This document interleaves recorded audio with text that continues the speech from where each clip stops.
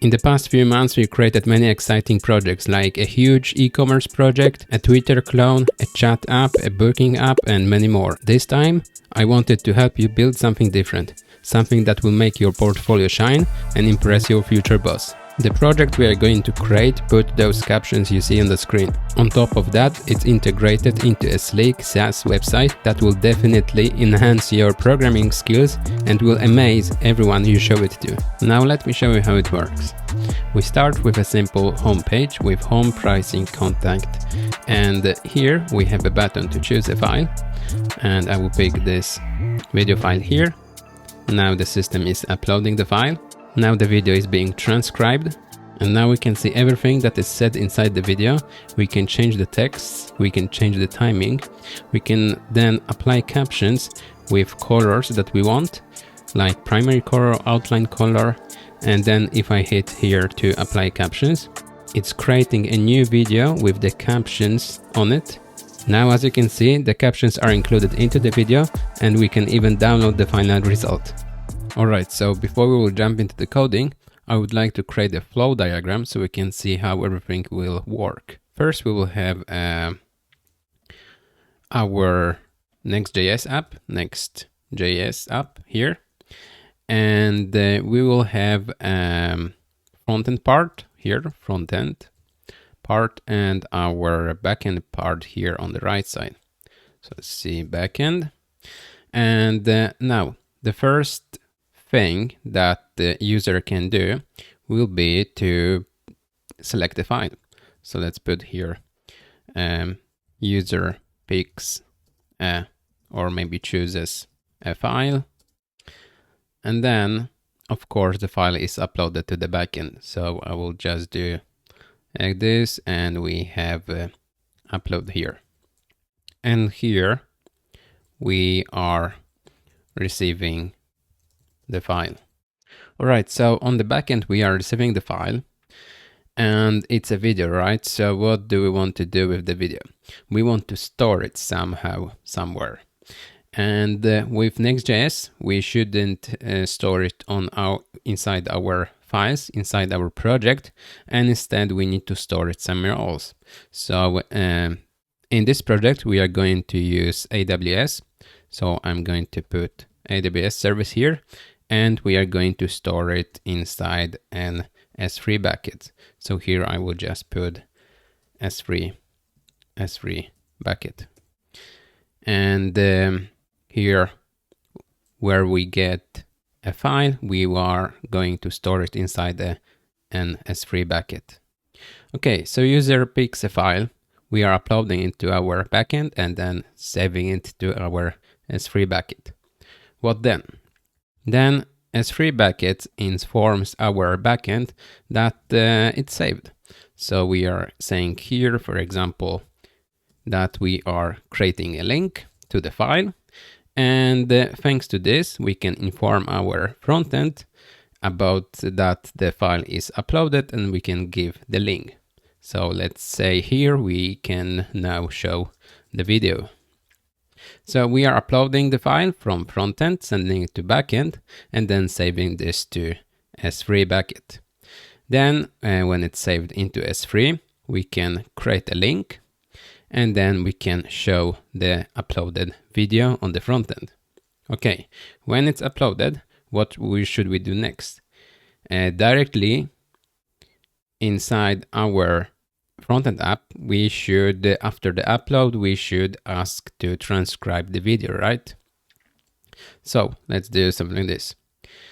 We need to send a request to our backend that we want to transcribe the video, right? And we need to do this with an AWS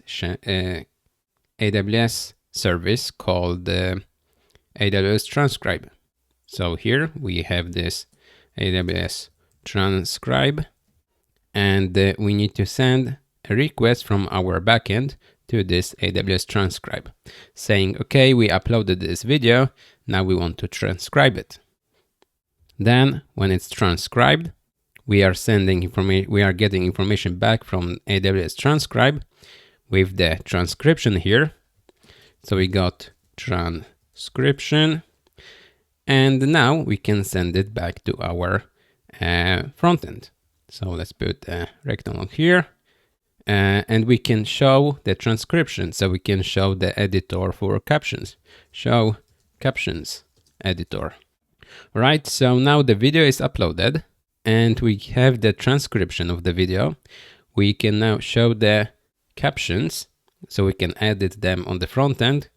And now the last part is actually that we want to put those captions, this transcription into the video.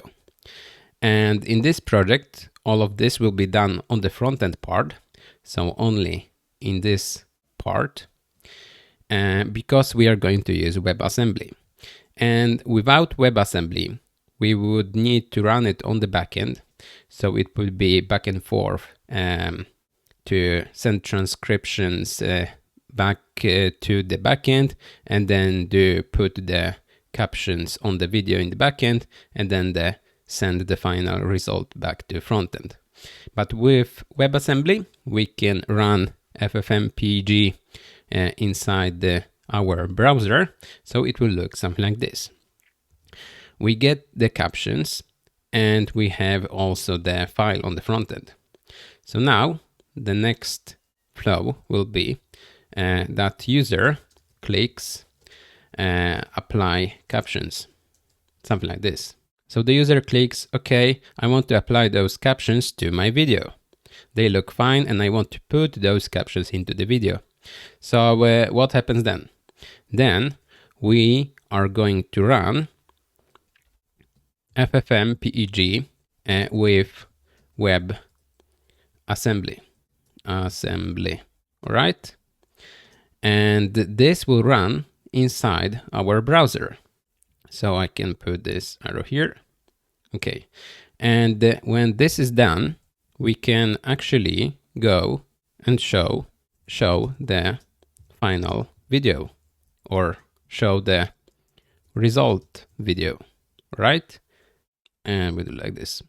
And we have a simple flow diagram here, so we can now see how the app will work. So let's start from the beginning. Let's do a small recap. So user chooses a file. We will have a file input. Then we are doing upload to our backend side, where we receive the file. Then we are going to save it into an S3 bucket to store our videos. Then when the upload is done, when we saved to S3, we can create a link, because we know where it's saved, to our S3 bucket, and then we can create a link. We know where it's located. So on the front end, then we can show the video with this link that we created to our S3 bucket file. And then, okay, we have the video, it's uploaded and saved on our S3. What's next? Then we want to transcribe our video. So from the front end, we are sending a request to our backend that we want to transcribe this video. And from backend, we are sending a request to AWS service, AWS transcribe, to transcribe this video. So we can get everything that is said inside the video as transcription. So we can get all the words and stuff like this. So when this service is done, they are sending back information about the transcription, what has been said, all the words, all the captions, stuff like this. And then, okay, we have the transcription as the result of this service. So we are sending this information back to our front end, to our React app, so we can show the captions, right? Then, okay, we have the video, we have a preview of the video, it's uploaded, we have a link to this, and we have captions. So we have everything that is said inside the video. What's next? The next flow is actually to put those captions, to put those texts into the video. And all of this will be only on the front end part, as you can see. And it happens when the user clicks apply captions. So we can apply captions to the video. And what will happen when someone clicks on this button is that we'll run ffmpeg inside webassembly. So it's inside the browser. We are not running this on the backend side. We are running this in the browser on the front end part. And then when this is done, we will put the captions into the video. We will create a new video with the captions inside. We can show the result video. Here in between, we can also have some settings or extra stuff if we want, but basically this is how our app will work. All right, so as always, we start with an empty directory. As you can see here, I have my Epic Captions directory and no code for now. And here I just have an empty Chrome browser so we can see some preview. I will open a terminal here. And first I will start by creating an empty empty next app here. So let's do yarn create next app, and I will put a dot here so it will be installed in the current directory. And I will get some questions here like TypeScript, no, not this time, ESLint, yes, Tailwind, yes, source directory, yes, app router, yes, and customize import alias, no, and that should be it. Now it's installing everything, and now we see some files here. So for example, here app, source app, and we have, for example, this app. I can close this for now while it's installing, and we can see what's inside our page.js. So here we can just delete everything, all of this HTML, because we are not going to need this.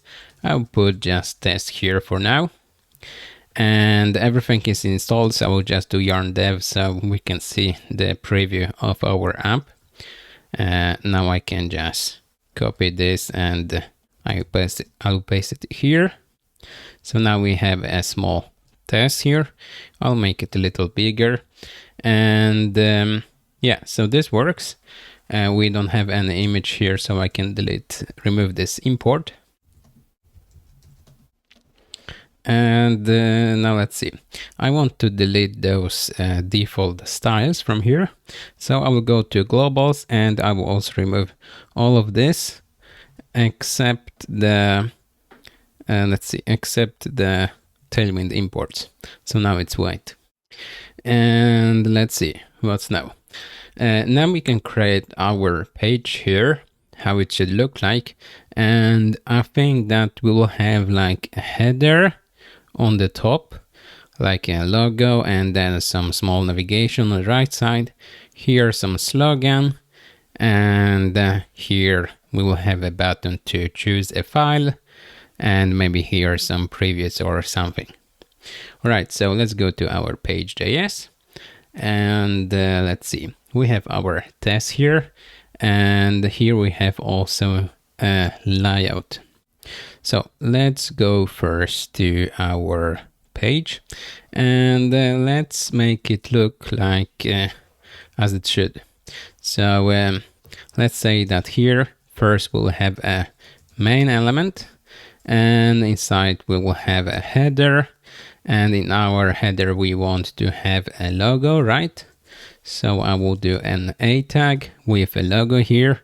Let's make it like Epic Captions. This will be the name of our app. And okay, we have a logo. Now I will have a navigation, and inside our navigation we'll have two links, first to the home, and we will also have like pricing, why not, and contact. All right, so now we have something like this. So this will be our header. Then we will have our content here, and as for our content, I will put a div here with an h1 saying create epic captions, or maybe add epic captions to your videos, and h2 saying just upload your video, and we will do the rest. Right, something like this. And then under this one, we will have a button that will be choose file. And yeah, now maybe let's try to style this a little bit. Let's style our header. So we have this logo here, and then we have navigation. So first let's add some class names to make it flex. So now it's next to each other, and I want to add a space, space around, I think it's called justify between. Let's see, yeah, justify between, and now we have space between those two things, the navigation and our logo here. All right, so we also need to have some spacing from in the main element. So we'll have like a padding of 4 on all sides. Yeah, something like this. And for our header, I would like to add margin bottom of 4. So we'll have some spacing here. All right, so it looks almost fine. Now for our navigation, I will add flex here as well, and gap of, let's say 3, maybe more, let's do 6. So we have some spacing here, and yeah, I think it looks fine. Now I would like to add some colors here. So I will go to globals, and or maybe to our page, not page but layout. Here inside layout we have a class names, and I can add more class names here, like background red 500, and now it's red. But what I want to do here is to actually have a prettier background. So I think we can do a background gradient, and we can do from blue 500 to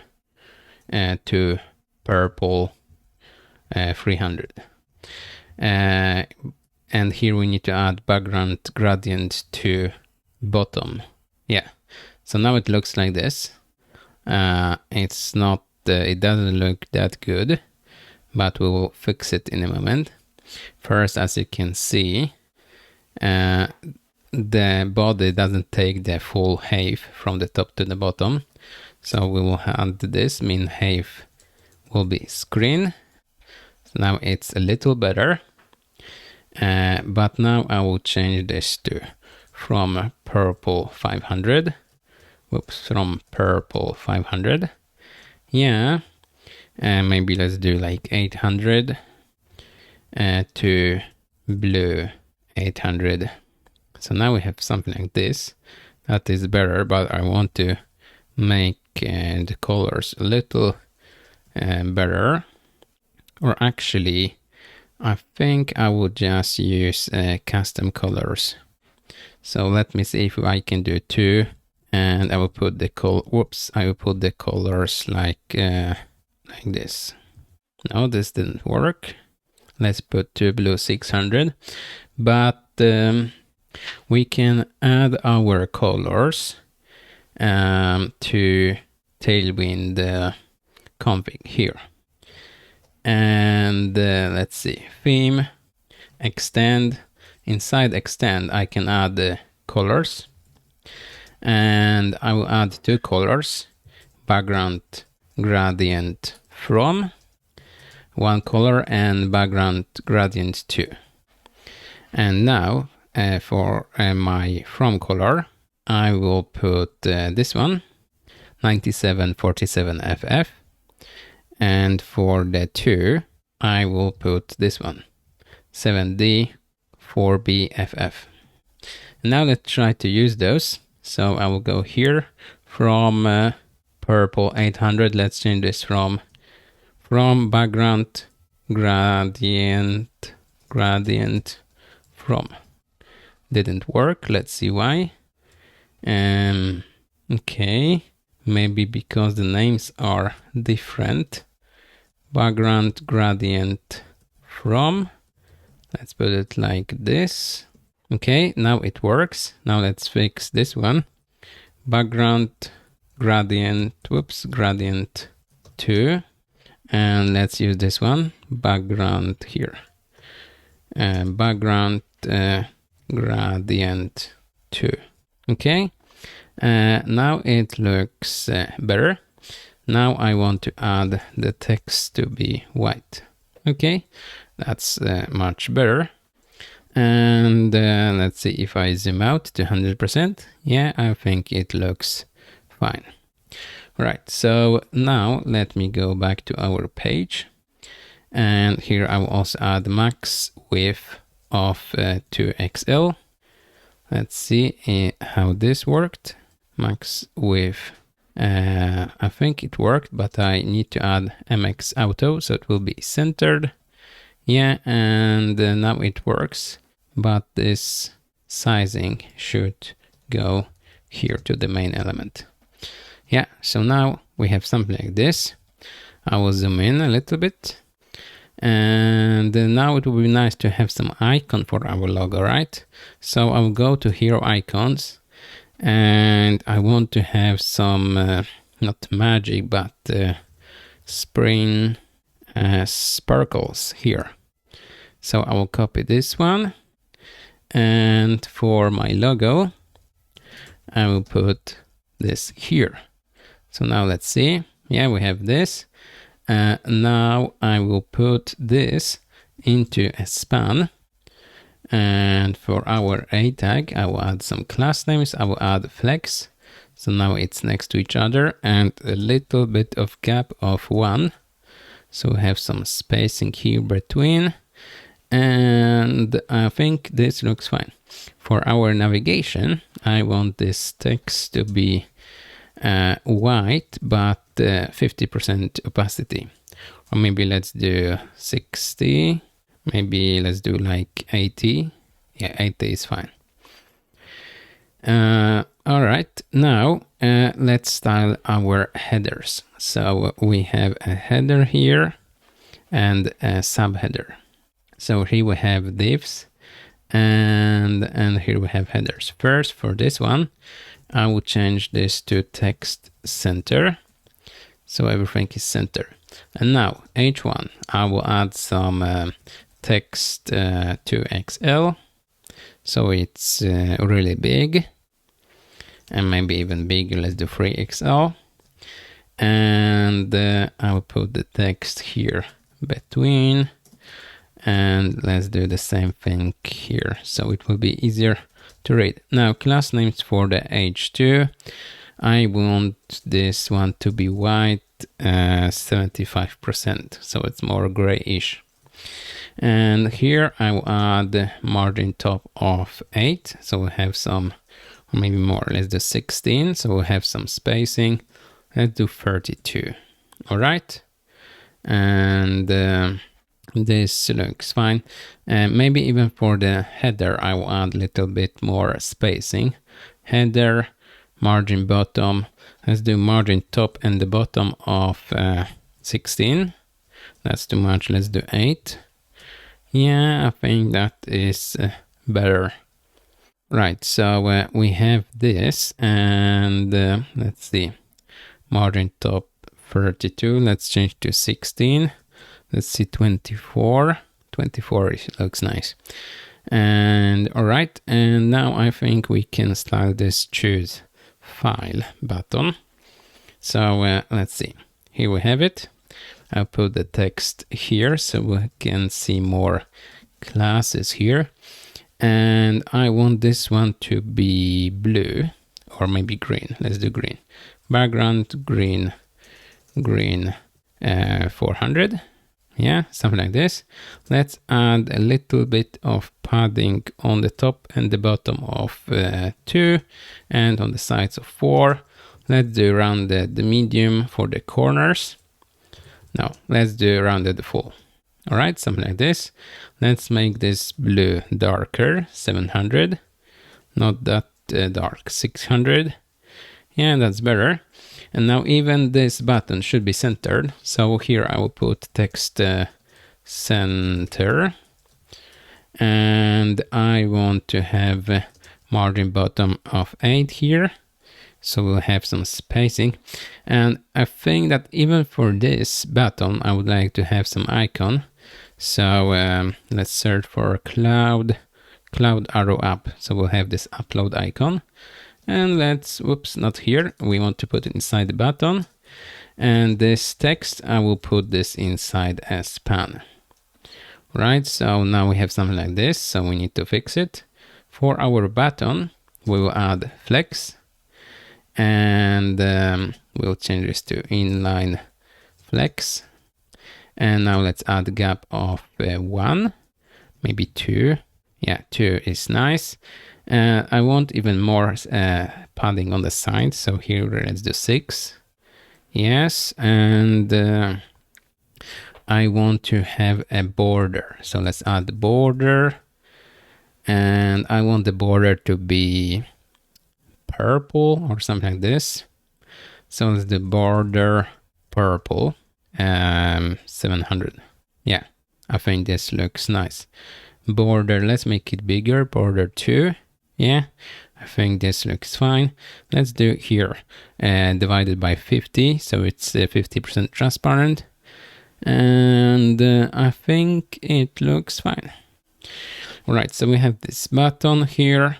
Maybe for this headline here, H1, I will add shadow. I will do text shadow. Let's see. I don't think I see any shadow. Maybe it's not text shadow, but drop shadow. No. Is it only shadow medium? Yeah, now we have some shadow, as you can see. But we have this on a box on the H1 and not on the text itself. I don't think that Tailwind has a shadow for the text, but we can do something like this style, and let's do text shadow, and let's do something like this 3 pixels black, and let's do 3 pixels and 0, and we have something like this. Maybe instead of this black, we can do something like RGBA, and let's do black, but with 10% opacity or 30. So we have something like this. With 10, we have this. Yeah, let's do 10, and let's change this to 1 and 1 pixel, and maybe 20% here. Let's do 50. Yeah, 20, 30, something like this. I'm not really sure. I think this looks fine. Maybe let's do just 20. It doesn't change that much, and I think it looks fine enough. So we have this logo, navigation. Here we have some header, and now underneath here I would like to present a before and after video. So I will now put just 2 gray boxes, and then when we have something to show up, I will put those videos here. Here the before without captions, and on the right side with captions. So here I will just put another div that will be flex, and I'll put just 2 divs. So let's do div with class name background gray 300, and I will do width of let's do width of 240 pixels and a height of 480 pixels. All right, I'll put test here inside just to see if we have something. Gray with A. Okay, now we have something. So I will remove this test and I will make it darker, and I will divide it by 50 so it's more transparent. And now for this parent, I want to add some gap from the top. So let's do margin top of 24, maybe not, let's do 12. Right, and for this gray box, I want to do rounded medium, or maybe let's do large or XL. Yeah, I think this looks fine. I want to have one more. So we have 2, and we have flags here. I want to do justify around. Yeah, so we have something like this. We have those 2, and yeah, I think it works nice. Let's see here if we have magic wand. No, but I think maybe we can put the same icon here in between. So let me put another. I'll put T. And here I want to put the same icon that we have for our those sparkles here. I think it was called sparkles. Yes, sparkles. And I will put this icon as a component. So inside source, I will create a new directory, components, and I will copy this SVG from here. I will remove it from the logo, so now we don't have it. And inside components, I will do a new file, and sparkles icon.js. And here let's do export default function sparkles icon, and I will return this, and this looks fine. We have this width and height defined here. I think that we can just define it as a property, class name, and the default will be this width of 6 and height of 6. And then we can just put it here, class name, class name. All right, and now let's go back to page, and from our logo, we remove those sparkles. So let's do sparkles icon. So we have it here, and now instead of this T here, let's see, here, let's do sparkles icon. So we have it here. Now I want also to do items, items center. So it will be in the middle. Yeah, I think it looks fine.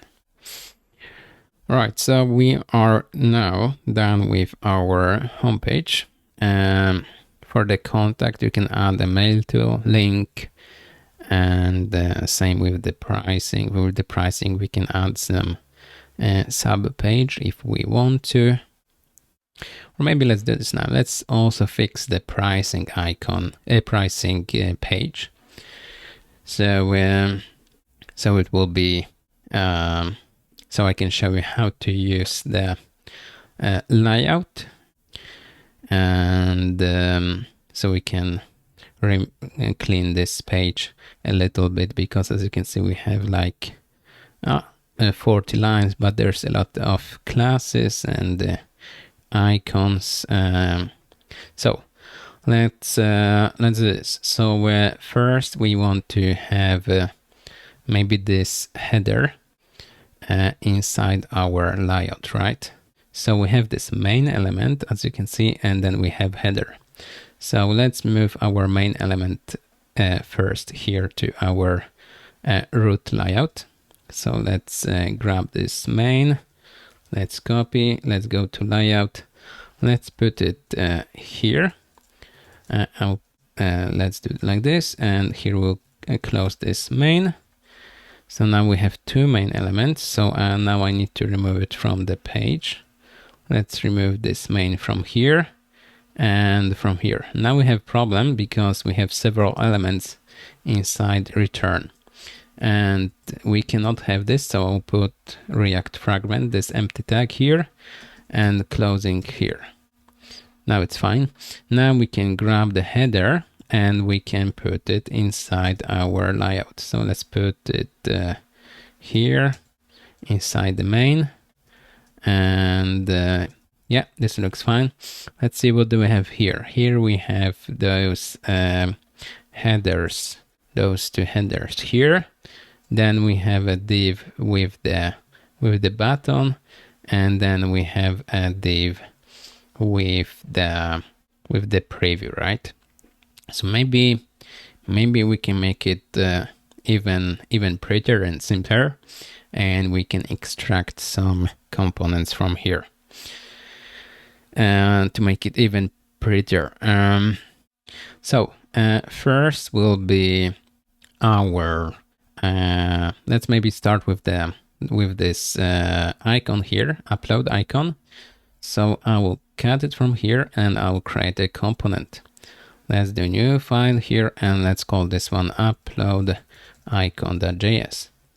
And here export default function upload icon, and it will return this. And here again we have those class names, so I will cut them from here and I'll put class name variable here, and it will be a property, class name, and the default will be this. Right, now let's put it to our page. So we have this choose file without any icon, and let's do upload icon here. And all I add here, it automatically adds those import statements for me. So if it doesn't do it for you, you need to add them manually. Yeah, but now we have much less code for our homepage. Let's see. Maybe we can even do the headers and the demonstration squares as separate components. So here we have those this block, this section. Maybe we can actually call it section here. It will be much better, I think. Let's do this, will be section. And I will put this as a separate component. So I will cut it from here. So now it's not here. And let's go to components and let's do demo section.js. Export default function, demo section, and return. And it will just return all of this. And now let's go back to our page and let's put it here. So let's do demo section, and now we have it here. And let's see what else. Maybe the headers. So we have a div. Let's change it to a section. And we have those h1 and h2 with those headers. Yeah, I will cut them from here. Or maybe I'll put them back. I will just copy this and I will put this as a new component. So let's do new file, and I will call it page headers.js. And now export default function, page headers, and and now let's see. Let's do return. And I want to return this section, and I want those texts to be params or properties here. So here inside I will have, I'll put this here. I will have two properties. The first one will be h1 with a default text, and then we'll have an h2 with a default text. It will be empty. Maybe we can do just hello and here sub header. Now instead of those text, I will do, let's do h1 text and here h2 text, and here let's do h1 text, and here let's do h2 text. And now let's go to our page, and now instead of this section we can do page headers with the h1 text of add epic captions to your videos. And I'll put this into a separate line, and with h2 text I want to do just upload your video, and we will do the rest. And that's it. So I can close this one. And now, as you can see, it just works. So we can remove this sparkles icon from here. And yeah, it works fine. Our homepage is just this small. Maybe we can fix the pricing, right? So first, let's go to our layout. And instead of using those A tags, I will change them to link components from next link, and home will go to just slash, and now pricing will go to slash pricing, and pricing, let's see what's wrong here. Okay, we just need to add this page, and for our contact it will be just mail to link contact at epiccaptions.com or something like this. Now let's fix this pricing page. So now if I click here, it will not work. Yeah, we get 404. I would like also to fix that when I click on the logo, it will go to the home page. So let's see. We have this logo here. I will change it to the link, and it will go to just slash. So I can go back, pricing. Right, now let's create pricing. So we have app here. Let's add new directory called pricing, and inside we just need to create a page.js. And here let's do export default function page, not page, let's do pricing page. And let's do return div with pricing inside. Now we have pricing inside here on the pricing page. Here we have home, and here we have pricing. Instead of pricing, let's you can add I don't know, headers or something, and you can add some pricing if you want to build a software as a service. I would just add page headers here. Page, how was it called? Page headers. Page headers, and that will say check out our pricing. H2 text will be our pricing is very simple, and that's it. And here I would like to add an H3 or maybe a box. So let's do a div with class names, and I want background white, and here inside I will have an H3 with free let's see, background white, and I want the, I don't know if it should be white. Yeah, let's have it with text black. And yeah, let's add rounded large rounded corners, and let's do max width of medium, or let's do SM, and MX auto, so it will be centered. Yeah, we can make it smaller. Let's do XS. Yeah. And now what else? Let's add padding of 4. Now, I don't want this to be pure black. I would do slate 700, so it's more grayish. Now for this free, I would do class name of bold.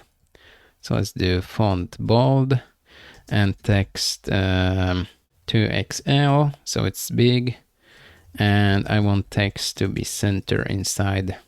Yeah, so we have free, and maybe even bigger, so it's a 3XL, and H4 with a text free forever. Yeah, something like this, just for now to have some content here.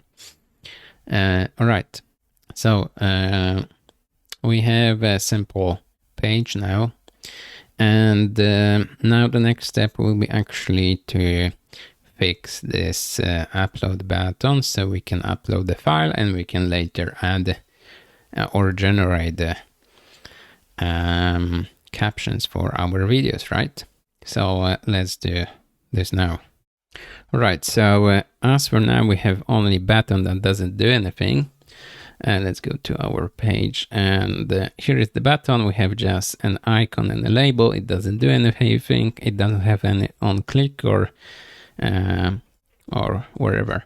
So first thing is, because we are going to pick a file, I will add an input of type file. All right, and now instead of having this button as a button, I will change this to a label. And this didn't change anything, but now I can put this input type file here inside. And for this input, I can add a class name of hidden.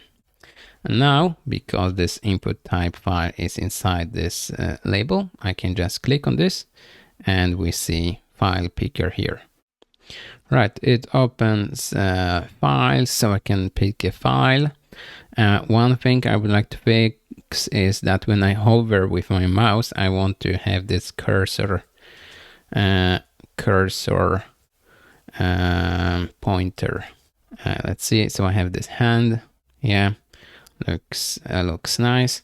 So now when I pick a file, here's for example a video.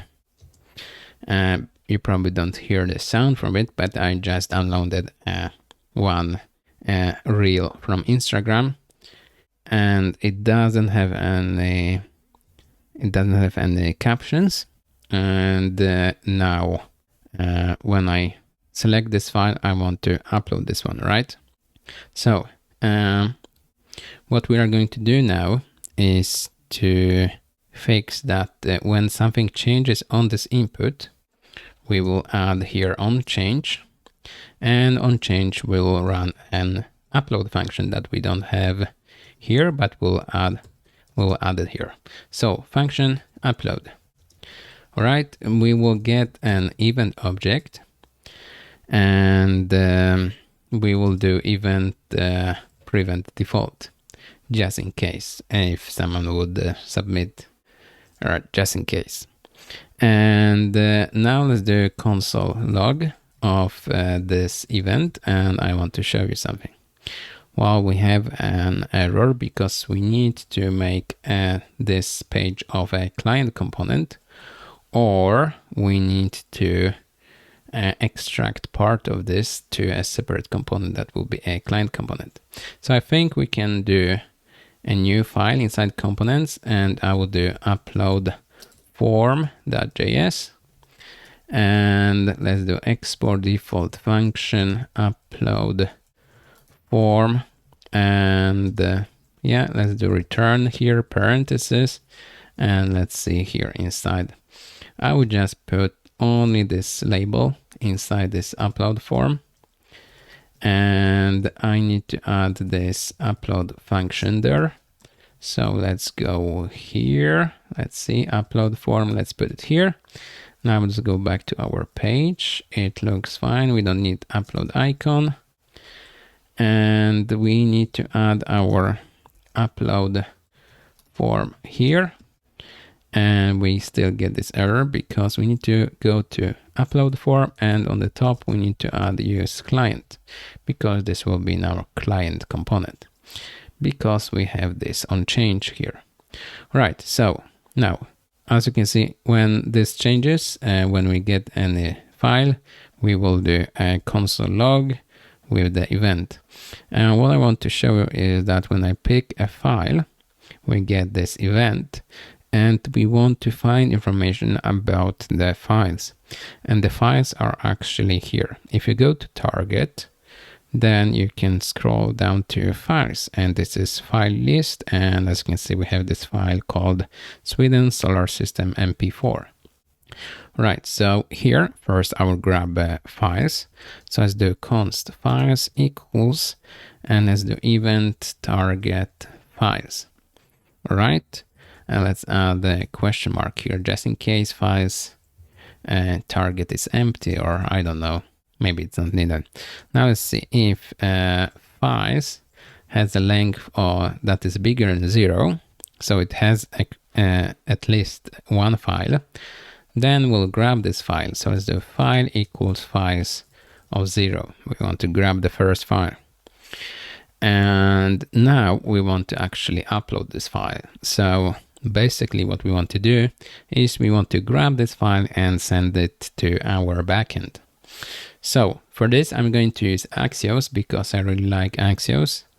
We can do it with fetch, but I prefer Axios. So let's do yarn add Axios, and it's installing. While it's installing, I can maybe try to start using this. So let's do Axios imported. And now we want to send the post request. We can do either post or post form. I think I would do post form, so it will be less typing of creating a form data. So let's do /API/upload. And our form data will be only this one file here. And that will be it. That's all.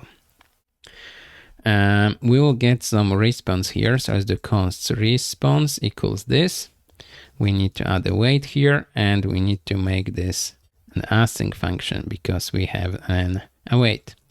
Maybe I will add some extra spacing here.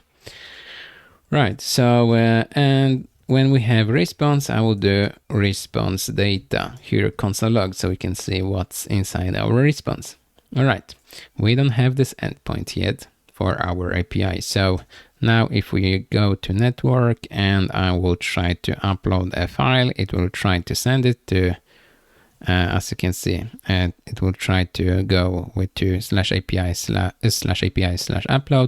and we have this 500 error because we don't have this endpoint yet.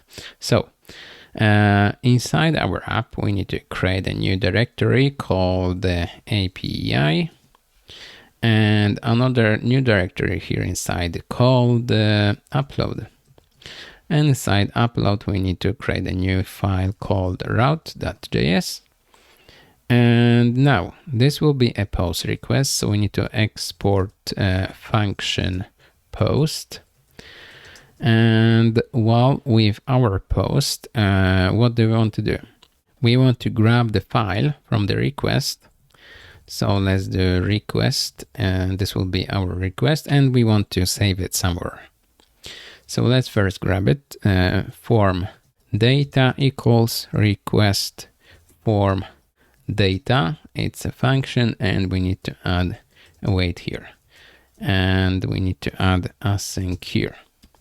All right, so we have form data.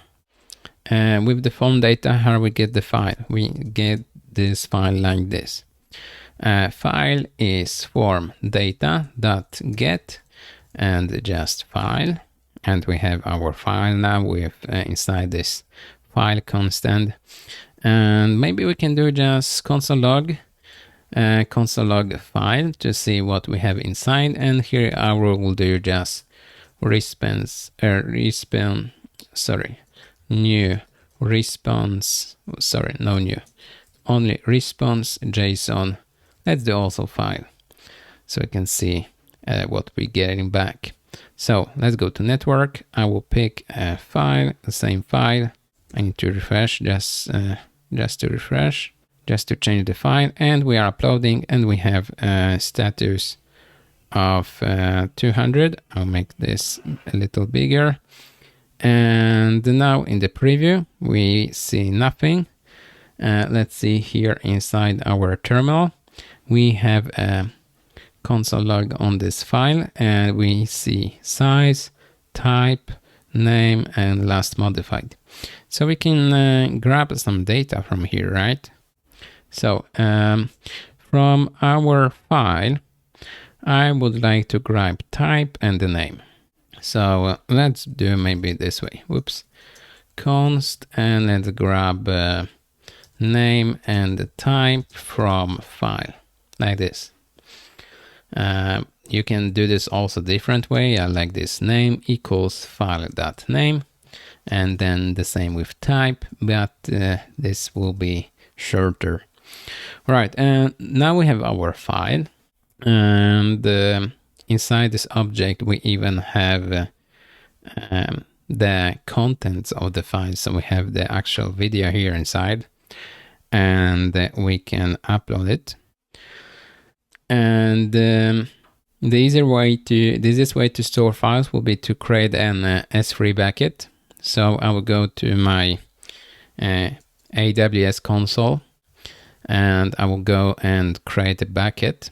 So let's do S3, and I will create a new bucket. Let's call this one David Epic Captions. Why not?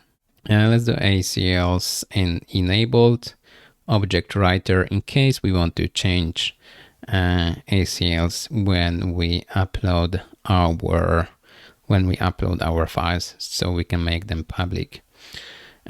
We don't want to block all public access, and okay, we don't need versioning, and I think that will be it. So let's create the bucket, and the David Epic Captions bucket is now created. So now we need to create a user that can upload to this bucket. So I will go to security credentials, and now let's see. I will go to users, create a user, and I will call the user the same way, David Epic Captions. Let's do next, and let's see. Here we can apply permissions, and I always do this by attaching policies, and I create policies manually so I can decide what the user can actually do. So I want to do on S3, and now what actions do we want to allow? We want to allow all actions on S3 bucket, so that's about the actions. But when it comes to resources, I want to specify the name of the bucket. So here I will do David Epic Captions. Yeah. So we have this only this specific bucket. And the rest I will just pick here any. All right, let's do next. And this will be our policy. So I will call this policy David Epic Captions bucket policy, and let's create this policy. Now it's created, and here on this tab where we were creating the user, I can refresh policies. And let's search for captions, and we have this David Epic Captions bucket policy. I can add this one. Let's go to next, and then we can just create the user. Now let's find it, David Epic Captions user. Let's open this user, and now let's see. Now we need to do go to security credentials, and we need to create access keys. And let's pick here other. And let's create access key. So we have an access key and secret access key. So we need to store it somewhere. So I will go and put to my app, and I will do .env file, and because this is the best way of storing this data. So I will do AWS access key, and I will also add AWS secret access key. So this is access key that I'm going to put here, and I will copy the secret access key here. So now we have both. I will change them later so you guys cannot use them, and you need to create yourself your own access keys and your own users and your own buckets. Right, but now we can use those two, and we can upload files, or we can at least try. So let's go to API, upload route. And now we want to upload a file to our S3 bucket. So I want to also add a name of our bucket here. So let's do bucket name equals, and it will be David Epic Captions. Yes, let's go back to our route for upload.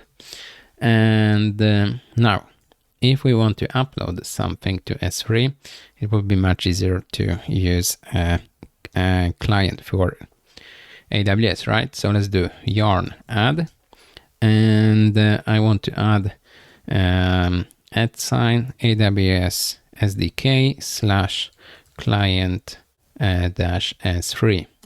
So now let's install this one, and now it's installed, and now we want to upload our file here. So here we prepared all the information, and here let's just do the main upload. So first we want to grab a client. We want to define a client, our S3 client, and it will be just new S3 client, import from here. And here we just put all the information. So what do we need here? Region.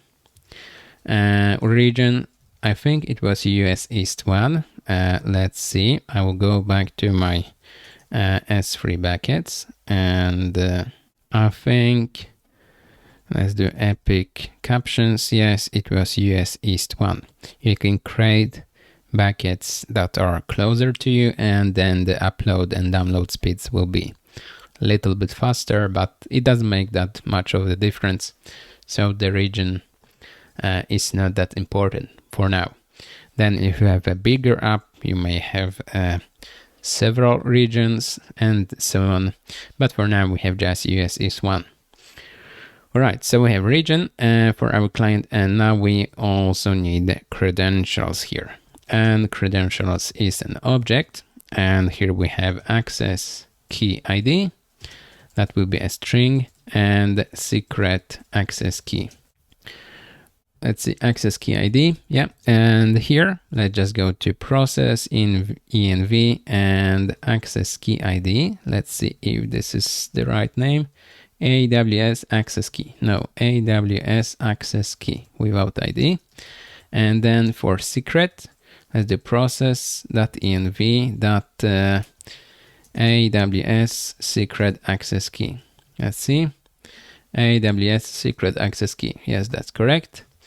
Now, now we have our client, S3 client. So now we can do upload. So we need to do first define a command to an upload command. So let's call this one upload command, and basically we will just send this command to our client. So now our command will be new put object command. Yeah, and here inside we'll have an object of all the data here. So first we want to put the bucket name here, so we know where we want to put this file. And our bucket name, we have it inside here, process in the AWS bucket. I think it's called this one. No, it's just bucket name. So let's do bucket name. What else? We have bucket. We need to have body, and body is the data of our the insides of our file. And to grab it, we need to do something like this. Let's do const data equals, and now let's grab the file, and let's run the function called array buffer. Yeah, and we just need to add a weight here, and now that's it for our body. All right, so we have body, and now we want also to add ACLs, and as you can see, we have private, public read, public write, read write. I will do public read, and now we want to do content type. We need content type, and it will be the type of our file. So we're uploading content of this file, but we need to tell what type of the file it is. So as you can see here, for example, we had somewhere that it's that it was type of MP4, and it just here inside this type. So we are just going to pass it through. And I think that the last thing is the key. And the key here is just the name that will be used for our file inside the bucket. We can use the same name that we have here, and the name will be basically then Sweden Solar System.mp4. But the problem with this is that when you upload this file 2 times, it will collide inside your bucket. You can't have 2 files with the same name, right?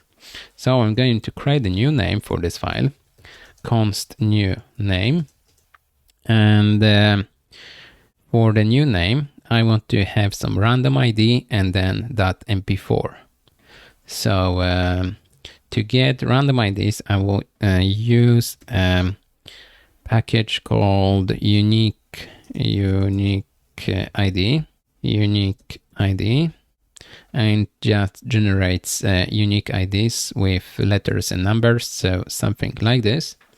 So let's go to this tab, yarn add unique ID, enter, and we just use it like this, import unique ID. So let's import it here on the top.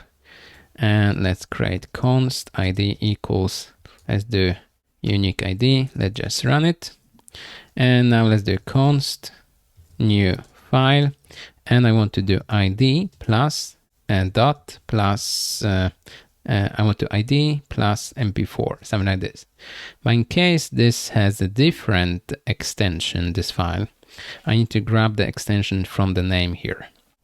So I will do something else here. Instead of .mp4, I want to grab an extension. So let's do const ext equals, and if I take the name of the file and I split it with dot, I can take the last part, right? So let's do -1. And this will be the extension here. So let's do here just dot, and let's add extension.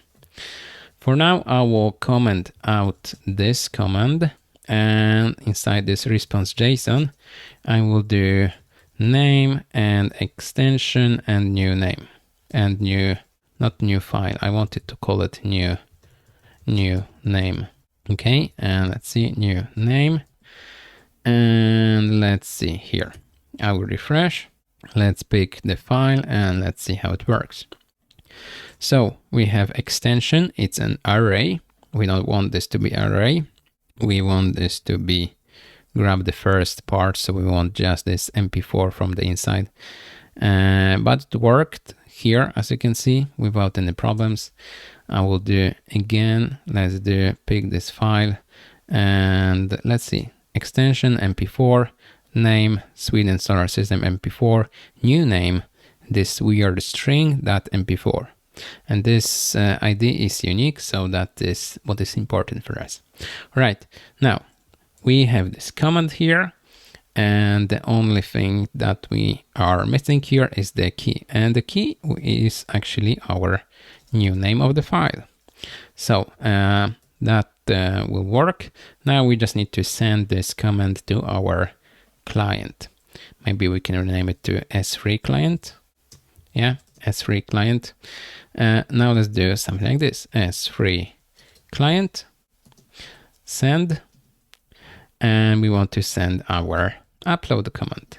Yes, and we just need to add a wait here, and that will be it. Maybe here we can also respond with the ID, just this part of the ID. All right, so now let's choose file. Let's choose this one, open, and we have upload here. It's pending, so it will take a few seconds to upload the file, or we will get an error.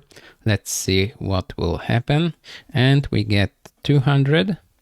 So let's see, response. Looks like everything worked. So now let's go to our bucket, objects 0. Let's refresh. And we have one object here, 14 megabytes of file. So that is really nice. While it's uploading, I don't see any feedback here. So I just pick a file and nothing happens. I need to wait a few seconds. Let's see how much time it took. I think it's like 11 seconds. So we need to fix it. Let's go to our upload form and let's see.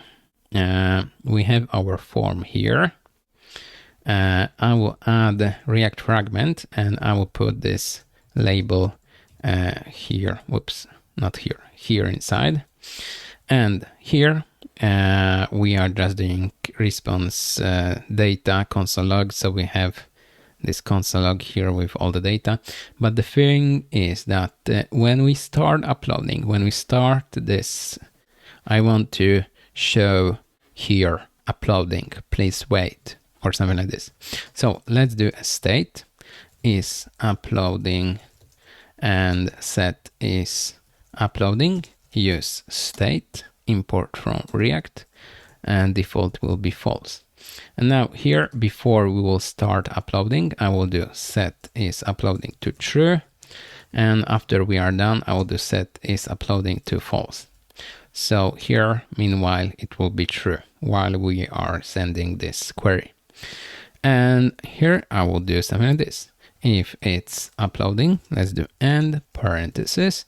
Here I will do a div and it will say uploading ...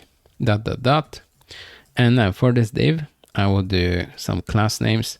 I want this div to be background black and it will be, I don't know, 30% transparent. The text will be white.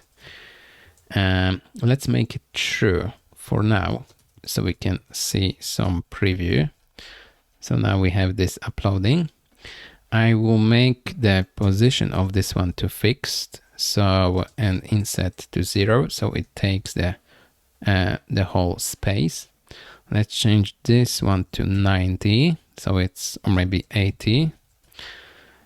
So we have this uploading, and I want this to be centered. So I will change this to flex, and let's see where it is now, here. All right, maybe I will add here, instead of uploading, I will put h2 with uploading and h3 saying please wait. Okay, and both of those will be inside the div. So let's put those into a div, and we have flex here. Let's do items center. So let's see, now we have this in the middle here. Now for this div, I will make this width to full and text center. So now we have it here in the middle. And now for our uploading, I will remove the dots. And I will add here some class names to make this bigger. Let's do text for XL. And please wait, we'll have some dots here. I will add maybe margin bottom of 4, so we'll have some spacing. And let's do for this h3, I will also add like text XL. Yeah, and I think this looks fine. Maybe I will make it even darker, 90. So yeah, something like this. Now let's change this back to false, because by default it should not be shown. And now if I refresh, I will clear this network console. I will pick a file, and now it's uploading. So while this request is running, we will see this screen that is really nice. And when it's done, it will set this to false, and we'll just get a console log here. So now it's done, and we get all of this data, and the file is uploaded. So now if we go to our bucket, I will go to my bucket. We have 2 objects because we uploaded 2 files. So now we have a working upload. So we have our file uploaded. We see the ID of the file. And now the next step will be that when we are done with the uploading process, we will go to we will go to a page. We will redirect to a page for this specific ID. All right, so let's do this now. All right, so we are done with uploading, and now we want to go to a page called localhost / and then this ID 826 blah blah blah.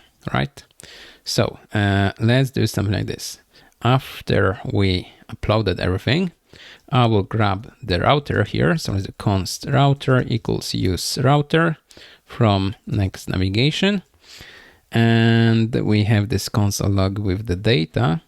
What I want to do is, let's maybe see, I only need the name of the file that we have inside our bucket, right? So the new name.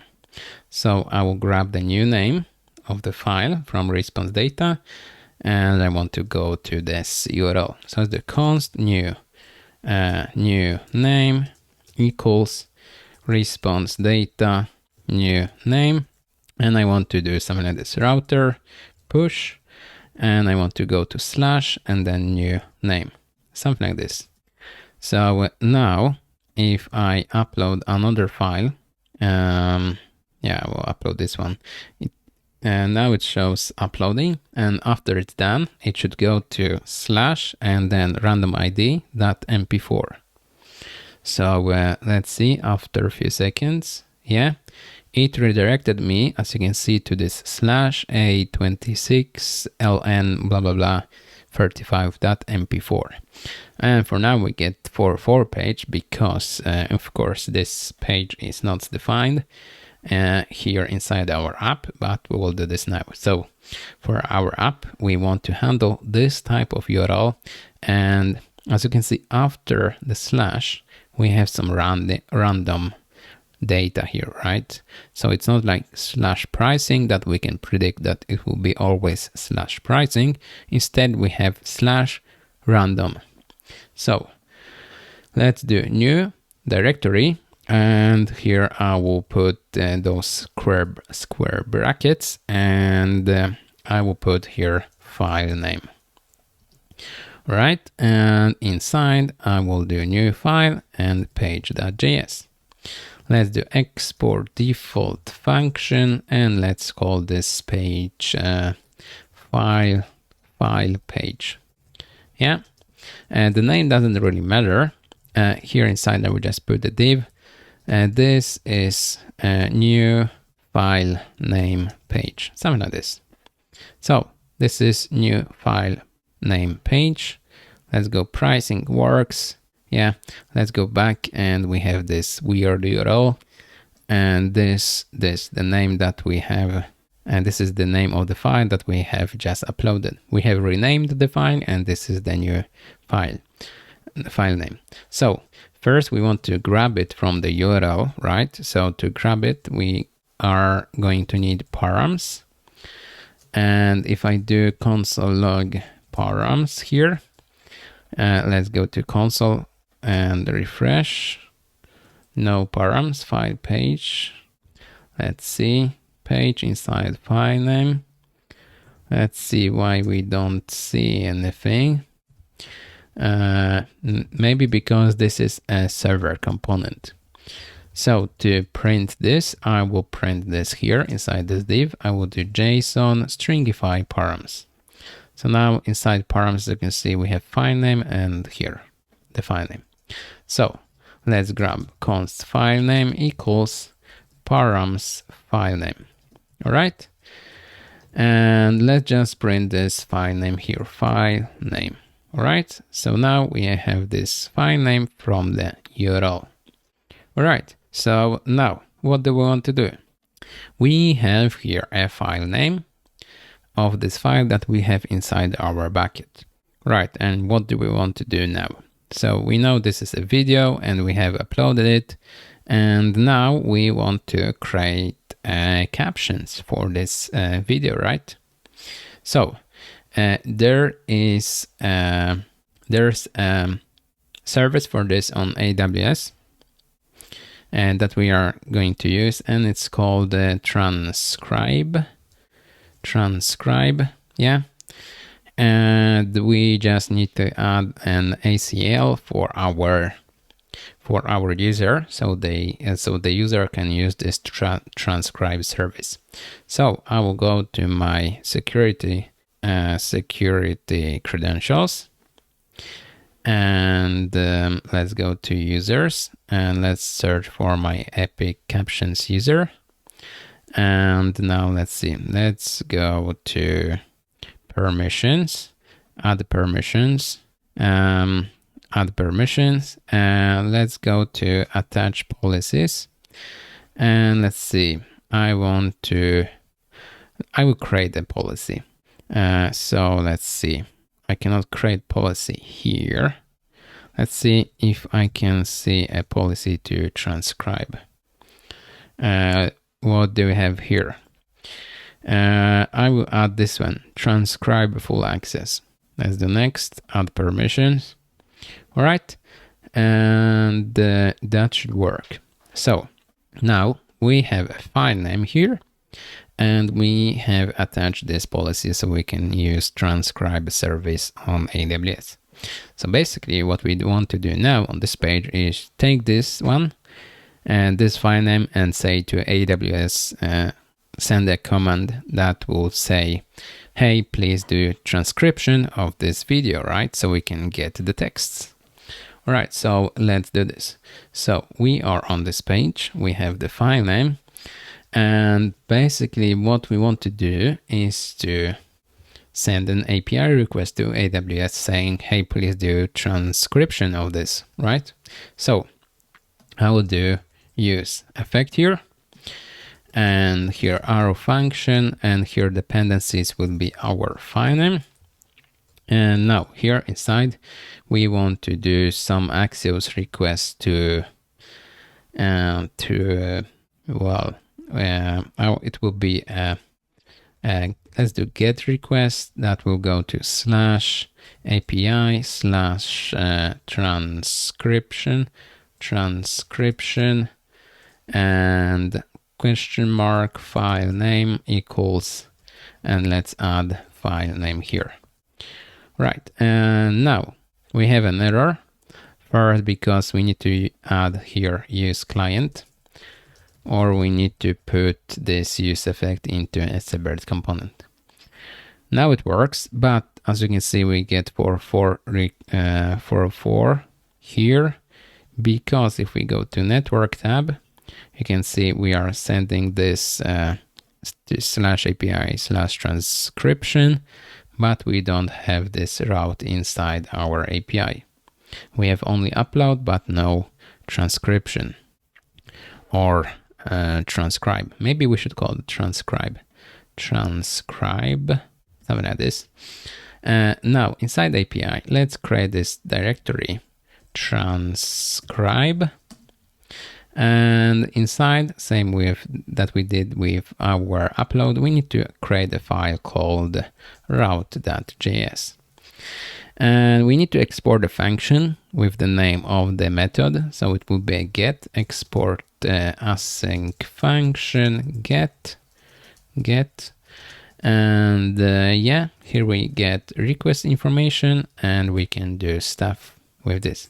So first, let's do just response JSON saying okay. So let's do network refresh and transcribe. As you can see, we get 200 okay, and in the preview we get okay as well. So now it doesn't throw any errors. But here, basically what we want to do is to send, we want to grab the file name from this URL, and we want to do transcription of this one, right? So how can we do this? First, we need to get the file name from the URL, right? So to do this, let's see. First, from the request, we want to grab URL and we want to parse it. So let's do new URL. There's a class called like this, URL. And well, we have URL, and then we want to grab search param. So this question mark file name equals this is search param. So we want to parse it as well. I know it may look complicated because we can just grab the end that is after everything that is after this question mark, but this is the more proper way of doing this. So let's do search params equals new search params. Maybe it's not, I don't think it's called search params.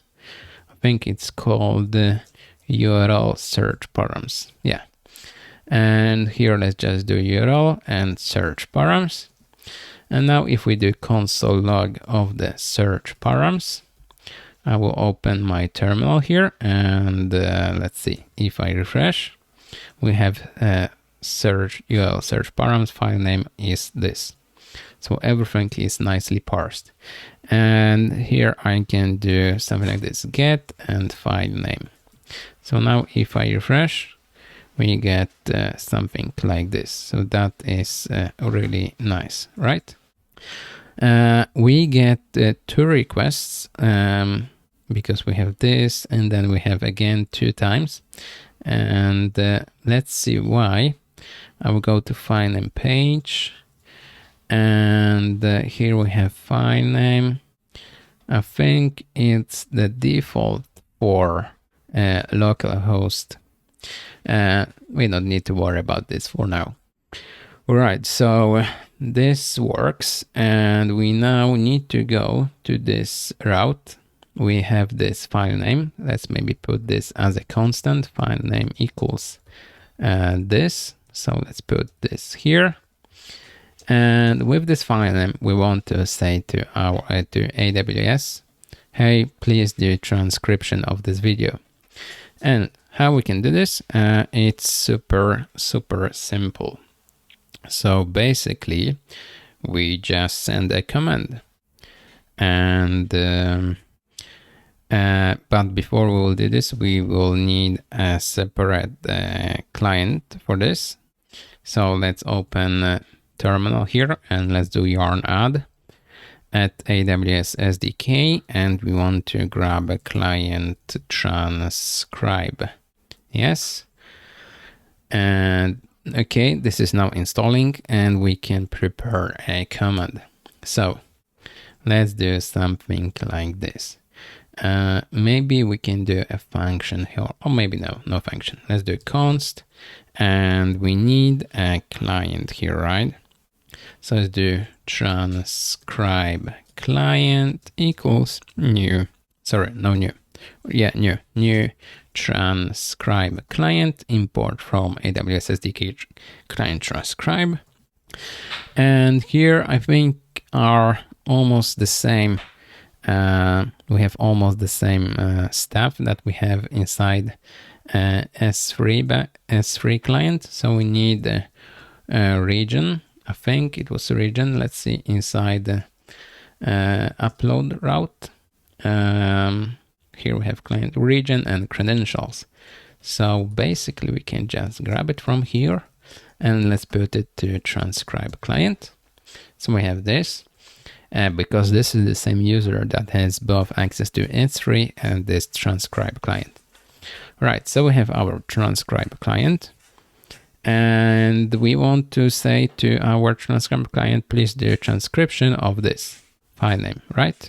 So again, we need to prepare a command. So let's do const transcription command equals new, and the command is called start transcription job command.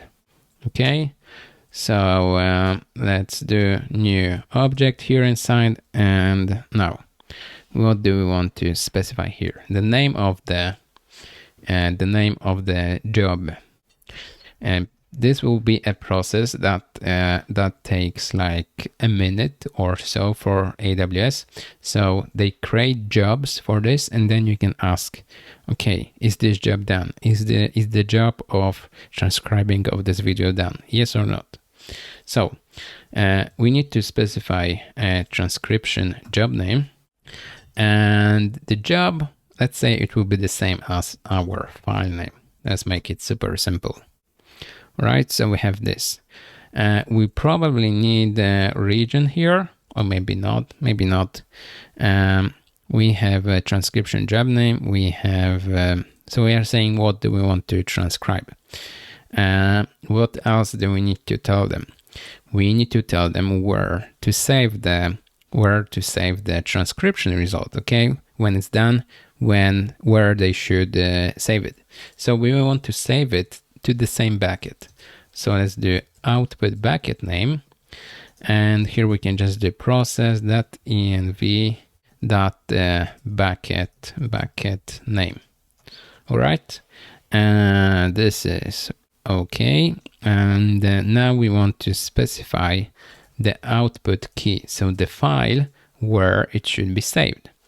We cannot save it to the same file because here we have the input file, our video, and we need to have a separate file where AWS can save the text, right? So I think we can do file name and we can add that transcription maybe to this file name. Right, and that would be it. And there's also one thing, we need to tell AWS what is the language of our video, or we can do identify language to true. All right, and that looks fine. We have the name of the job, where to put the result, but we didn't tell about what is the source. And the source is actually, we need to specify it as media, and it will be an object. So here we just put media file URI, and here just colon, and s3 / here the bucket name, so it will be process.env.bucket name, and the slash and the file name, right? And that's it. All right, and this is the job, and now we need to send this comment to our client. So let's do await transcribe client send, and we want to send this transcription comment, right? Let's do const result equals this, and here let's add result to our response so we can see what will happen. So now on this page, let's see what happens if I refresh. We have this transcribe get request and it's pending, and let's see a payload preview. So it kind of worked. Let's see. We have payload here, preview, and transcription job, and looks like this process, this is in progress. So now they are doing this transcription. We send it 2 times and we get the 500 on the second request. Let's see if we can fix it. What was the problem with this? The problem is the requested job name already exists, so we cannot have requests, we cannot have double requests here. So we need to fix that. We are not sending 2 transcribe requests. Let's go to our file name page, and here I will comment this out for now, and I will just do console log test. And now let's go to console and let's refresh, and we get 2 tests, and this is not correct. We want to have only 1 test. Let's do test plus file name, and now let's see. If I refresh, we have 2 tests with file names, and I want to have only 1. Let's see, I will do something like this. I will const, and I will create a state for this, and the state will be called, well, let's call it request sent, and set request sent equals use state from React, and default will be false. And here I will do set request sent to true. And here I will just console log request sent. All right. So now if I refresh, we get 2 false and false. So looks like we have a problem that we cannot differentiate if this is, it will always send the request 2 times, right? On this use effect. So instead of trying this to fix it this way, I'll get rid of this use state. We can fix it on the backend.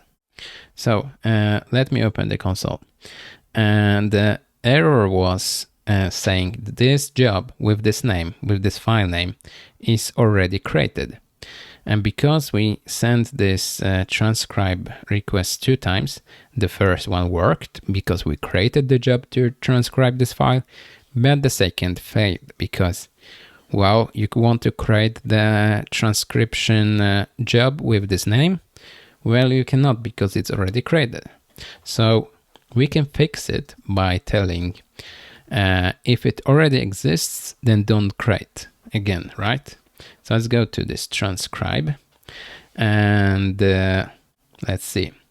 This is our API request to do this transcribe. Here we have transcription command, here we have transcribe client.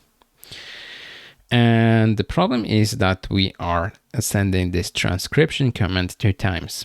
Instead, before we will send this command, we want to check, okay, maybe this job already exists, right?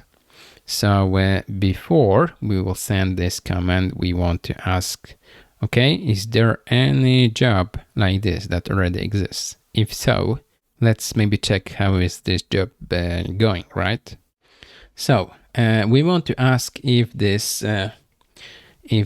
job is already running. But before we will do this, I want to clean this up a little bit. So first, I will put this as a function, maybe here somewhere above. It will be just function get client, all right? And I will put this part inside. I will do here return this, and transcribe client will be get client. All right, and now transcription command. Let's create a function called function create transcription command, something like this, and it will just return new object like this, return and this. But we are missing, we need to pass file name, and that's it, I think. So here, transcription command, and create transcription command, and we just need to pass the file name, right? All right, so here we have the client, here we have the command, and we are sending new job, creating new transcription job, right? But here, we want to first, maybe here I can add a command, creating new transcription job. Here before we want to check if already transcribing, right? Already transcribing. So here I want to create a command that will check if we have a job with this file name, right? So there is a command to just get the status of a job. So I will do this. So let's do something like this. Const, and let's call this one transcription job status command equals new, and this will be called get transcription job command. And inside here we just need to pass transcription job name, and it will be our file name here. All right, and then we can just ask our client to send this command. So let's do something like this. Transcribe client, send a transcription job status command, and await, and let's do const result equals this.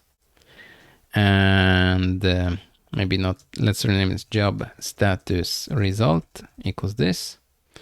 I put this into separate line like this, and Well, let's do console log and job status result, so we can see in the console what's inside. So if I refresh, let's see, nothing happened. Let's see, I will clear everything. Let's refresh again. I don't see any requests, and I think that's because we commented out this thing. So let's uncomment this, and we get a request here. Let's see. This is request to our page. Here we have transcribe. Let's do refresh. And here we have two transcribe requests. Okay, now the problem is both of them failed. And let's see why. The first one, let's see why it failed.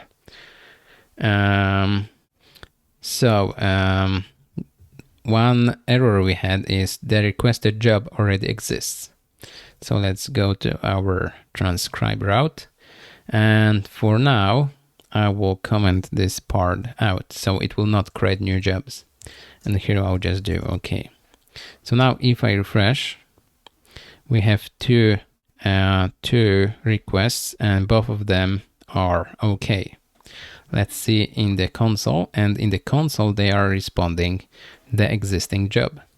So this is what's they are finding that for this file, okay, we have a running job. Okay, let's see what happens if I upload a brand new file. So I will do new file and open, and now it's uploading. I will clear my network console because I want to see what will happen with these transcribe requests only. Those two are the only ones that I'm interested in. And as you can see, both of those have failed. And this is because this command failed because we couldn't find anything. So if I scroll a little bit up, the requested job couldn't be found. Check the job name and try your request again. So this thing fails, but we can do something like this. Try, and let's put this inside. Whoops, paste here. And here I will add a catch error, and we can do something like this. We can do let found equals false, and he will do, here we can do found equals true, and here we can basically say if it's found or not. So now if I want to go back here, go back to route here, and let's open here. Now if I refresh, we have found false 2 times. So that's okay. That means that this hasn't been found. So maybe I can rename this to existing job found. And now I can run this, create new transcription if we couldn't find the job, right? So let's uncomment this and this, and here, if not existing job found, then we will do new. Then we will run a new, right? And now let's see. If I refresh now, I get 2 transcribe requests, both are get, and both of them are 200. So everything worked. And in the console here, we have first is false and then is true. So on the first request, it didn't found the running job. So it went all the way down to create a new job.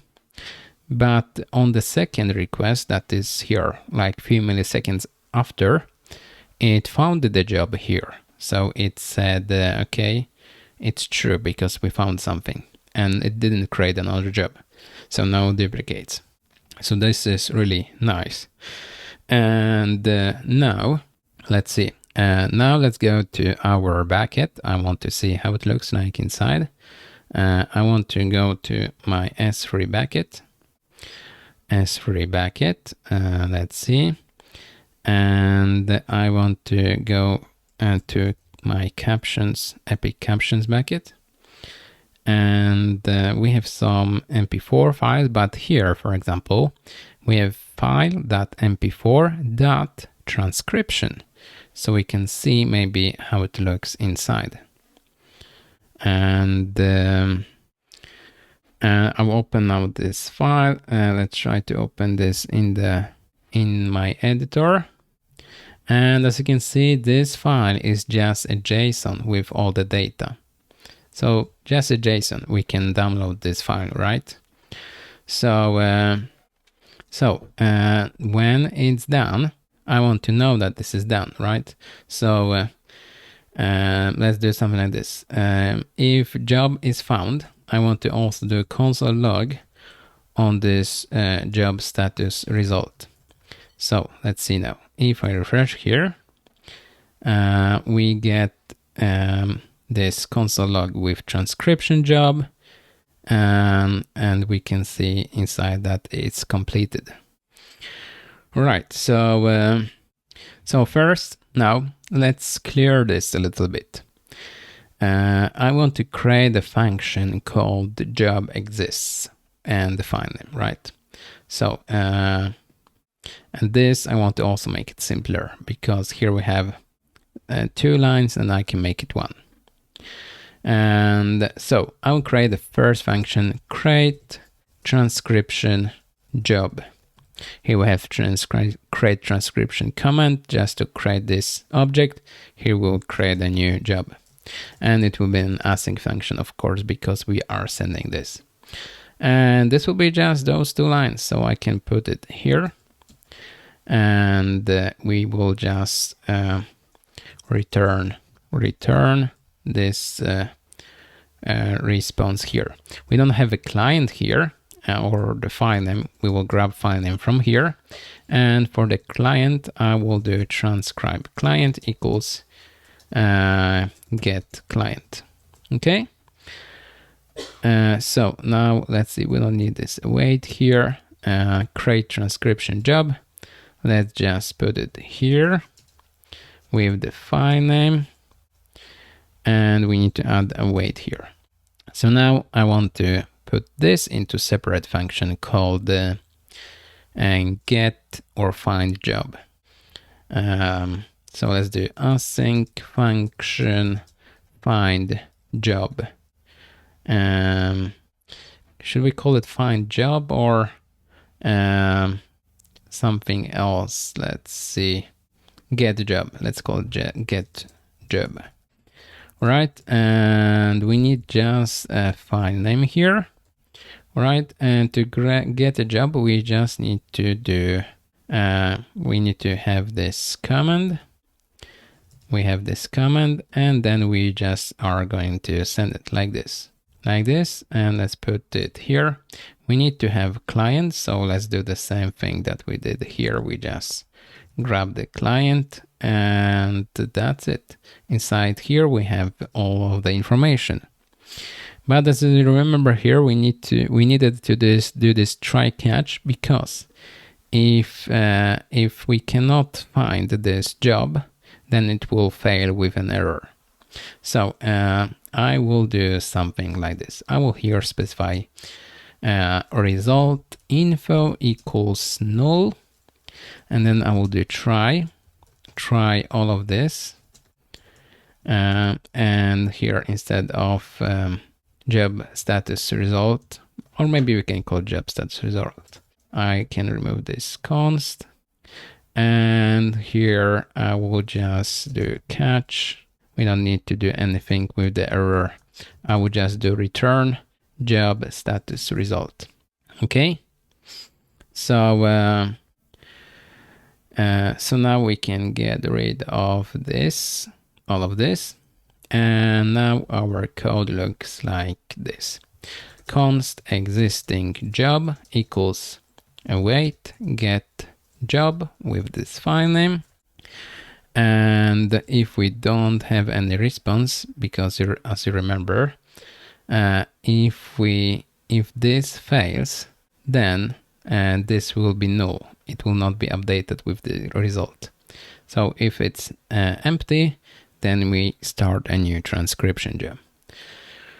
All right, we don't need this transcribe client because those functions are creating clients themselves here inside on the top. And yeah, so if we have a job, then we don't do anything. If we don't find this job, we create a new job for transcribing this file. But here, let's add, if we have existing job, then let's do, what do we want to do? We want to return the information about this job, right? So if we have an existing job, then maybe let's respond with the status, right? So the status, we are going to respond with something like this. Let's do return, and let's do response JSON, and we want to pass status. And how can we get the status? We need to go to existing job, and then transcription job, and then transcription job status. So let's do existing job dot transcription job dot transcription job status. All right, and here will be comma. All right, so and here instead of OK, I will do false. And here when we create a new job, I will do return, or maybe here I will do null, so it will be unknown. Here I will do response JSON, and we will also send status, and the status here will be in progress because we just created a new job here, right? So we can do even something like this, const new job equals this, and here we can do a new job dot transcription job dot transcription job status. All right, so now we should see here, if I refresh, we have two requests that are pending, and let's see what they will return. We get an error. Let's see why. On the one of those we get 200 completed, and on the second we get an error. Let's see why. Can't resolve AWS CRT. That's weird. Cannot resolve this.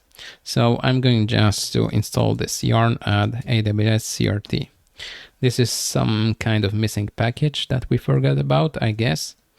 Now let's refresh, and let's see, both of transcribe requests are status completed. So that is really nice. So if it's complete, what can we do? We want to grab this new file, right, with the transcription. So how can we find this? We need to go to our S3 bucket, and we have the file name here, right? And we have it inside our request. We have it here. And before we will check for the jobs or create a new job, we will take this file name and we will go to our S3 bucket and we will try, okay, with this file name, is there a transcription that is maybe already done? And it's done and it's ready to use. If so, we don't need to check for jobs and we don't need to create a new job. We just want to get this transcription, right? So let's do here find ready transcription on the top. First thing for this file name, we want to go to our bucket and find this transcription. Because let's see, the file name ends with 9LFK. And if I refresh here, 9LFK, oops, I think this is not correct. Let's search for this one. Yeah, we see both the file MP4 and the transcription file. So it has been already transcribed, so we can just grab it, right? So how can we do this? We need to go to our bucket. And well, basically we just want to grab the grab this file, right? All right, so we need to grab S3 client, and here we have client for transcribe client. So, and this file starts to grow. So I think I will create a separate function for this, or maybe we can put this into upload route. Let's see how big this file is. Kind of big. Okay, so I think I will just put it here inside our API transcribe route. I'll create a separate function here above. We have get job, start new job, create transcription job. I will do a function, async function called try to get transcription, or maybe just get transcription file. And here I will get a file name as a param, and file name will be this .mp4 file name, and we want to find this one, .mp4.transcription. So I will do const transcription file name will be file name plus .transcription. Yes. So from this we will get this. All right. So now we want to we need to have a client, S3 client. Here we get a client for transcribe client. We need S3 client. So basically, I think I will just go to this upload and I will copy this client and I will put it here. We have S3 client, and now we want to grab our file. So how can we do this?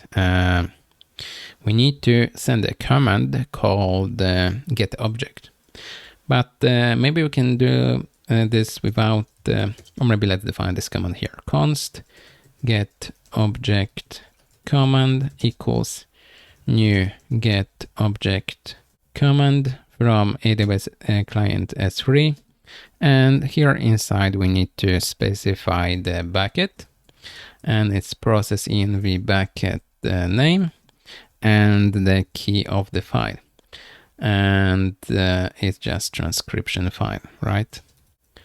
Yeah. So we have this, and here we can we need to now send this get object command. So let's do await S3 client send get object command, and that's it. And in the response, we will get const transcription file response. Okay, it will be a lot of information about this file if it exists, because this can also throw an exception, right? So let's do try catch, and I will do here catch error, and in case this is empty, let's maybe define it here above, let, and this equals null, and here we will not do const, we'll do something like this. We don't need to do anything with the error. Okay, and now I will check if we have any transcription file response. So if it found this file, what do we want to do with this? Maybe for now, let's just do console log transcription file response. Okay, and here let's just do await get transcription file with this file name, and let's see what will happen. Let's clear, let's open here my terminal, and as you can see we get a lot of stuff here. Let's scroll more to the top, let's see where it starts. This is a lot of data. So here it starts metadata, tag, content type, binary, but this is about our JSON object that it found, right? So here now instead of this console log, we want to, okay, we have information about this file, so we know it exists, but now we want to grab the data and the body of this file, right? And we have it actually inside the transcribe file, transcription file response and body. So we can do console log, and let's do like this. I will open my console. Let's scroll to the bottom. Let's refresh and let's see what will happen. So as you can see, it does something like this. It just throws some information. So this body is actually an object, right? And the thing is that I want to parse it somehow, and well, how can we know what's the data inside? I think that maybe I can put this as an array and see what's inside. If I can recreate this as an array, if I refresh here, no, body is not iterable. So this doesn't help. And the way to do this, if I scroll more to the top, let's see what's the type of this object. As you can see, it's very long and we have a lot of data here. Maybe instead of scrolling like this, I can do something like this. I can do type of and type of transcription file response. Now let's see if I just do refresh. It's an object. Okay, it's an object of what? Let's see, can I do class name? And I will remove this type of, and let's refresh and let's see. It's undefined, but well, I will remove this class name. I want to show you what it actually is. I'll scroll here a little bit up so it will not scroll to the bottom automatically. I will run those transcribe requests, and it actually throws so much data that I cannot show you. But basically those objects here, this transcription file response body, is actually a buffer object. And the thing is, I want to convert this buffer object to a string because I'm only interested in my JSON. There's a way of doing this, and basically we can do something like this. We can grab chunks, and chunks will be an empty array, and we can do something like this for chunk, or let chunk of transcription file response body, and we can do console log chunk to see what's inside a specific chunk of the body. So now if I refresh, we get an error saying transcription file response body is not iterable. That's correct, because this is not a buffer. This is actually a stream of data. This whole thing is a string of data. So to grab this, we will do transcription file response and the body, and now we will add an on function, and on data for each on data we will have an arrow function here, and here we will have a chunk of data. And basically we will do const chunks, or maybe we can just do console log of a chunk of data so you can see how it looks like. And if I refresh here, you can see now we have chunks of buffer data. So it's more like binary data. So now how can we put this together? First, let's do const chunks equals empty array, and here I will add this to chunks. So let's do chunks push, and I want to add this new chunk here, but I'm going to add this with buffer from chunk like this. And now let's see, I will do console log chunks, all of the chunks, and now let's see what do we have inside. And looks like chunks is an empty array. And this is because this is I think it's called callback function, right? It's a callback function. So this starts, but this one runs first. So how can we solve it?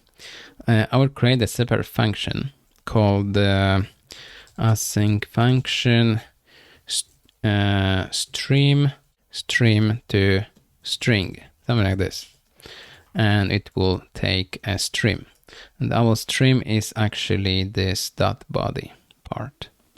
So let's do something like this: const result equals stream to string, and transcription file response.body. And I need to add a wait here because it will be an async function. Right, and here we are going to return a new promise. And we are going to have this resolve and reject.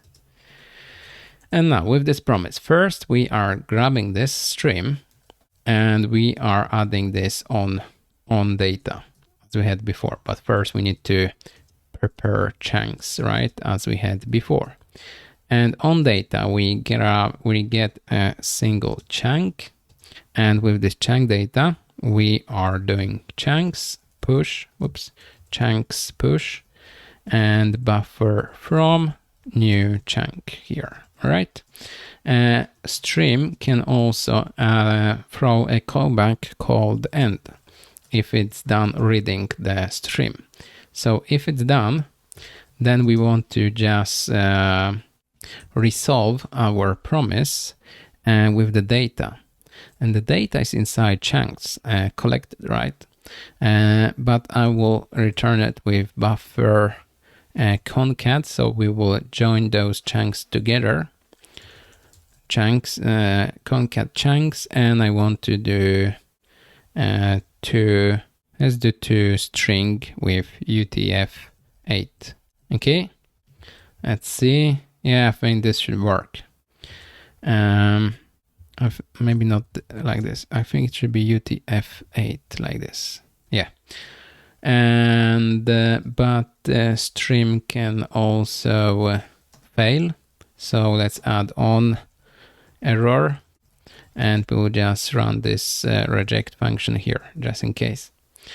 Right, this should work now. Stream, I think it should be stream to string, and let's see, stream to string. Yes, result. Let's now see console log.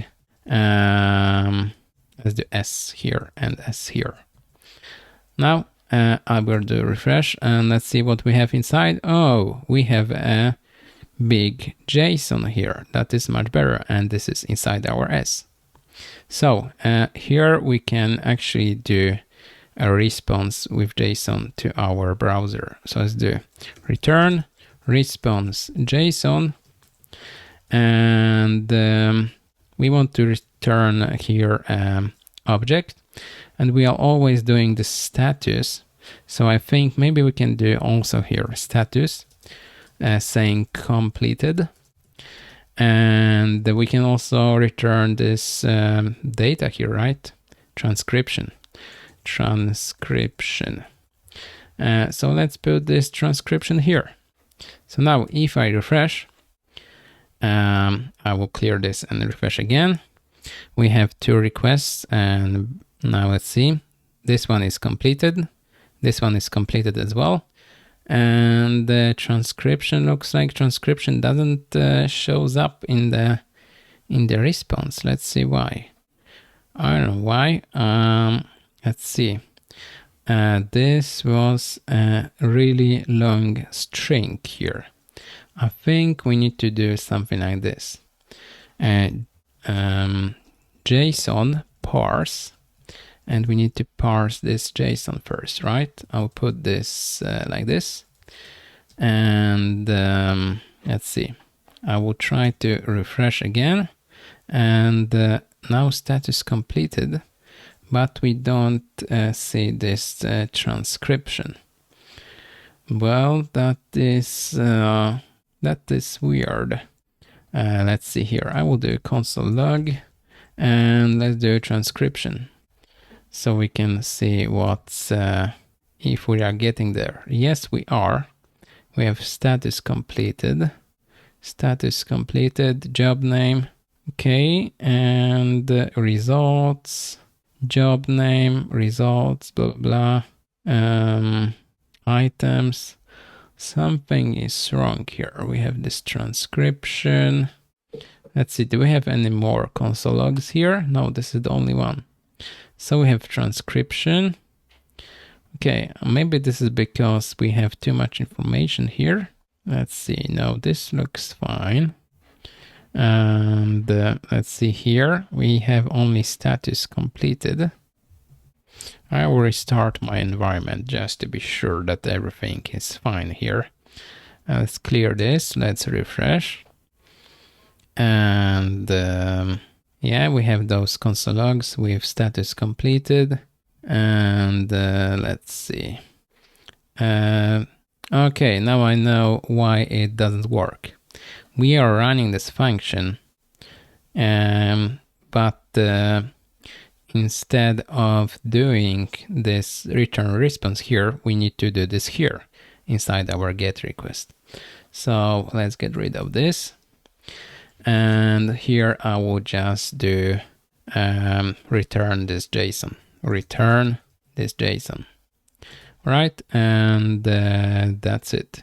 Otherwise, if it doesn't exist, if we don't have a response, let's just return null.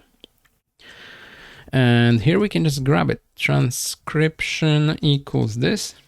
And then if we have a transcription, then here we can do return response JSON with status to be completed. Let's put this into separate lines, and with our transcription. All right, and I'll add a semicolon here. Let's refresh here, and let's see, transcribe, and we have our transcription, job name, results, everything is in place. And as you can see, inside results, we have items, and then in a specific item, we have every word for each item. If I open one item, it says when it started, saying in this video, when it ended. So it ended at half a second. It started on the beginning, like 9 milliseconds into the video. And then we have here alternatives. Alternatives is how they think what has been said, and most of the times we have only one alternative, and as you can see, it says Sweden's. So that is nice. And here we have confidence, how possible it was that exactly this has been said.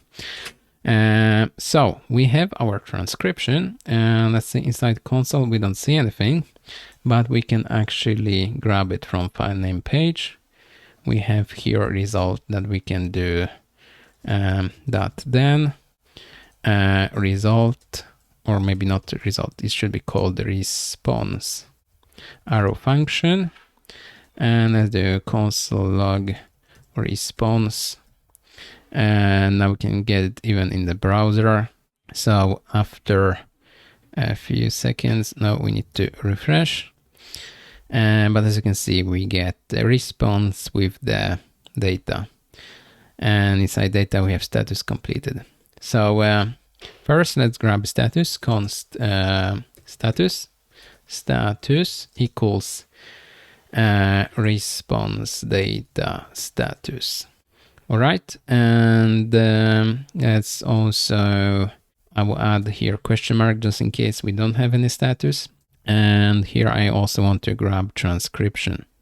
So const transcription equals response data transcription.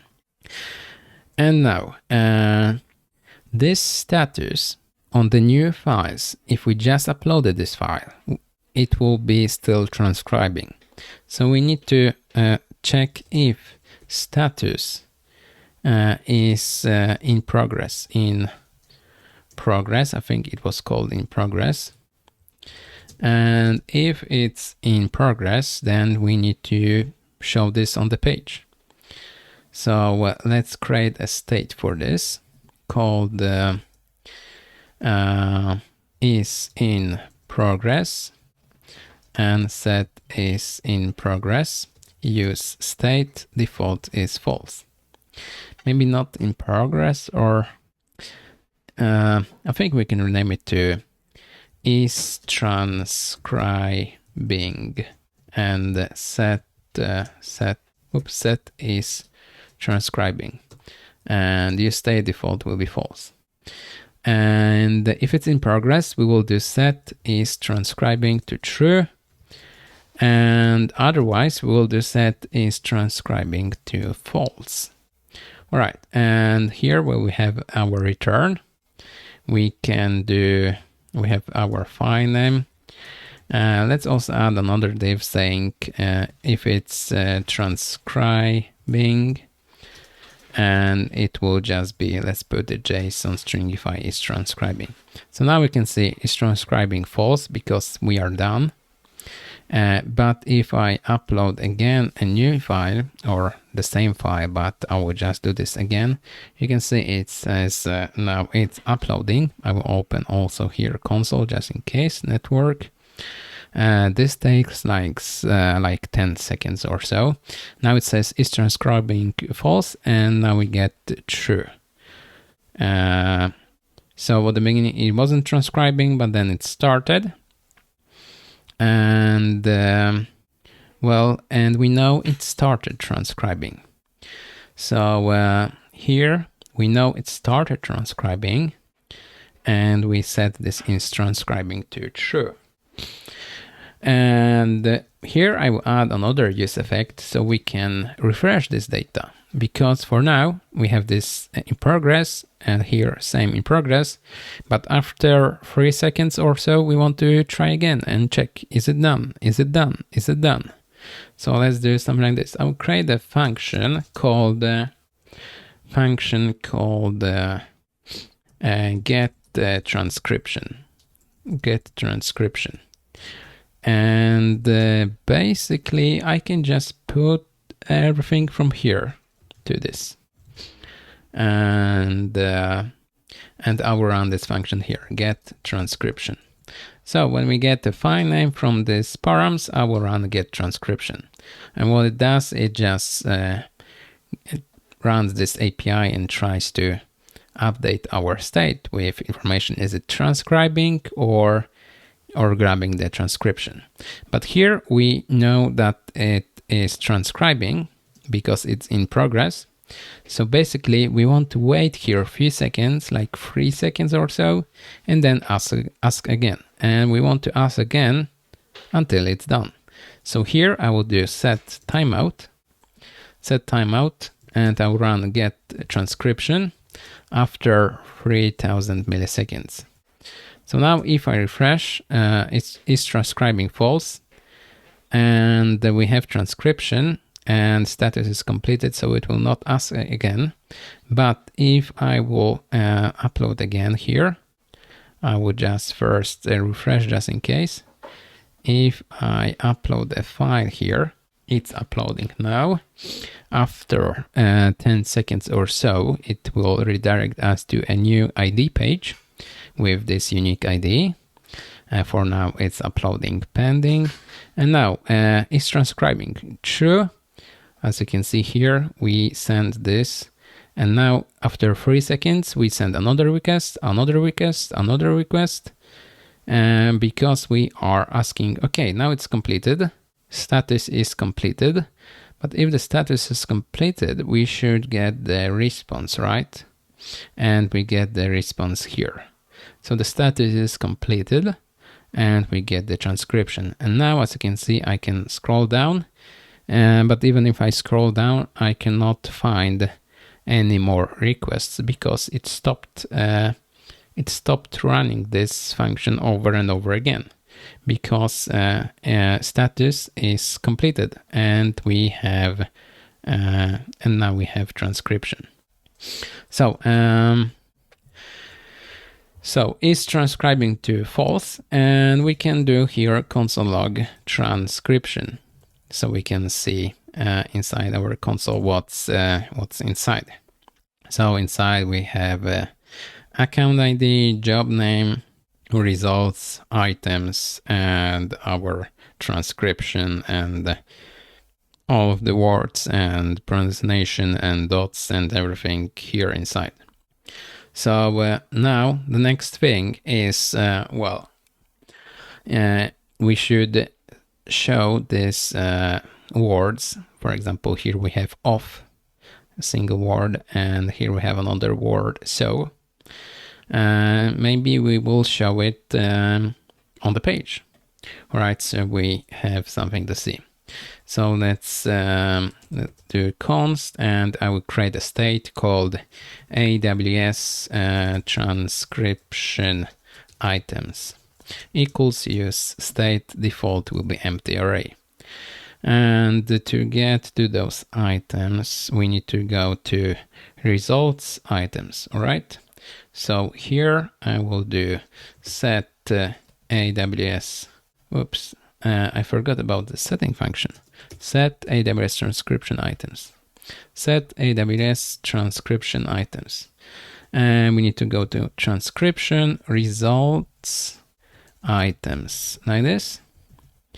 And now here, let's see something like this. I will do if AWS transaction items length is bigger than 0. Let's do and AWS transaction items. Let's do map. And for each item, whoops, not AWS, and AWS transcription item. And let's do like this, parentheses. And now for each item, I will do a div. And now let's see what we can show about each item. Start time, end time, and this word inside. So first, let's grab start time and end time. So here I will first do item start time, start time, and I will do item dot end time. And then also I will add, maybe let's put it inside the span. Let's put it inside the span, and then another span for the text. And text is inside item. And let's see, item alternatives, first alternative content. Item dot alternatives, first alternative item, not content. I think it was content. Let's see. Yeah, content. Right. So now, as you can see, we have from this to this Sweden's, and it says Sweden solar system is a very large scale model of the solar system, blah, blah, blah. It's so big, blah, blah, blah. That's probably, yeah. So we have transcription. So that's something nice. Maybe we can add a little bit of styling here. Here I will do class names of text white 50% and margin right of 2. Let's see. So now we have something like this. So we have so we can see what's going on. So we can read it a little bit better. Here we have just a dot. That's really weird. This dot, I think it should be here. Yeah.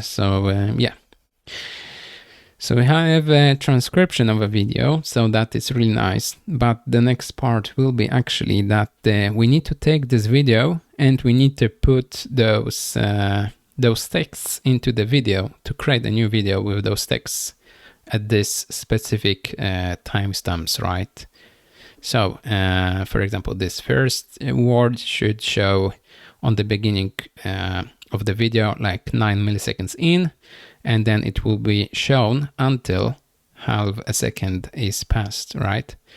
And then, for example, this should be shown after 7 seconds or so, and until 8.5 seconds. So this is what we are going to need to do now. We need to make this look maybe a little bit better, and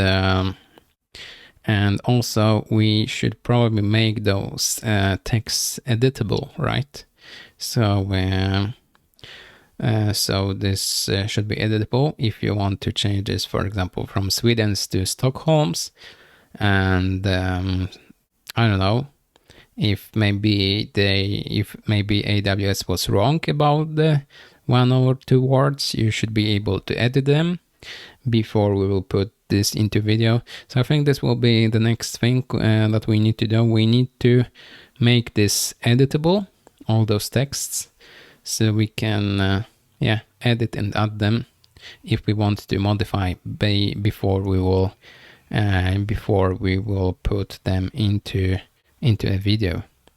And then I think maybe we can have like a video on the left side, and then a button here, and maybe all of this transcription on the right side, something like this. And we'll have a scroll maybe for this all of those words. I don't know. And the video and the button to apply and to show those videos. Show those captions. For now, we have this is transcribe false, but on the beginning it's true for a long time. Later we will also fix that. We'll have a loading or something like this, so we can see some feedback.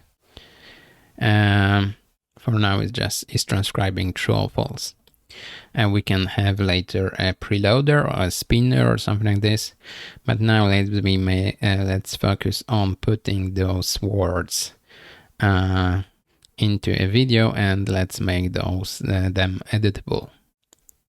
All right, so now let's maybe make those editable. So few things I would like to fix is first, we have a lot of data here, because for each item we have this start end time, and then we have those alternatives that we don't need. The only things that we need is actually start end time and the content from the first alternative. So I'm going to filter out this stuff from here, and this is the only data that I will set to the this state. Another thing is that this dot here, I think this dot should be here after system and not as a separate item here. So let's fix it now. So first we want to fix that we will have only data we need, and let's get rid of those dots. So here I will just do transcription, results items, and I will run for each here, for each, and let's do arrow function, and inside each for each function we have an item and a key that we can use. All right, and now I will here also put transcription items as an empty array, and this is our result that we are going to use later. So maybe I don't need it yet. First, let's only fix that. First, let's fix that we will get rid of those dots, and the dot should go here after the M. So let's see. I want to check if item. Let's see, how was it called? Item alternative 0 content. Item, or actually we don't need to check the content. We just need to check that it doesn't have start and end time. So if let's do something like this. If no item start time, then we know it's a dot, or here is a dot, here is a dot, here is a question mark. So this question mark should also be here in this and this one above. So we know if it doesn't have any start or end time, we should remove it and we should put it in the one before.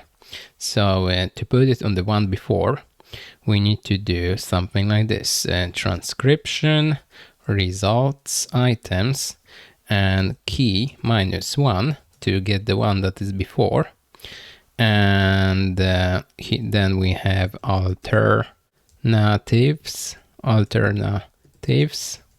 0. Have I spelled this correctly? Let's make sure. Yes, 0. And to the content, I want to add, so let's do plus equals. This is very long. Maybe I will do const priv equals this, this, and then let's do something priv that alternatives 0 content, and now let's add the content from this current item alternative 0 content. So now if I just save it and refresh, let's see, now we have system with a dot, but we still have the dot here. So we need also to delete the current one. So we need to delete this one, alternate item, this current item. We want to delete it because it doesn't have start time. So we can just do transcription results items of the key. So we want to delete it. Now if I refresh, we don't have any empty items without timestamps, as you can see, anymore. And here, as you can see, we have system with a dot. So that is much better. And this looks now correct. So we have this, but again, we have a lot of data here with these alternatives, and I only want to have start from a start time, end time, and contents of the first alternative. So here, before I will do set, I will do here map on this on those items. And maybe I'll put this into separate line like this. And then for each item, I want to return, or maybe let's do this as an arrow function. So I'll put it like this, and I want to grab start time,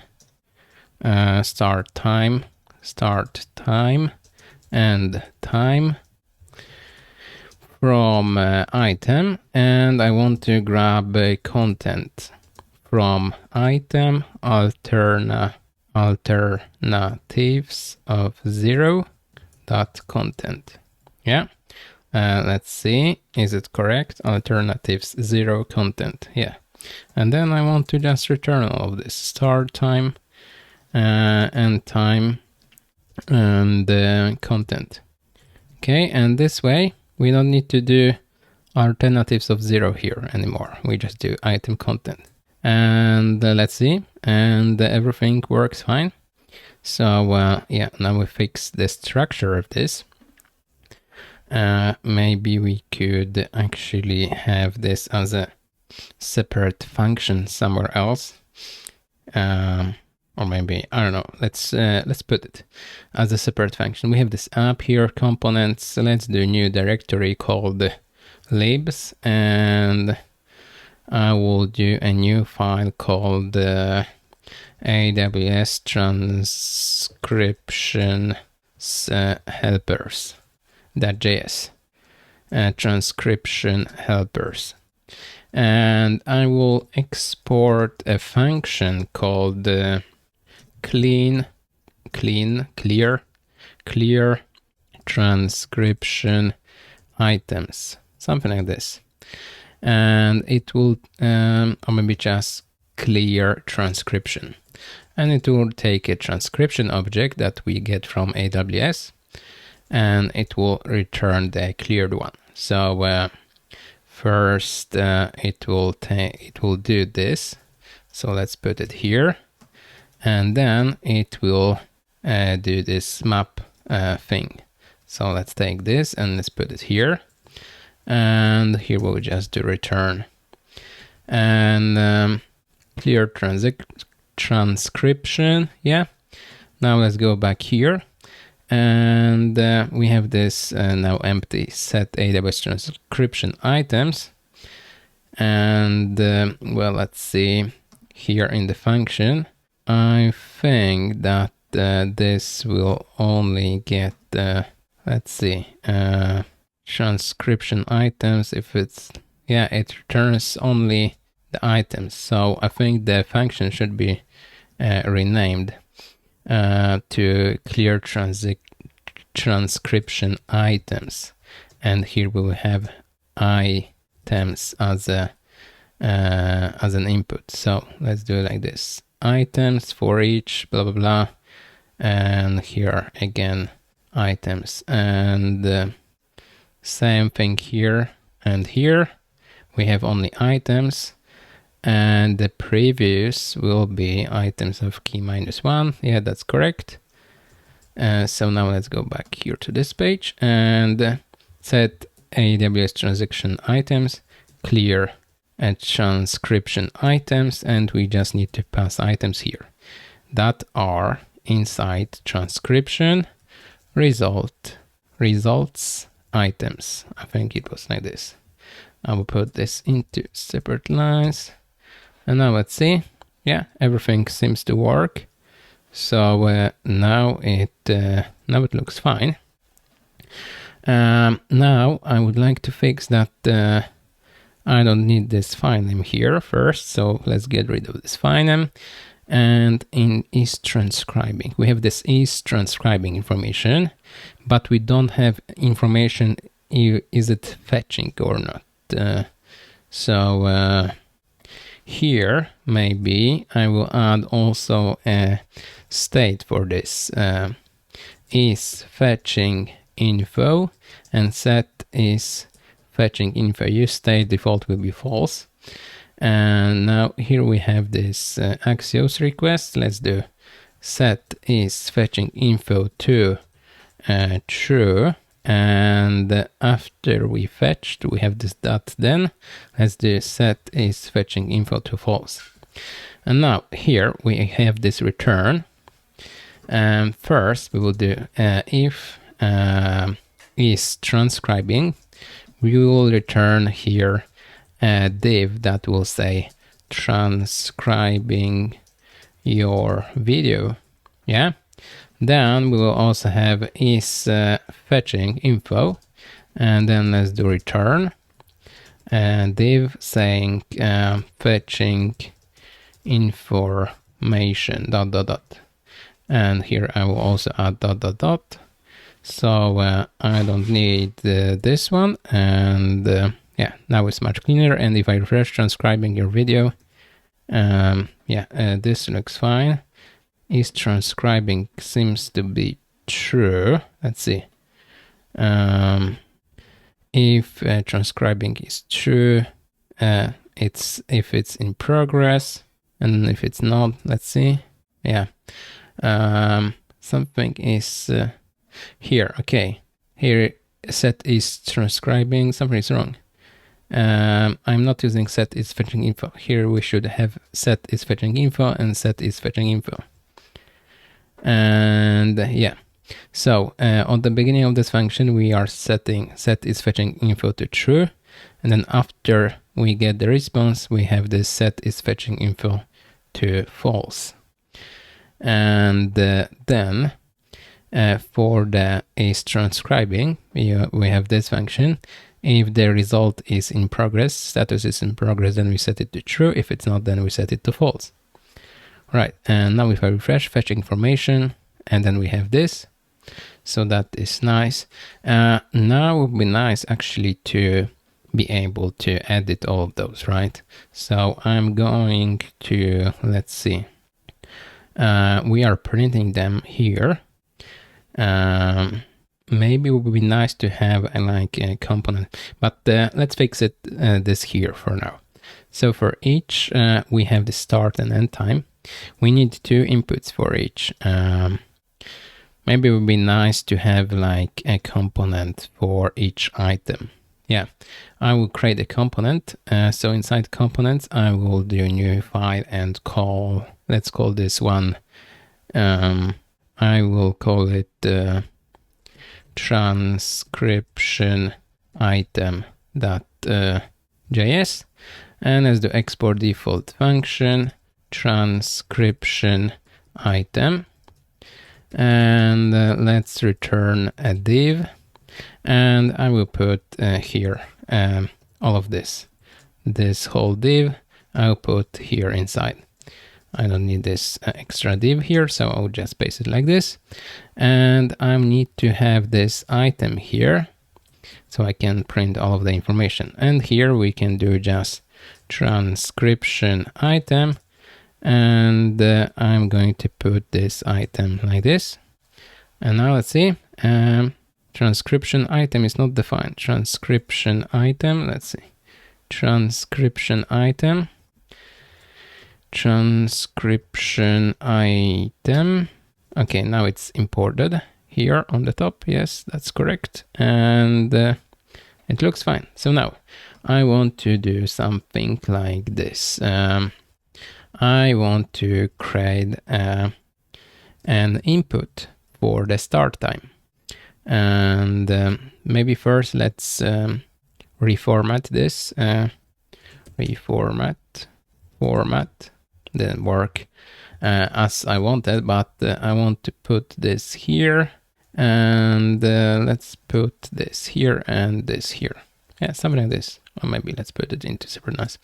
But now, first for input for the start time, and the value will be inside the state. So the const start time. Maybe we can call it, let's see, start seconds.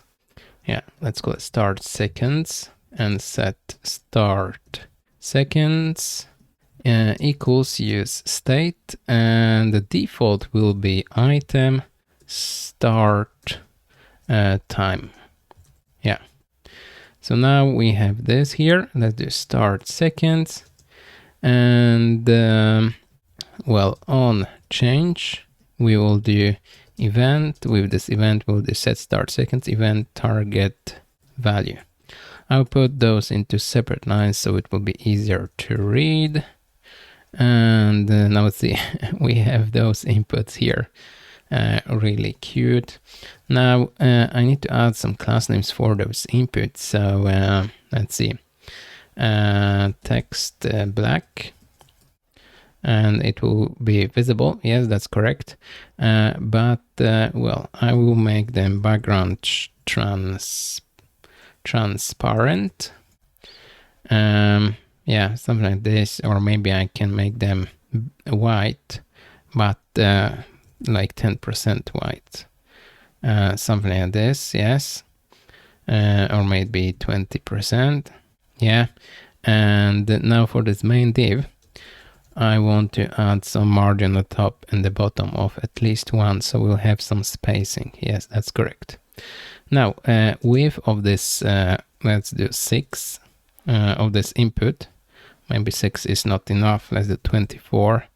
So it's big enough. Yeah, I think maybe something like 12 will be enough. Yeah, maybe 12 is not enough. Let's do like 18. Can we do 18? No, 18 doesn't work, but 24 works. Yeah, and let's do padding of at least 1 on every side. Yes, that looks much better. I want rounded corners of, let's see, medium. Yeah, I think this looks fine. And yeah, now I would like to have the same thing for the end seconds, right? So basically, we need to first create a state and seconds, yes, and time, and seconds, set end seconds. And now let's add another input here for the end seconds. And now here set end seconds, right? And now they will be next to each one, next to each other. Yeah, I would do here flex and gap of 1. Let's see now. Yeah, I think that looks really nice. I will add items center. And now we don't need those timings that are outside of the inputs. So let's get rid of those timings. Yeah, and this looks nice. Maybe the inputs could be a little bit shorter. I don't know. Let's try. We have this width of 24 on both of those. Let's change this to maybe 100 pixels. Let's see. Yeah, maybe it could be smaller. Maybe we can do 70. Let's see.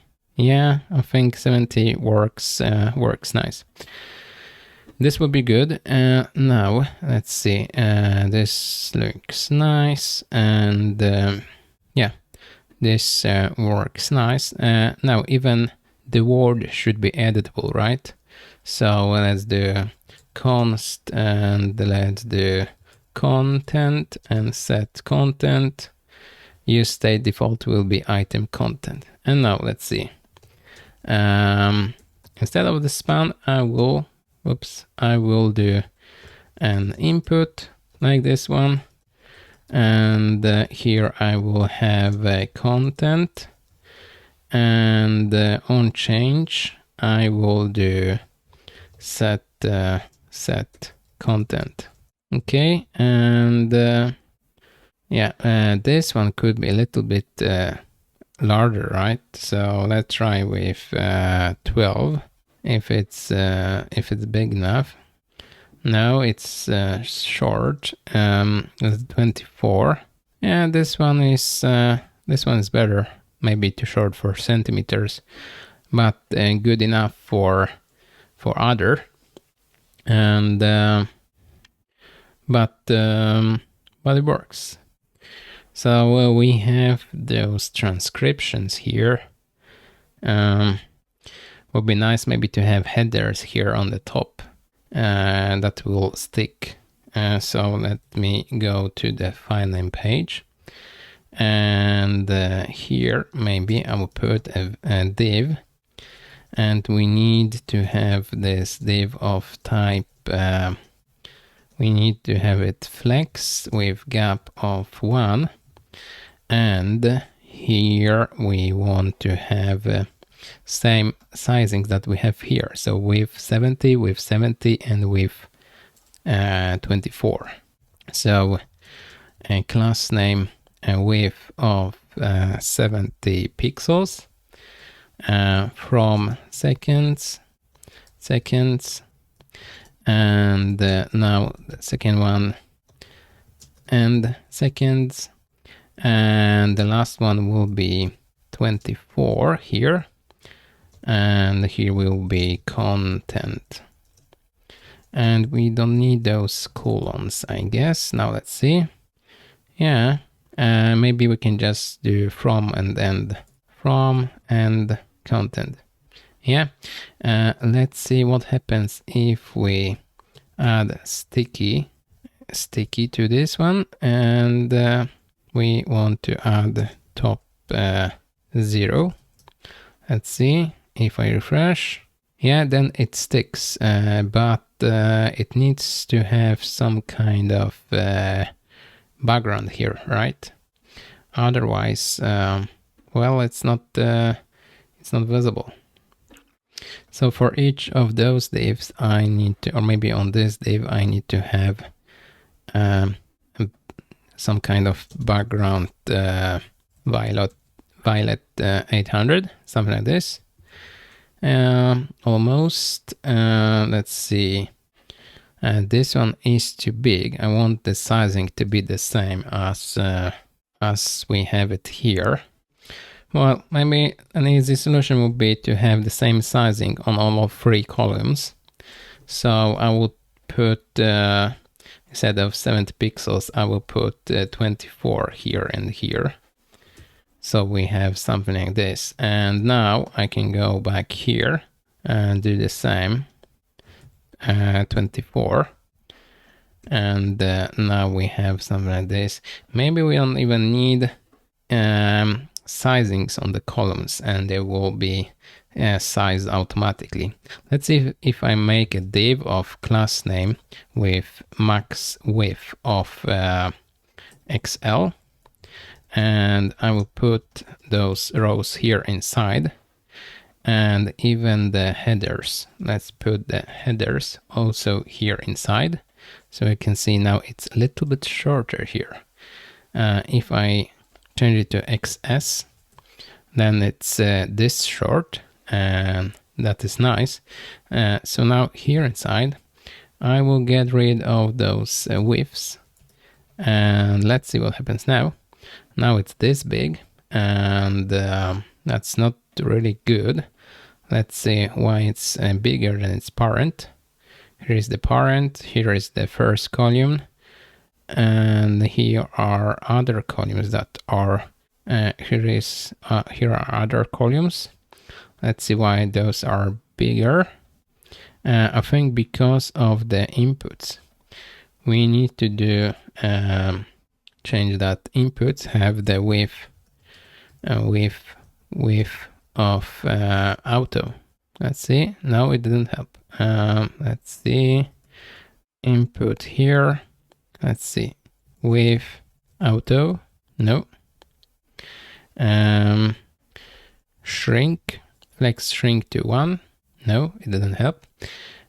Maybe it would be better to go and let's see. We have this here. We have row. Maybe we can change this to grid. Grid and whoops, not like this. Grid and grid columns 3. Now it's much better. Now let's go back to our page. We don't need those width 24 anymore, and we will just have it like this. And now this thing follows. Instead of flex and gap, we will just do grid and grid columns 3. So now we have something like this, and I think this looks much better. And now I will just do maybe here at /50%. Yeah, maybe not 50%, because let's do 80, and let's see. Yeah, now I want to also add some padding, like 2. Let's see, yes, and let's add some rounded corners here, rounded medium, at least medium. Yeah, and maybe on the top we will say transcription or something like this.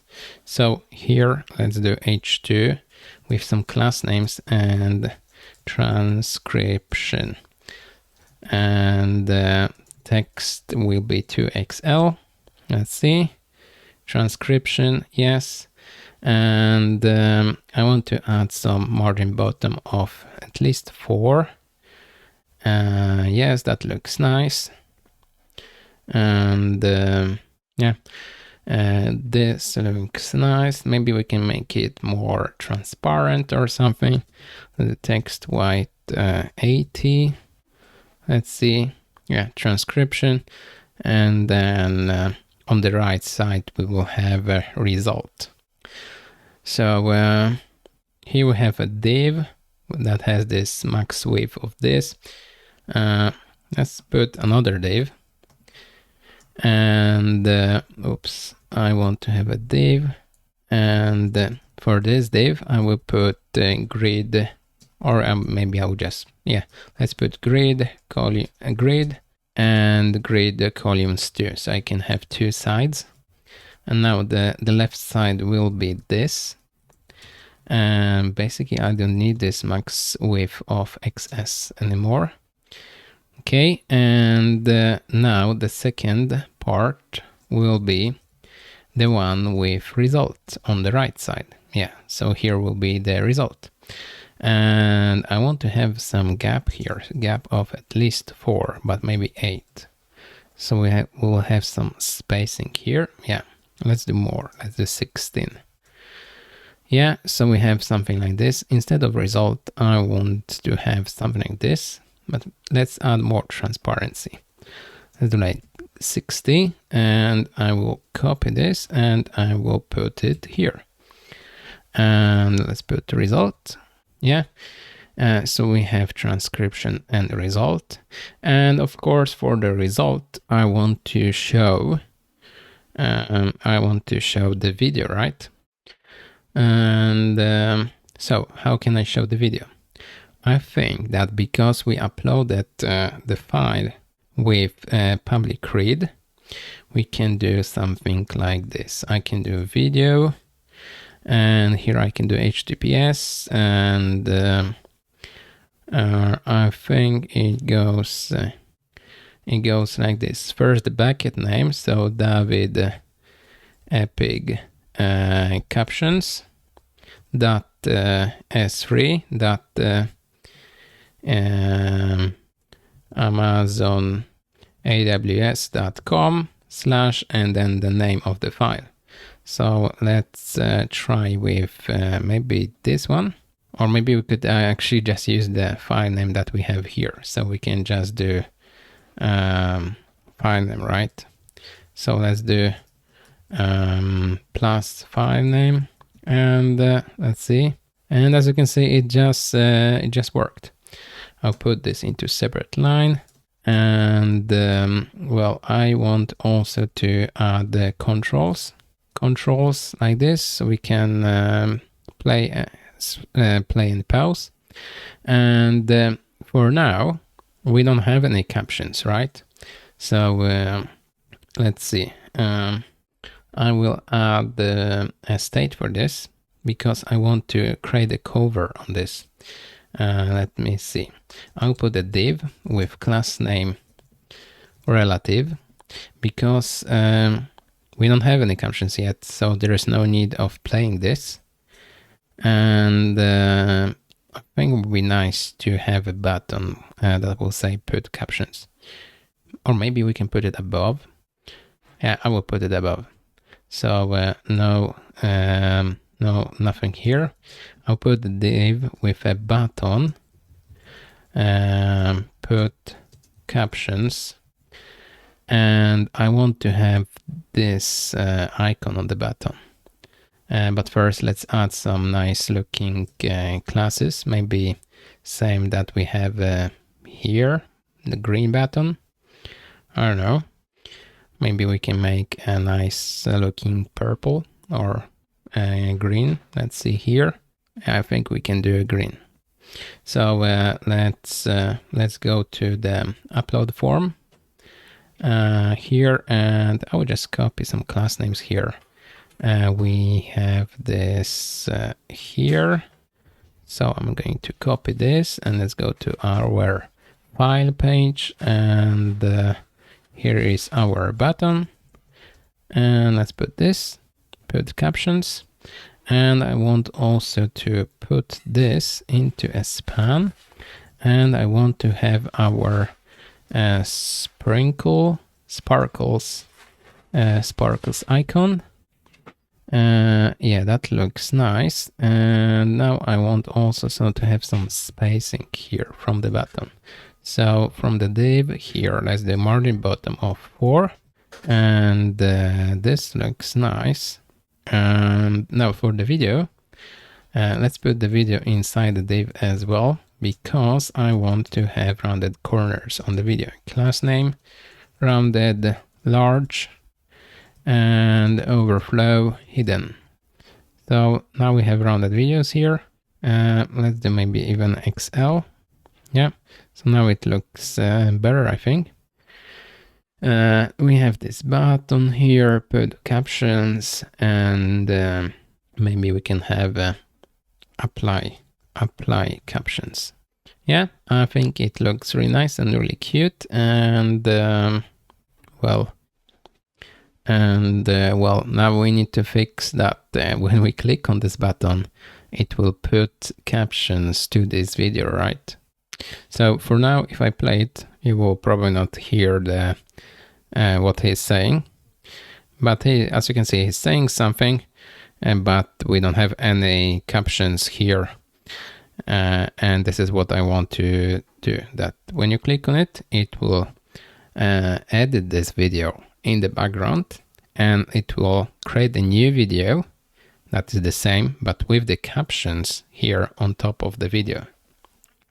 So this is what we are going to do next. We will use FFmpeg to apply captions to a video. So we can also later download this from here. All right, so now I would like to put this video and this button to a separate component before we will apply captions. So let me see. Now we are inside this page file, this file page, that is this whole page. And here down there we have this button and with this video here. So I think I would just grab this part.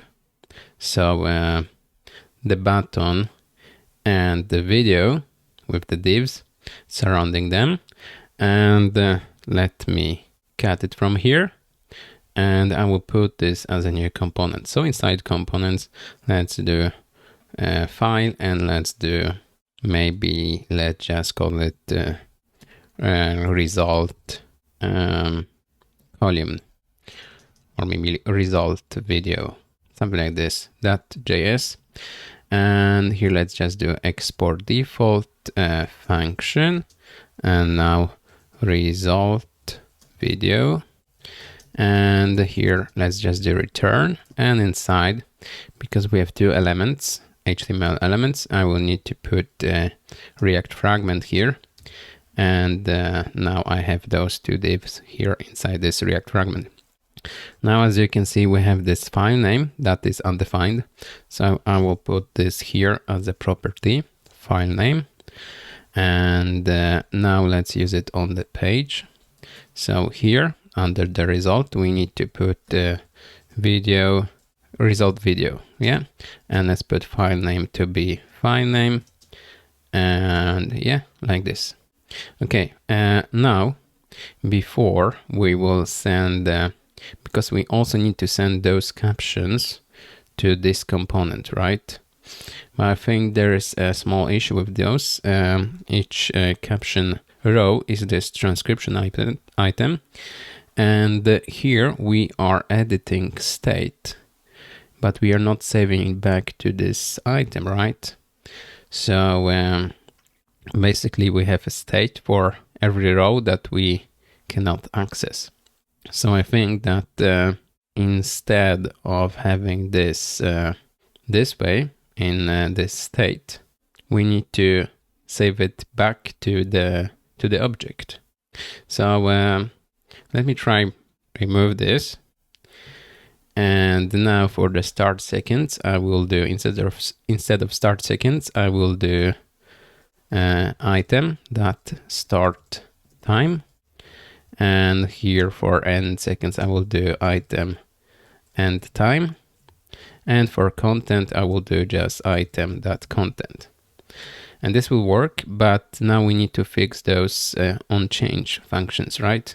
So onChange, I want to do something like this. Item start time equals event target value, like this. And now let's do the same here. Let's do item end time event target value. And now let's try even here, item.content equals event target value. All right, now let's see if I refresh and I edit something here. Well, it doesn't work. If I edit something, it seems like it doesn't do anything.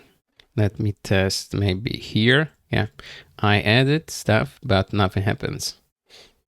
Right, so let's try to debug this.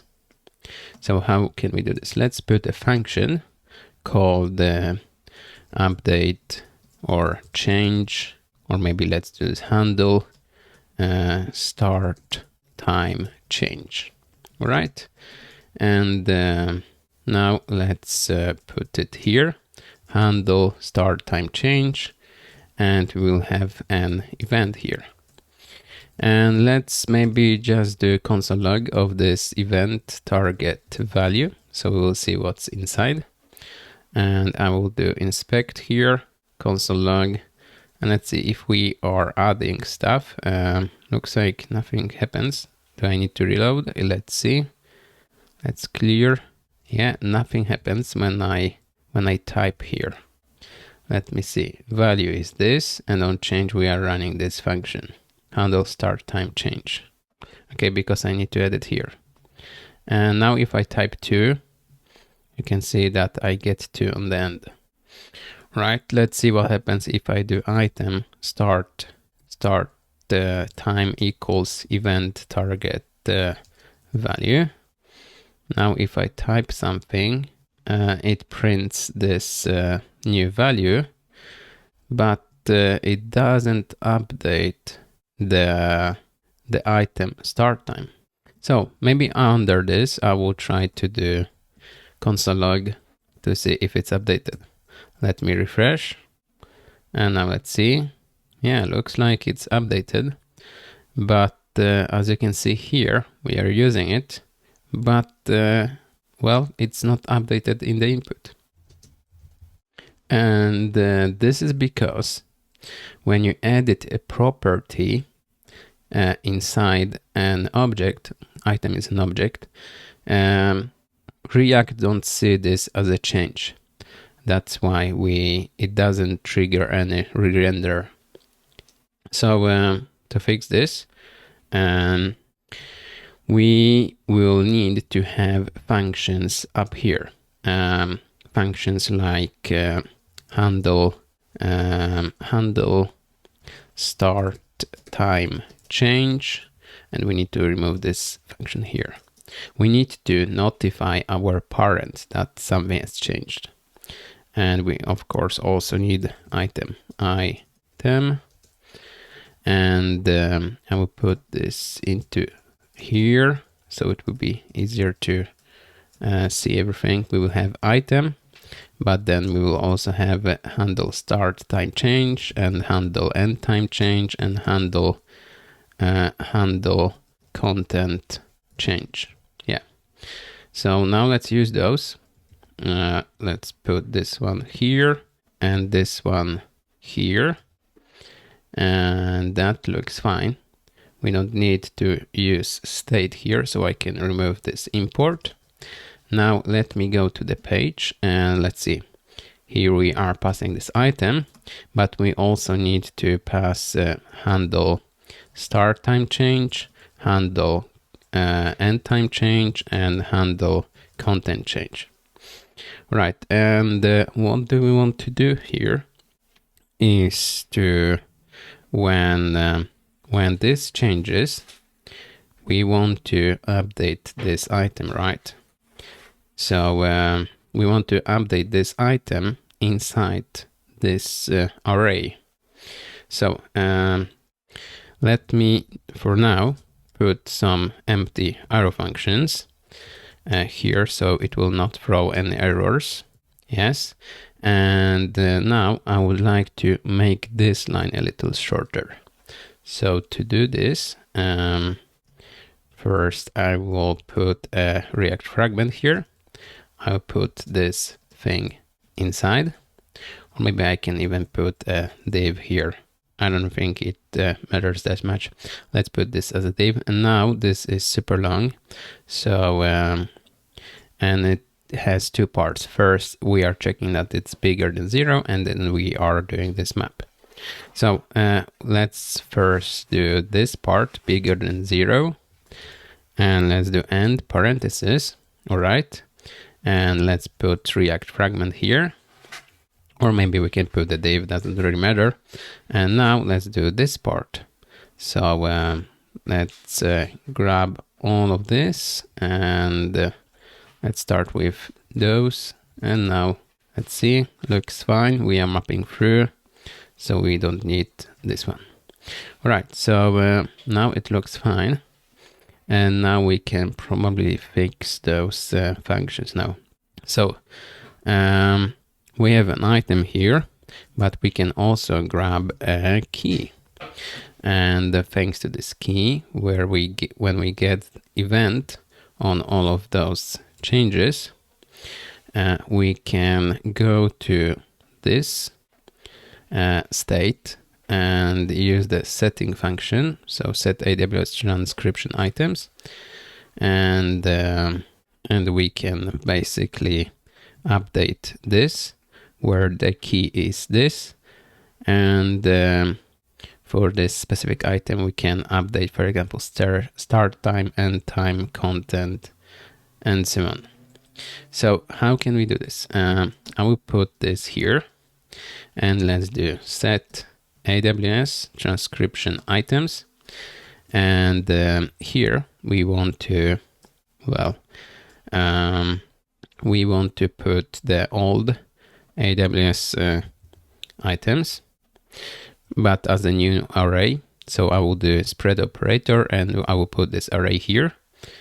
I'll put this also in a new row, and we want to, for this array, we don't want to just set it as it was. We want to change something inside, right? We want to change. So let's do, maybe let's put this one first here above as a constant called new AWS items equals this. And then on the new AWS items, we want to go to this key. So we will get our specific item. And then in this example, we want to update start time. So let's do that. Start time equals event that target that value. And here we can just set new AWS items. So now let me see if this will work for the from column. Let me see. One, no, cannot read properties of undefined reading start time. So looks like this item is empty. Let me see. We are sending item. We are getting here. We have start time. All right. Let me go back here. We have item here. Is it correct? Callback function value index. Yes, that's correct. New AWS items, start time. Let's try again. If I add one here, cannot read properties of undefined reading start time. So inside the transcription item, it says that the item is undefined.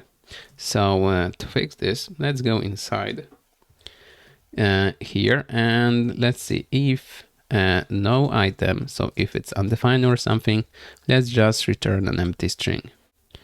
And now let's see if I add one. Well, it just works. So that helped. And now let's see. We need to fix the same thing for those two functions, and I don't want to really put so much code in each one. So I think I will put this as a separate function here somewhere. So let's do function update transcription item. And I need to know what is the key inside AWS items. So what is the index? Maybe I can call it index. And then I want to know what to change. Property name, property. And I want to know the new value. Let's do new value. And basically I will just put this here. I will put this here. Maybe instead of new value, I will grab an event. Right, so new AWS items is old items, but then on this new items, we are changing for this specific key or index, and we are changing, as you can see here, start time, but here instead we will do property of this event target value, and we are just updating this state. So now let's see, instead of this, I will run a function. I will do arrow function. With this event, we are running update transcription item, and here we need index. So let's do key And then we need to know property. It will be start time. And the last one is event. And now we can do the same thing for all of those three, except we need to change here to end time, and here we need to change to content. Right, I think this should work now. Let's see. Let's see if I type 2. Yes, seems to work. But it grew a little bit, this left side. The right side is just this. And the left side with transcription editor is like, well, it starts here and goes somewhere here. So I think I will put the left side also as a separate component. So this div and then all of this. So let me go here. Maybe I will just first copy. So I want to have this, all of transcription items, and I want to have also this, those headers for this kind of table. So I will cut it from here. And now, as you can see, it's empty here. And I will create a new component called let's do transcription editor.js. And let's do export default function, transcription editor, and return parentheses. And let's put everything here. So now we have some error. I will go and do Control Z because we have several elements, HTML elements. So I need to put React fragment here inside first. And now it kind of works, but this is undefined. So I need to define it as a property here. And now, even though this function is undefined, so we need to grab it from our page, this function, and let's put it back to here. And now we cannot set the state. So we need to have this setting function also passed here as a property. I put this into new line and yeah, something like this. And here, let me add some spacing here so it will be easier to read. And now we need to use this transcription editor, and we will pass the AWS transcription items and even the update function. Right, so let me go back here, and we are on the page, and here under transcription header, I will do transcription editor, and we want to pass this AWS transcription items. I'll put this into separate line, and we want to pass also setting function so we can update our state that we have up here on the top, AWS transcription items. We can now get rid of some imports, this one and this one, so that is really nice. And let me see. Yeah, now we have some function to fetch the transcription and try to fetch it again if it's running, if it's in progress. Then we have some preloading text, fetching information, and so on. And then our main page is only this short. So this is really nice. Let's see. We have this here. We have some warnings here, extra attributes from the server data video. All right. Let's leave it as it is now. Let's see, do we have any more errors? Yeah, we are missing key property inside transcription editor. Let me see. Yeah, probably here. So let's do key equals key. And now let's see, I will refresh. Yeah, now we get only extra attributes from the server data video. Let's maybe try to add it. Let's go to result video. And here I will do data video, and let's try to put the same thing here. And now let's see if I refresh. Oh, still the same problem, but not the same property. Data video did not match. Server 0 client this. Okay, so server returned 0, but the client gave this string. So let's try to fix it. To fix this, I think I will do state for the video source. So let's do const and video source and set video source equals use state, and default will be empty string. And I will add also use effect that will run an arrow function without any dependencies, and it will just update this video source to the video source we want to have here. So let's put this here. And now instead of those two long strings here, I can use video source. Right, and now let's see if I clear the warnings. If I refresh, still a small error. Let's see. Data video did not match. Server gave 0. Client empty string. Okay, let's try to see what happens if we put 0 here. Let's see. Okay, no warnings. So I don't know why it helped, but well, it worked. All right, so now let's see.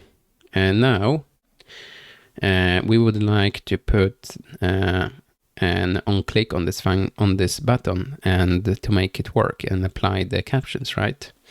So for this, we are going to use as ffmpeg and a version that is called that is made for WebAssembly. And here it is. Oops, this is a preview. Here it is, the lib, and basically it's this ffmpeg library that is very popular to convert videos and so on, but it's ported to WebAssembly, so you can run it inside your browser. So let's get inside the introduction here, and let's see. So here you have some information about the architecture, how it works. So let's jump into installation. We are using Yarn, so I'm going just to copy this and let's go here. Let's install those. And now let's jump to usage. And here's a simple React component that we can copy some stuff from. So as you can see, we need to have state for loaded, or if it's loaded, then we have a reference to the ffmpeg library, a reference to the video, and I think that's all. We don't need any message. So I will copy those three and I will put them here on the top. So we are missing this use ref, so I'm going to import it. Let's see, from React. So let's use ref here, and yeah, this looks fine. Now we need to import this ffmpeg. Yes, now it's imported. And now the video reference, it's null, but we need to apply the reference to, let's see, down here. As you can see, they have video with the reference. So let's see, video reference. Let's put this as a reference to this video element that we have. They are not using any source on the video, and instead they are using reference here to update the source. So we are going to do the same. I will get rid of this source and data video, and instead video source state can be removed, and instead I will do this here. I will do video ref current source and this string. Let's see, is it the same way? Yeah, kinda is. So now let's see if it still works. Yeah, we see a preview of this video. And now let's see what else do we have here. We have this big load function. I'm going to just copy this and I'm going to put this here. And let's see what this load function does. It has this base URL, okay, and then it defines this FFmpeg. It grabs FFmpeg from the current FFmpeg reference that we defined here. Right. Then they are adding this logging function with message stuff. I'll get rid of this. And here are some comments. Let's remove them. Then we have those functions that we cannot find. So let's try to import this one to blob URL. Let's see, to blob URL. Let's try to import from here to blob. No, we cannot import it here. Maybe it's here inside this FFmpeg utils. Let's try import from,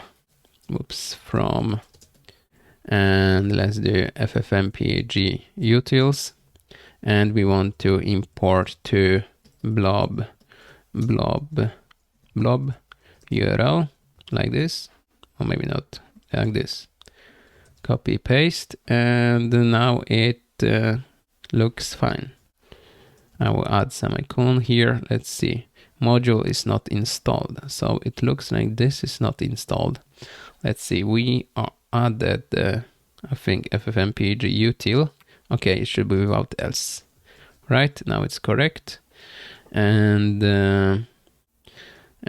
let's see, we are doing this load for this FFmpeg library, and that's basically from the documentation here. All right, but as you can see, they have a button that does something on click transcode, and transcode is this function, and in this transcode function, what they are doing is they're grabbing this FFmpeg library, and they are adding input file, and they're executing to create an output file, and then they are reading this file, and then they are putting this file into the video reference. I'm going to put this function here. Before we will change something, we need to use this function above load in our use effect. So let's do load. So we load our function here. We load our library. But now our transcode, let's use this function on our main button here, and that apply captions. Let's do on click, and let's do transcode. Now let's just see if this will do anything. We also need to fetch file. We need to import this function, I guess, from here. So I will do fetch file, and yeah, now let's see on what happens when I click this button, apply captions, and well, nothing happens. Maybe because I have removed this logging. Okay, now something happened. After a few seconds, we have a new video. So I'm going to add this logging part. Let's see.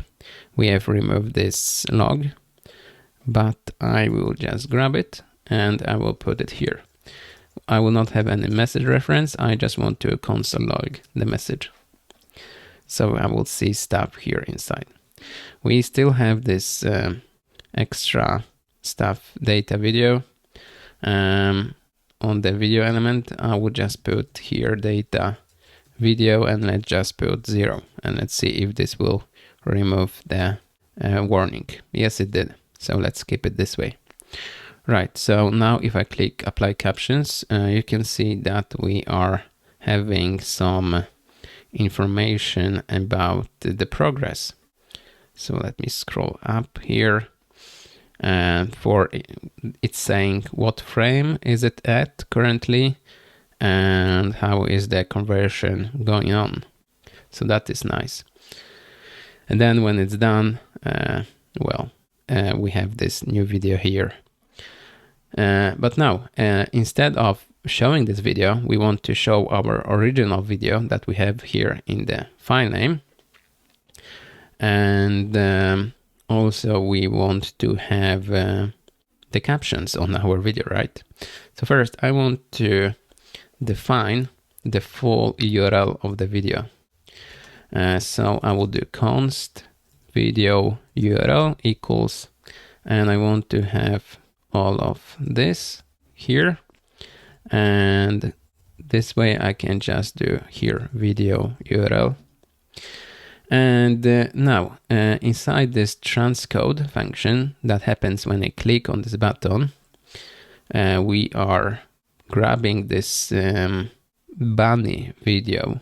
Instead, I would like to grab our own video. So let's do video URL.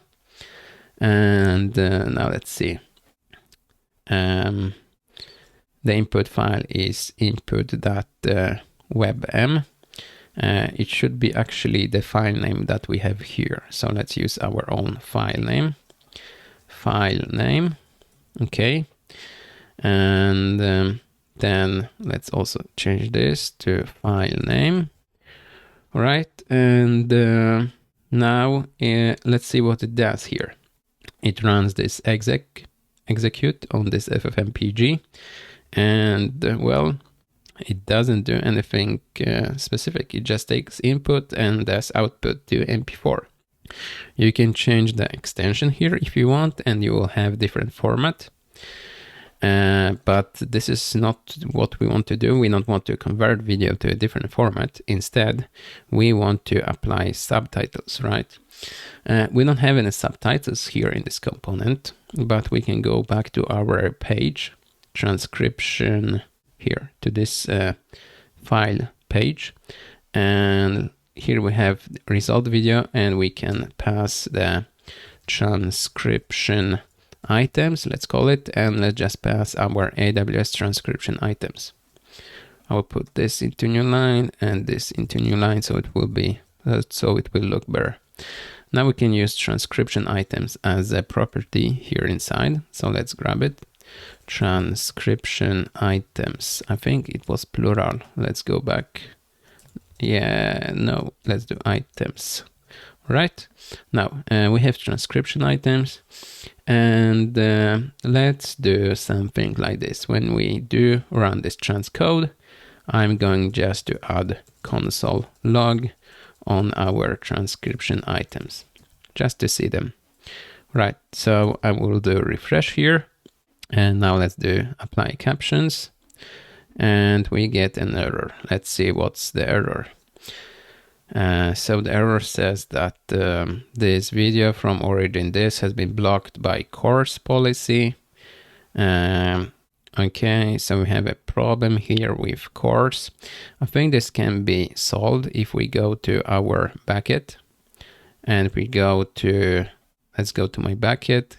I need to log in again. Okay, now inside the bucket, what I want to do, I want to go to permissions, and let's see access points. No, it should be inside permissions. Bucket policy, is it here? No. Permissions, objects can be public. Here inside bucket policy, I think we can change it. No, it's here, down here. Cross origin resource sharing course. So we can define our course headers here. Let's see, read more, and let's see course configuration. Let's see an example. This example is really complicated. Let's see, I will take this one. And now let's go here. Let's put this edit, and let's see. I want to allow methods. I need only to allow methods get all headers from all origins, because I want to have both localhost, and if I publish this app somewhere, I want to have it as well. And now let's see. We don't need comma here. We don't need comma here. And probably we don't need this one. I don't think we need those headers either. All right, now let's see if I save those changes. And if I reload, let's see what happens now if I click apply captions. Okay, I clicked, and now let's see. We get a lot of logs here. And here on the beginning, as you remember, we are console logged in this transcription items, and you can see this is this big piece of data here. Now, before we will put the captions into the video, we need to convert them. So for now, it's an object that looks like this. It's a big array of content, start time and end time, but FFmpeg wants to have it different way. And they use this assert format, as you can see here. So it needs to be a super long string of data, basically how you have subtitles, and then you have sequence, then you have from time in this format, then you have to time in this, then you have an arrow here, and under you have text. So we need to have function somewhere, maybe inside transcription helpers. And this function will be called transcription items to SRT, and we will have items here as an input. And basically we need to grab this array and convert this to this format. So how can we do this? First, let's define an empty string. Let SRT to be empty string. Now, as you can see, for each item, first we need the sequence. So let's do something like this, items, and let's do for each. For each item, we have an arrow function here. And now what do we want to have? First, we want to have a sequence number. So let's here put I equals 1. And here to SRT, we will add this I. And here on the end, we will do I++. So we will increment this. And we need to add sequence, and we need to add new line here as well. So let's do a new line sign. And yeah, now under this, we need those timestamps. But maybe before we will do this, let's quickly add return SRT.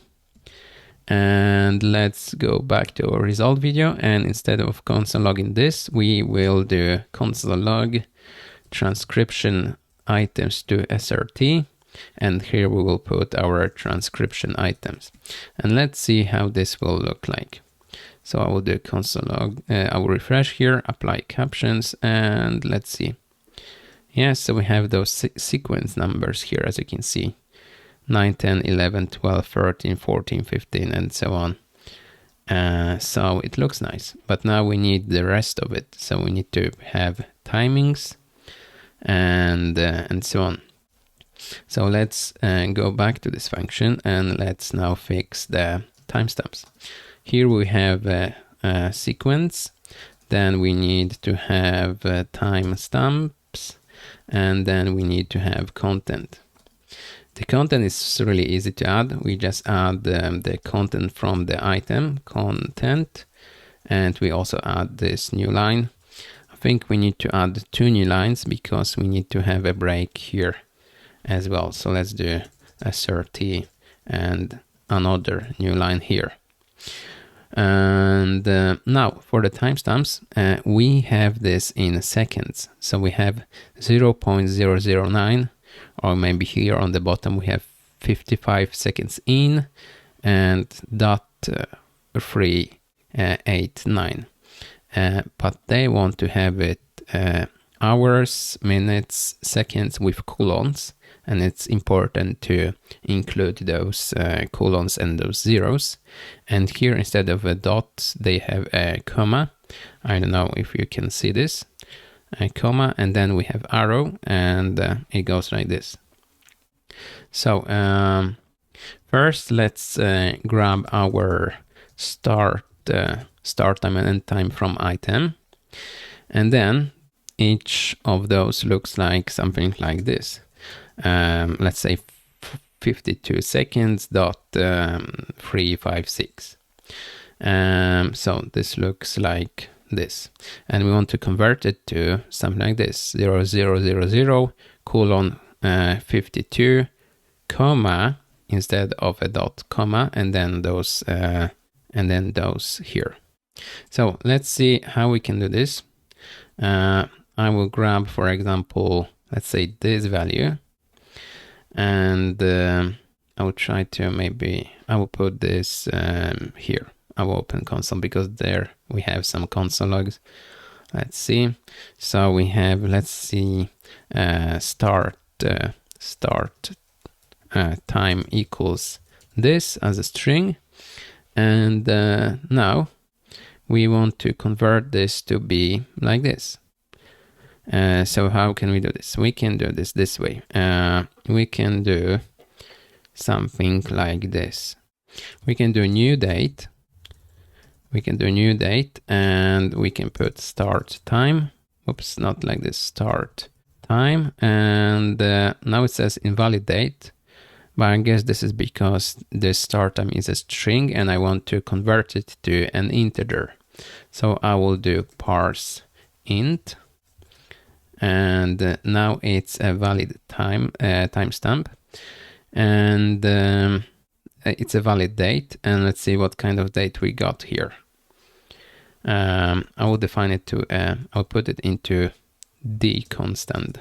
Const d equals this date. If we take this date, it looks like it's like 1 hour in or something like this. But if we do to iso string, we get something like this. 1970, so this is when the timestamp started. And we are 54, let's see, we are 54 seconds, 54 is here on the milliseconds. So let me see. Let's see what happens when we make D2, but we will add here times 1000 because we need to post here for the new date. We need to put milliseconds and not seconds. So now if I do D2 to iso string, we get something like this. 54, but then we don't have milliseconds. And we don't have milliseconds because we are doing parse int instead of parse float.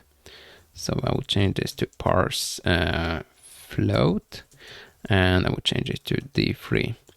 And now let's do d3 to iso string. And as you can see, we have now 54 seconds, colon 970. So this is our start time here.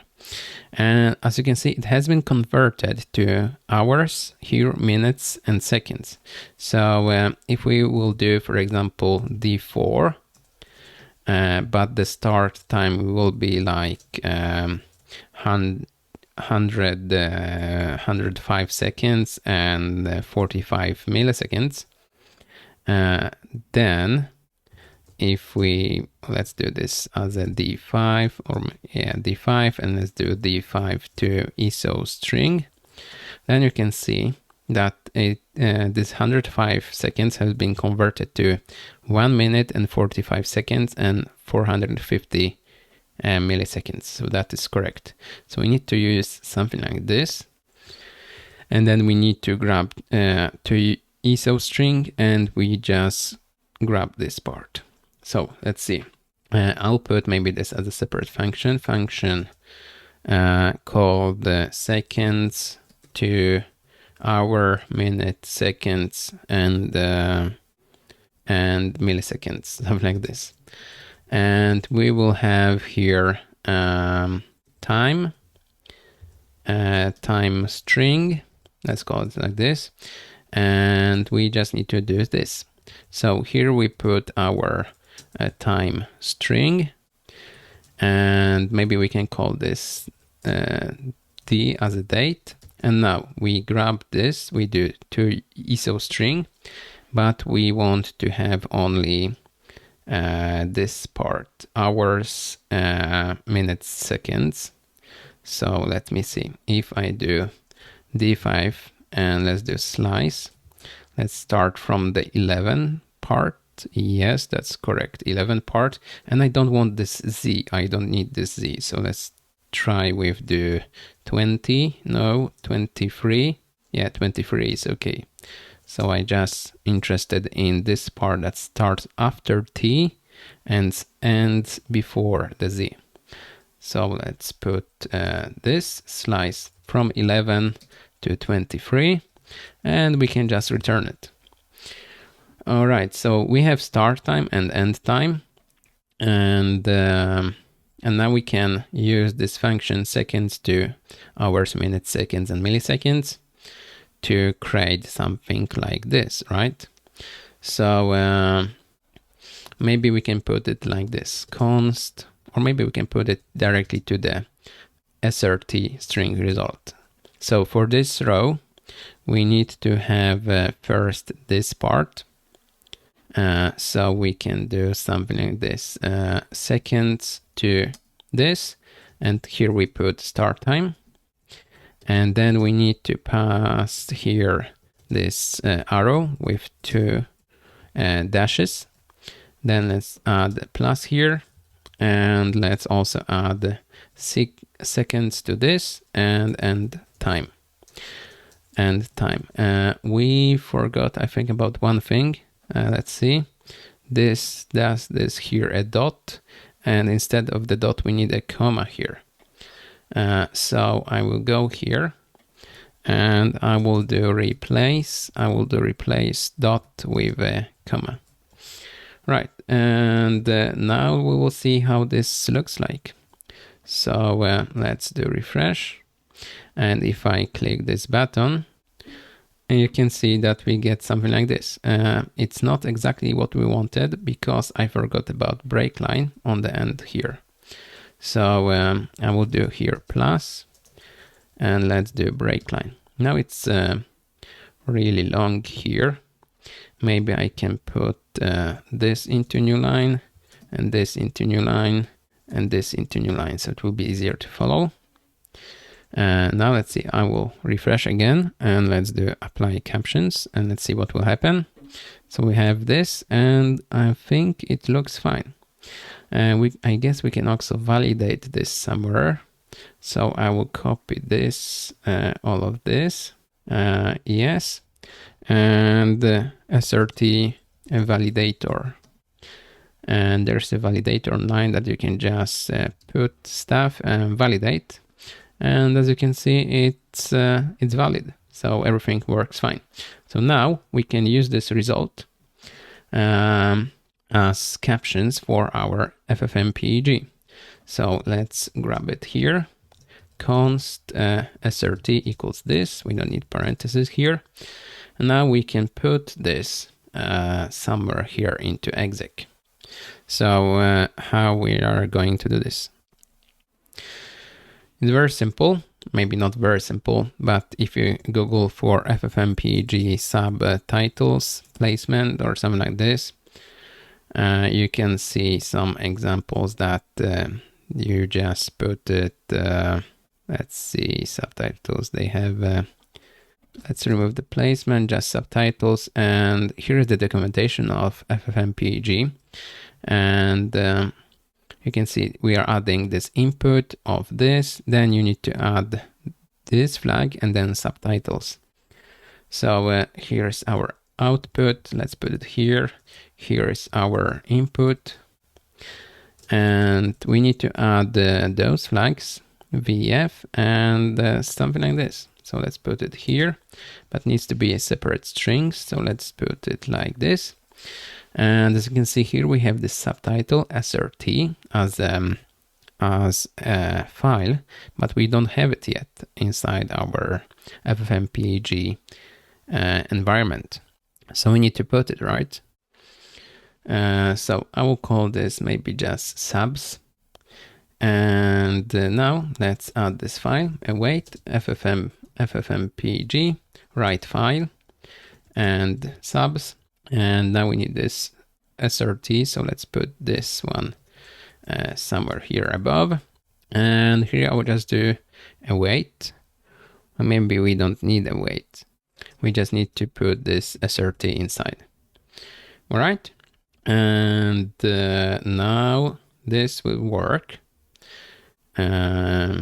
But we can also have something called to, because I don't want to, if I do now refresh, let's see if this will work. Yeah, it kind of works.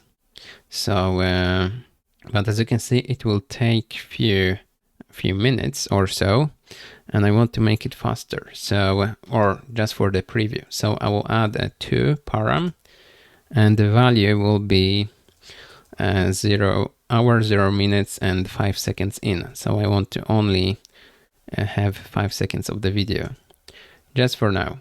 So let's see if I do apply. We are having this console log of the message, so we can see that we did 2.5 seconds now. And after it's done with 5 seconds, we will see the preview of the new video, and I hope we will see some subtitles here. So now it's 3 seconds in, but as you can see, it takes it can take few seconds to do the whole video. So now it's done, I think. Yeah, it's done, and as you can see, something happened with the video because it reloaded. Now let's see if I make the full screen. I don't see any subtitles. Something is wrong here. We have subtitles here, but nothing more. We are added subtitles, but we don't see them on the video. And I think that this is because we don't have any font here. And to grab a font, I'm going to just download a font. You can pick any font. I will pick Roboto Bold from GitHub because it's super simple to download. You just go to random repo that is public and you just download Roboto Bold. And I will also download regular Roboto so we can test with several. Yeah, let's do Roboto regular. So we can put those here. I downloaded the 2 of those, and now I'm going to put them here inside my source. So maybe I'll create a new directory called fonts, so everything will be in place. And now I will grab here and put 1, and also the second. Let's see, fonts. Yes. So now we have 2 regulars. I don't want the second one. Let's do delete. And I want now the bold version. So let's put this here. So we have Roboto regular and Roboto bold. Now I want to add those 2 to our file system here to ffmpeg. So let's grab those fonts. So I will do import and let's call this one first just Roboto. Roboto from, I think it should go like this to fonts and Roboto regular. And now I want to do also the same with Roboto bold. And here I will do Roboto bold. Yeah, so we have 2 fonts, and this path is weird because as you can see, we are inside components and then inside this result video. And to get inside fonts, first we need to go to the source. So we need to jump out from the components. So that's why we are doing this double dots here. Then we are go to inside fonts, and then we grab this Roboto regular. And this is invalid. It should be like this. Now let's try to add those two fonts to our FFmpeg. Here to transcode, we need to load them, and or maybe we can load those fonts here. Yeah, let's put them here because we will need this for later. So I'm going to do FFmpeg, and let's do load, not load, write file, and we need to add a wait here. And the file name will be just, let's see, let's put this into tmp directory, and the file name will be roboto.ttf, and here we are going to do await fetch file as they are doing with the remote files. I don't know if we need this fetch file, but let's try. And here roboto, and now let's do the same thing for roboto bold, and here roboto bold. Okay, so we have two fonts inside the tmp directory. Maybe we don't need this tmp directory, but let's have it for now. And now for the subtitles, we have a font, but we need to specify what font we want to use. And to do this, we need to do something like this. I will add a colon here to add the fonts directory equals /tmp. Fonts directory will be tmp. Let's add another colon, and another param will be force style equals, and here I will add some styling inside those. So let me maybe change those to backticks. And now we have style here, so we can do something like this. We can do font name equals roboto. And now let's see if this will help. So I will try, see here, something's wrong. Let's see. No, so everything looks fine. Roboto bold, unexpected character. So something's wrong here. Let's see why. We are grabbing this from fonts, roboto regular. So something, you may need an appropriate loader to handle this type of file. Okay, so looks like we cannot load fonts as we can do with the images, but there is a fix for this. We need to just do next config load font. So let me see. Let's go to next config file, and basically here we need to specify webpack config function, and let me see, I need to grab it. Next config load font webpack. Here is some information, and here we have add self-hosted fonts, and here you see that we can update this webpack configuration for our next. So I will just put it like this, and what it does, it just takes that TTF fonts, same like the images can be imported with webpack as we were doing inside our component. So let's just save it, and let's see if this will help. So now it works, it renders. Let's see what happens if I click this. We get some logs. 4650 frames were transcoded, so this is nice. 2 seconds in, so we are halfway there, and after it's done with 5 seconds, we can see the preview, and now we are 4 seconds in, and as you can see, when it's done, it will show like a preloader on this video, so something is going on, and this is because the source of the video will change. You can see we are almost done, and in a second we'll see preloader. Oh, now something is going on, and now let's see what's changed. I still don't see any subtitles. Let's see what can be the issue. Let's go to the result video and let's see what do we have here. We have font name, fonts directory, fonts dir. Let's see, fonts directory, TMP, then we have for style. And then inside our for style, we have font name Roboto. What else can we need?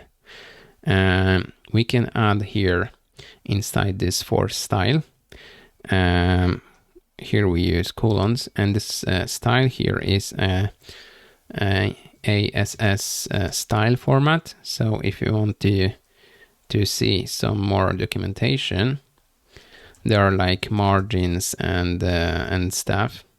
But basically, I will grab this margin V to do margin from the bottom, and margin from the bottom will be, I will do like 100 just to test if it works, 100. And another thing I want to do is to do colors. So I want to find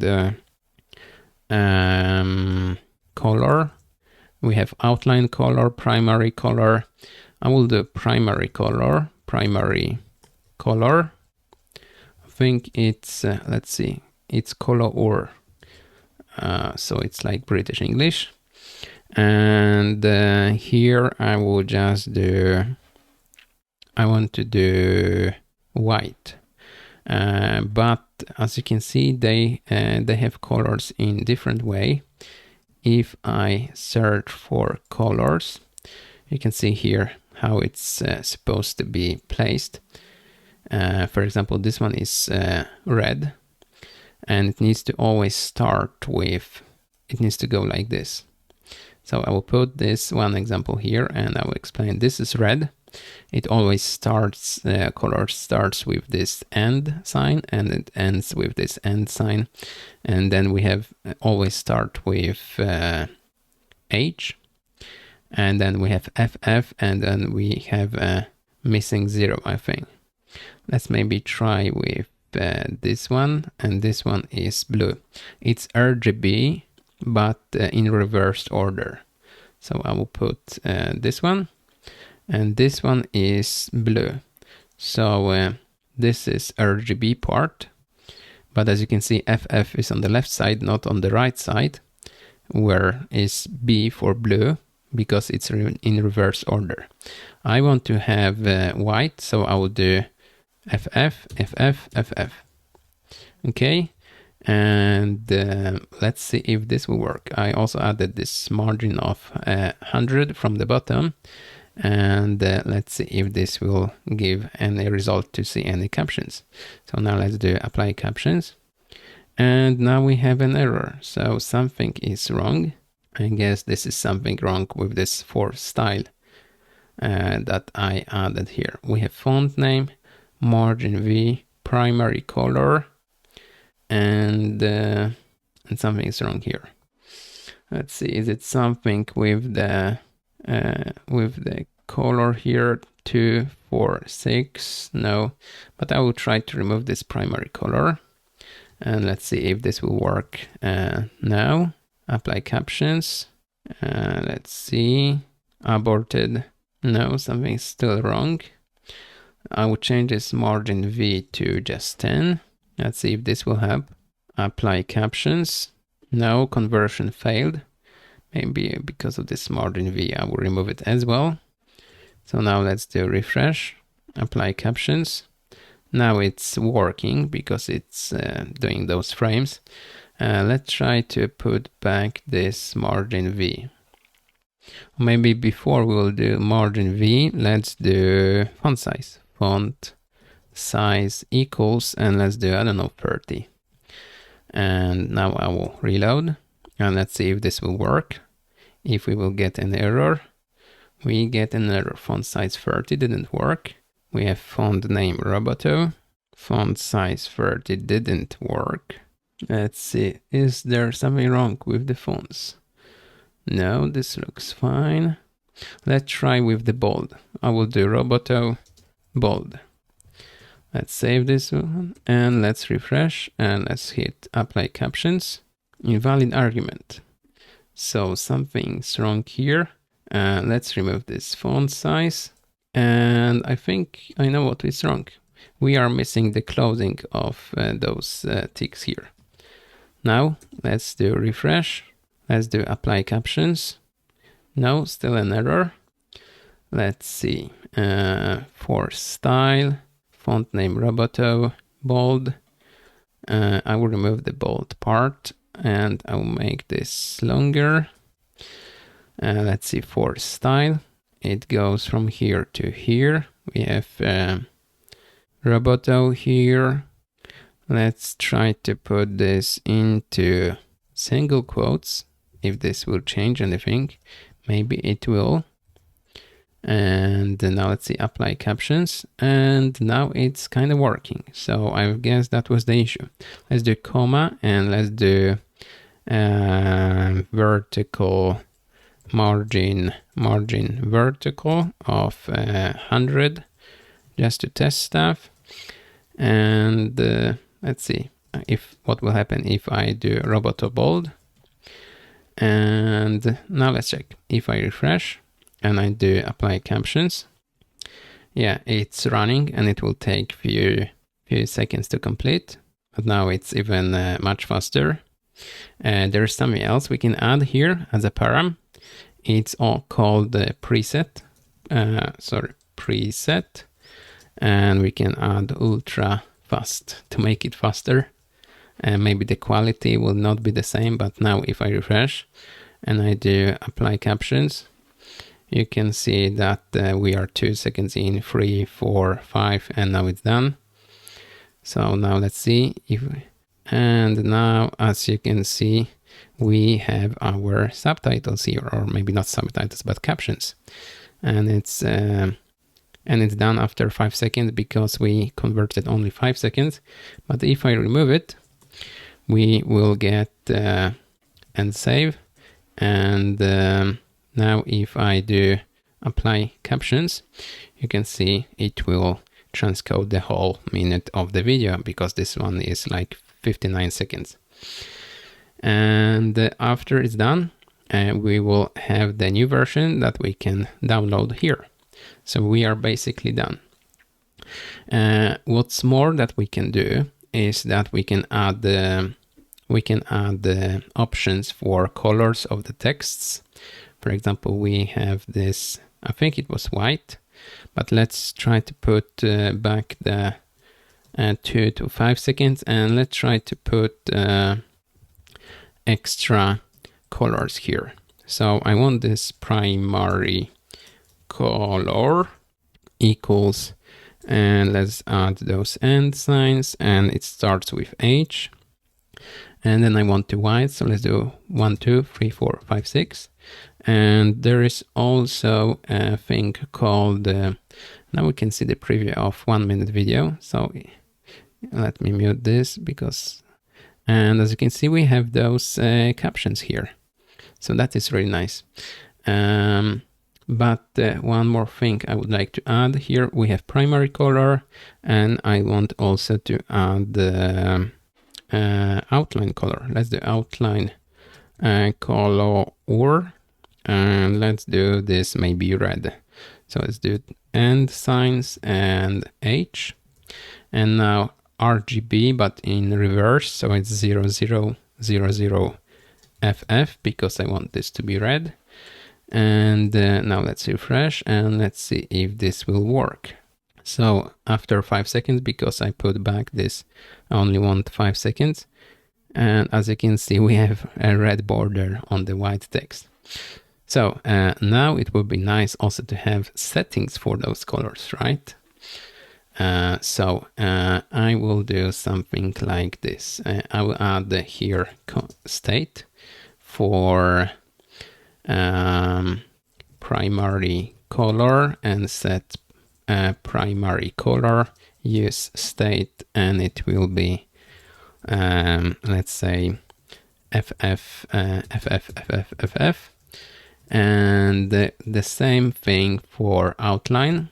So let's do outline color and set outline color. And here I will do 6 zeros. And now I can do something like this. We have this button here. Under the button, I can add 2 inputs of type color, where the value will be primary color, and on change we will do event, and let's do set primary color of event target value. And the same thing for the outline color. So let's do outline color and set outline color. I'll put this into separate lines so I can make this a little bit more narrow for my editor, but let's see.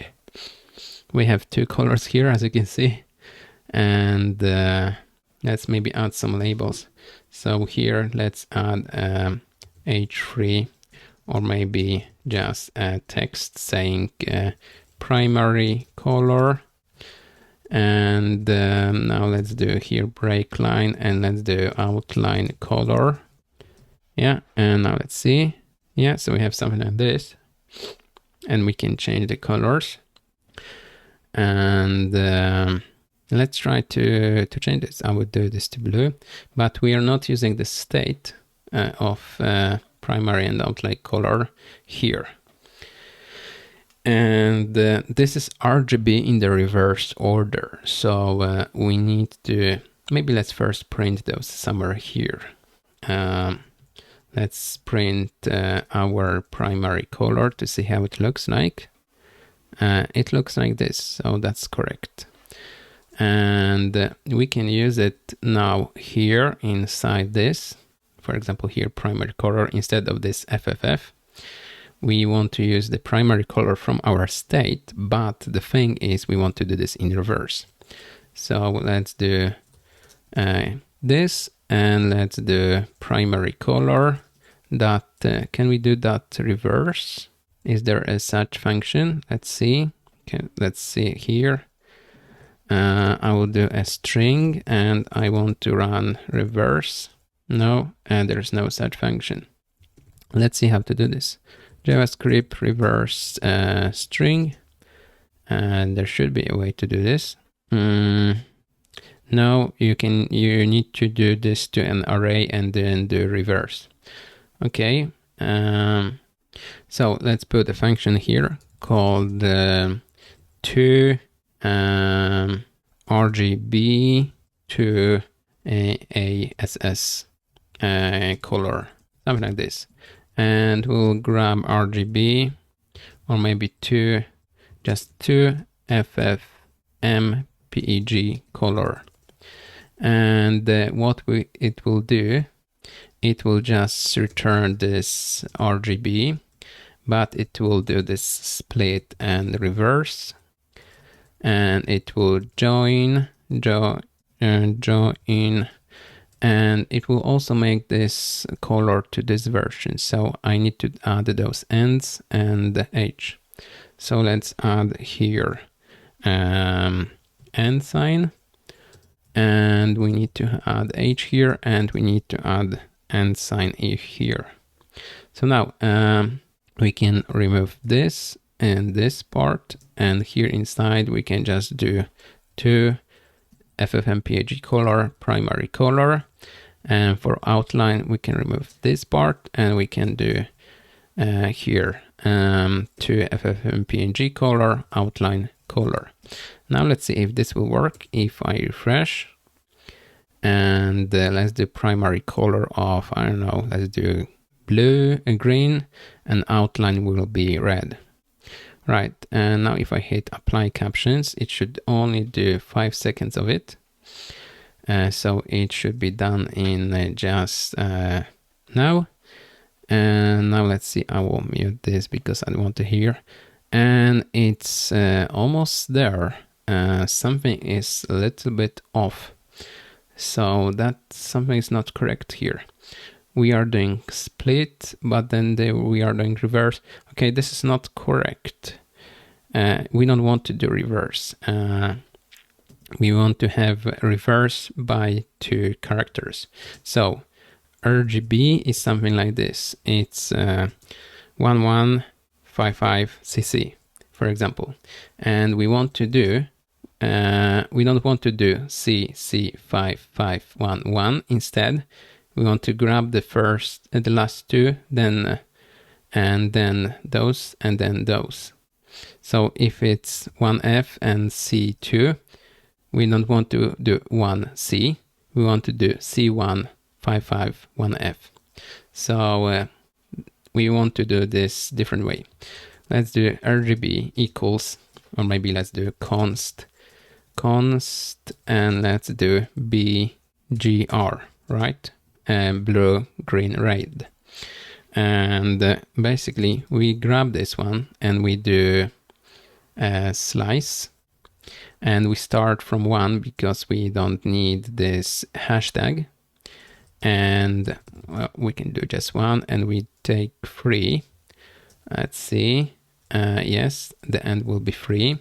Then we add another portion which will be RGB slice, and we want to start from, well, I think from 3 to 5. And then let's add, well, we should start from the end. So it's not from 1 to 3, it's from 5 to 7. And here we do RGB slice from 1 to 3. Let's just do a console log of those 2, RGB and BGR, to see how it looks like. And we can probably just use it here on the end. Whoops, like this. And now let's see if I change something here and here to another color, and I hit apply. On the top we have something like this, RGB and BGR. So it should start with 31, and we have 31. Okay, now let's see on the video how it worked. And now it's brown and light brown on the outline. So now it's correct. So that is nice. It works. And we have settings for colors. So that is really nice. Maybe we can style it a little bit. Those 2 inputs, it will be much, it will look much better. So for those 2, I'm going to add class names of border 0. Let's see how it will look like. Yeah, I don't know. Can we do padding 0? Let's see, maybe on 1. Nothing changed. Margin 0. Let's see. Now, is there other way we can style it?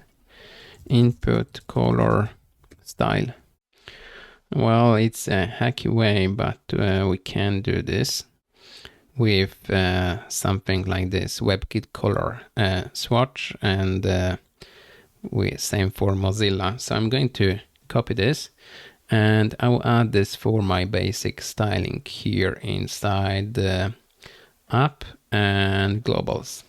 So I will do, instead of style 2, I will do input of type color. And now let's see. Now we have something like this. I can go back here and I can remove those class names because they don't do anything.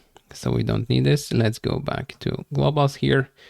We don't want border radius, or maybe we can have border radius, but not 50%. Let's just do like 5 pixels. It will be enough. Yes, I don't need this big black border. So I will just remove it and remove it from here. So now we have something like this, but I would like to get rid of this border. So there's something here that we need to add. We want to remove this appearance, default appearance. So let's see, let's put this here for all input of type color. we want to remove the appearance. So now let's see, I'm going to add this. Let's refresh. Still the same. Maybe even background color. Let's add this here. Okay, now it was about background color. Now it's better. It looks nice.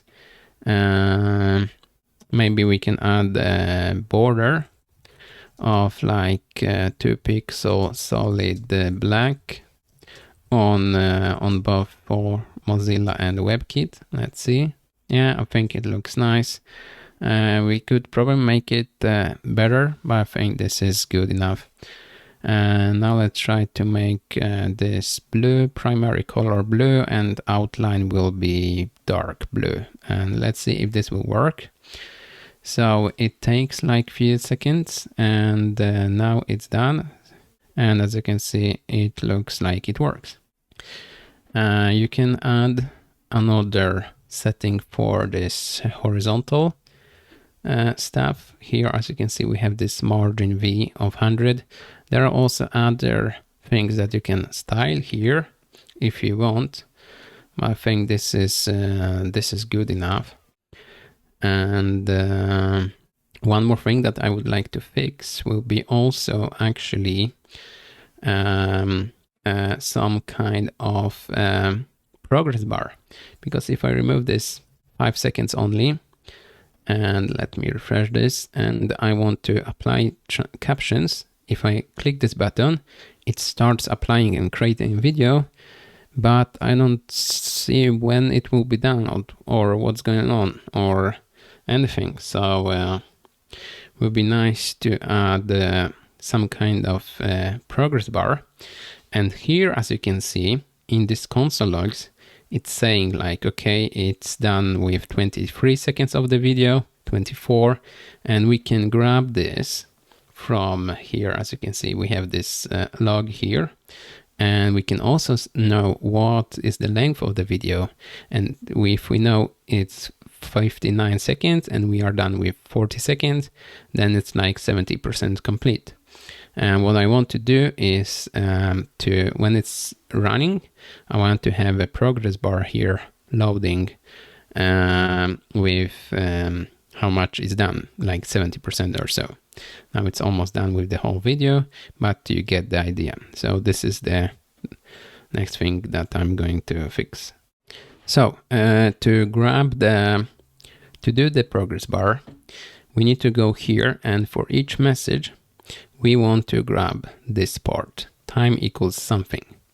So how can we do this? We need to have a regex to grab it. And basically what we want to do is, let's see, we want to do something like, let's do regex time equals, and then let's do parentheses. So we'll grab the value that is here inside. And we have only numbers here. So let's do 0 to 9. Yeah, because it's numbers, colons, and dot. So numbers, colons, and dot. And let's do plus here. And I think that's it. So now let's do exec on the message. And let's do const regex result equals this. And now instead of doing this message, let's do regex result. And now let's see what we'll get if I hit and click apply captions. Null, null, null. But then we have an array, and we can see that inside this array, the second is what we want. So let's see, and let's do something like this.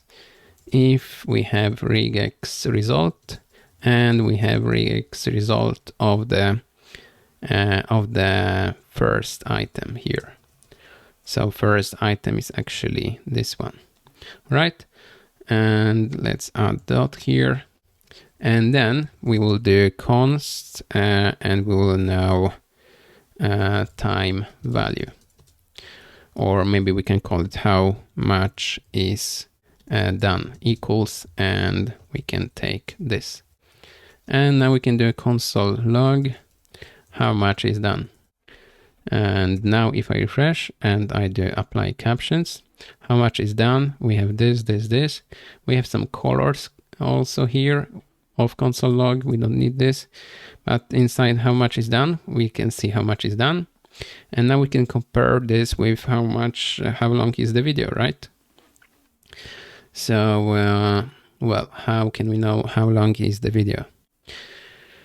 Well, here, before we will do anything, we can do something like this. We can grab the video element. So we need video reference, current. And here there is something called function called onloaded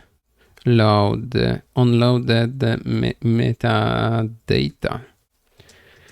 And here we can assign a function that should run. But I don't want to run a function. I want to load this and wait here.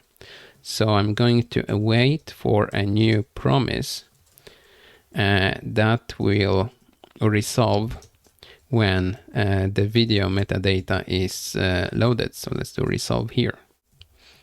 And basically what it does is it creates a new promise with a resolve that will run when we load metadata on this video. And now, because we are waiting to load the metadata, I can do access the metadata of the video. So I can do const duration of the video will be video reference reference that duration. We need to add current here. And let's see if this will work. I will do duration. And now let's see what happens if I click apply captions and didn't work. Misspelled video reference. Maybe that's why. Let's see, apply captions, nothing's happening. Let's see again. And apply captions, nothing happens. I guess this is something wrong with this promise. Let's see, video reference current onloaded metadata. Let's see, video current onloaded metadata. Maybe it's wrong, something wrong with this, because we are setting this the video source here on the load, and it should go to here instead. So let's put it here. Whoops, not this one. This is not what I wanted to do. Or maybe, let's see what it was. No, this is not what I want to do. Let's see, where is the source of the video? Here. I don't want to set it here. Instead, I want to set it somewhere here. So now let's see, if I refresh, we have an error. FFmpeg is not defined. Let's see. So I grabbed this FFmpeg from, I guess, from this load, and I forgot to put it back. Let's refresh, apply captions. Okay, and now we have duration, and it kind of works. It's duration in seconds. And now we can change this duration to, or maybe we can keep this duration in seconds, but we can change this to seconds, and we can grab minutes and hours, right? So let's do this. Let me see how much is done. I will do const done in done seconds, and basically, or maybe let's do first done hours. And what I want to do is to grab the first two. So let's do how much is done. And I want to do slice from 0 to 2. And then I want to do the same, but for minutes. So let's do done minutes. And how much is done? Slice. And now let's do, maybe we can do it easier. We don't need to slice. We can just divide it by colon. So let's do const, and let's do hours, minutes, seconds. And we can do how much is done split by colon. And now let's see, console log, hours. Let's do like object, hours, minutes, minutes, and seconds. And now let's see if I apply captions now. Hours, minutes, seconds, but as you can see, seconds is cool, and it works. We have it's done with 0 hours, 0 minutes, but with 16 seconds. And now I can define done total, and I can do hours times 3600 plus minutes times 60 plus seconds plus seconds, and that's it. Basically, I'm going to do a summary of those three. So if there is an hour, I want to have a total number of seconds. So if it's 1 hour, I want to have 3600 seconds, so I can compare it with duration. Done total, maybe we can call done total seconds. And now we can do something like this. I can get rid of this, and I can do const progress equals, and it's done total seconds divided by duration. And now let's do console log of the progress. And now let's see. And if I click apply captions, yeah, it's working. It's 6%, 10%, so it's working. Now I can have this progress as a state somewhere here. So let's do const progress, set progress use state, and default will be 1. So it's done. 1 is 100%. And this, I will rename this to video progress, so we'll have different naming. And here I will do set progress to video progress. Set video progress to our progress. And here, when it's done with everything, I will do set progress to 1 because everything is complete. And yeah, and now what I want to do, I want to show a preloader, and I want to see the video even if it's not nothing is started yet. So let me see. I will add this video where it was. Let's see. We were loading this thing somewhere here. We don't need this console log of the duration anymore. Here we have this video link source that I want to have even on this use effect. So let me see. Apply captions. Something is working there. We don't have any console log anymore, but I want to have it console log video progress. I want to see if it's actually working. And now let's see if I apply captions. We have this video progress. So that is really nice. And instead of having this inside console log, I would like to print this somewhere on the video. So we have this video here, and I will put here relative. And here I will put a separate div. If we have progress, and the progress is smaller than 1, then parentheses, let's put a div with the progress times 100, because we want to have this in percentage, and like this.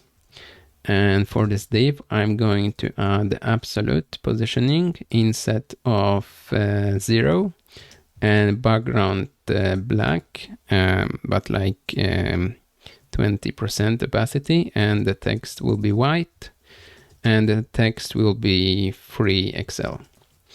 Now let's see how this will work. I will refresh, and now let's see, apply captions. And now we have something like this. I need to also do parse int on this, so it will be rounded to the closest percentage. So now we have something like this.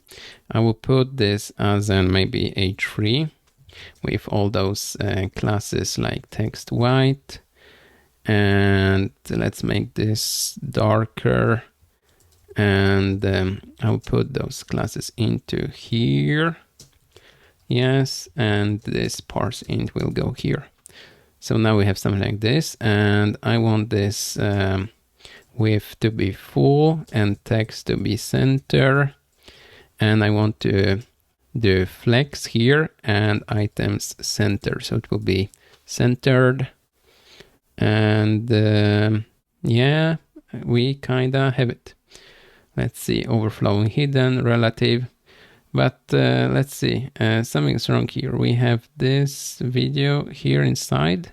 Let's see, I will hit, let's see if this still works, by the way. Yes, everything works. I will click apply captions again. Okay, we can play the video even when we have this progress bar showing here. That's cool. Maybe we can even show a progress bar like from the left to the right. So under this, I will put, maybe let's put a div here first with some class names. Maybe I can put this div here below. And basically what I want to do is this div will be background of, I want to have this purple-ish loader. So I will do here style, and I will do background color, maybe just background. And I want to have, let's say, this purple here. So I will do this purple, or actually we can use we have this naming inside our tailwind config, right? Let's see, tailwind background gradient from. So we can use this name, and let's see, background will be background gradient from, and yeah, this should work. And here I will put maybe just test for now, and to see if this will show up. Yeah, we have this test here. Let's put both of those things into a div, so it will not be under next to each other, but yeah, like this. And we need this with full and text center on this div that is here above. Yeah, so we have something like this. And now here I will add margin on the sides of 4. So it will be like this, and instead of this pure purple, I would do this divided by 25 or maybe 50. And inside, I will make another rectangle that will grow inside. So I will do a div here. Let's put this test here, doesn't really matter for now. And I will add the class names. And the background will be the same background gradient from divided by, not divided. And I will add here style, and it will be width of 30%, something like this. And I will also add height here of, let's see, 8. And now let's see what happens if I reload.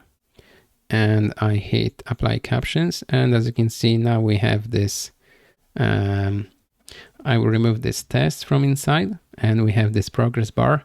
Looks really nice. I don't know if the purple is the color I want, but I can add rounded large here, and I can add the overflow hidden. So it will be like this. Maybe we can make it smaller, like 4. Yeah, something like this, and more margins on the side, like 8. Yeah, and instead of 30%, we want to use the real number. So we want to do progress times 100. Let's do here progress times 100 plus, and we need to add percentage. So now, as you can see, it grows with this with the change of the progress.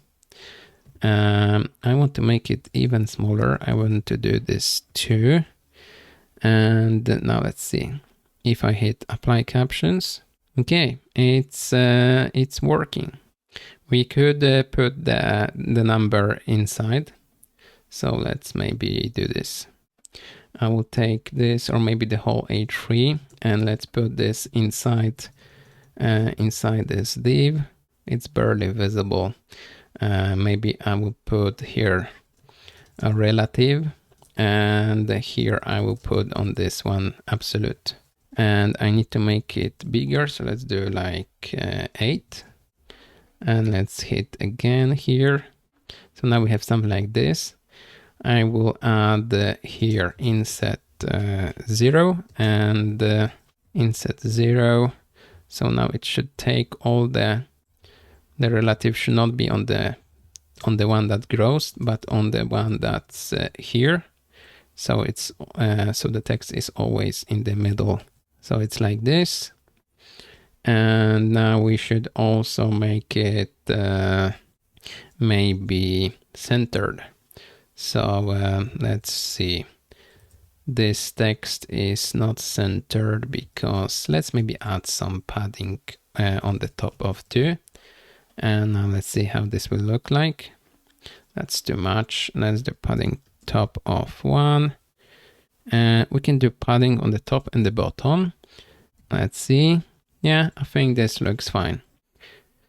So now we have something like this, and I think it looks fine. And we have some nice looking progress bar. We can change the colors if we want. We can make green, but I think the purple works fine, just fine. And let's see what happens if it loads to the 100%. I will mute the video. And now it's done. And now if I play it, we can see that we have those captions here. I can make the text like this green, and outline color will be, let's say, bluish, or maybe we can do it like this.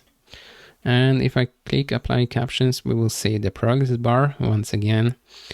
And after it's done, it's not only 5 seconds anymore because we have removed this 2 param. And when it's done, it will show the captions. So let's see. And now it's done. Let's see. Yeah, I don't like the colors really. They don't fit here to the video, but you get the idea. Everything seems to work. And yeah, that was really an interesting app. We can also change those titles here. Let's see if I do Sweden's with double S, and let's do outline to something like this. I will do red, and primary color will be white. And we get this small error here. Let's see why. Start time of item as it's undefined. Okay, so let's go to the to this page, file name page, and let's see. Here is this transcription editor.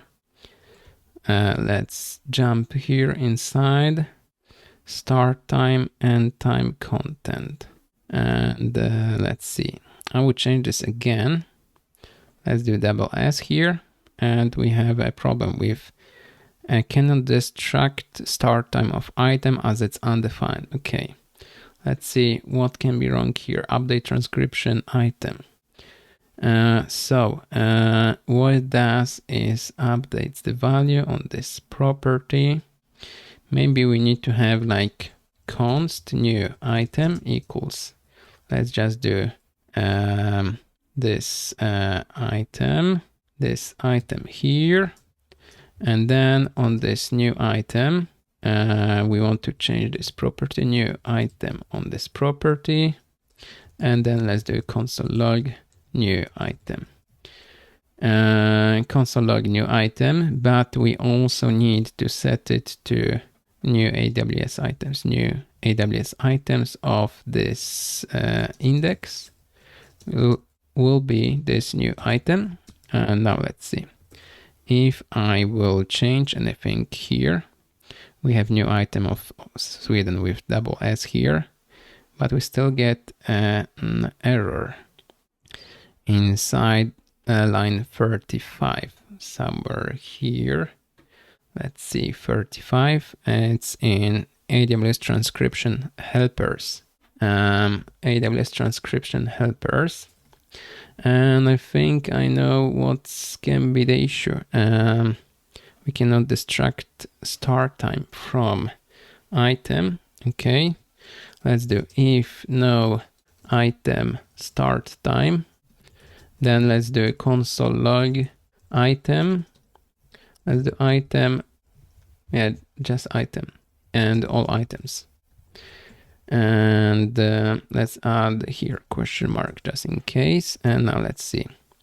If I do here some letters and ID apply captions, then we have item of undefined. Okay, so something went wrong here. Let's see. Inside items, there is an item that is undefined, and it's here, 13th item. And 26th item is also undefined. So let's see, 13th item after the system.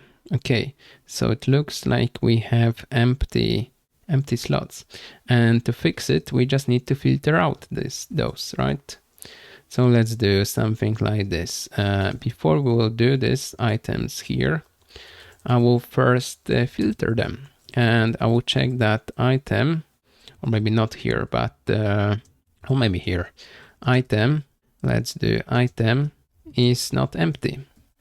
So now let's see if I refresh, and I will do Sweden with many N, and I will do apply captions, then it works.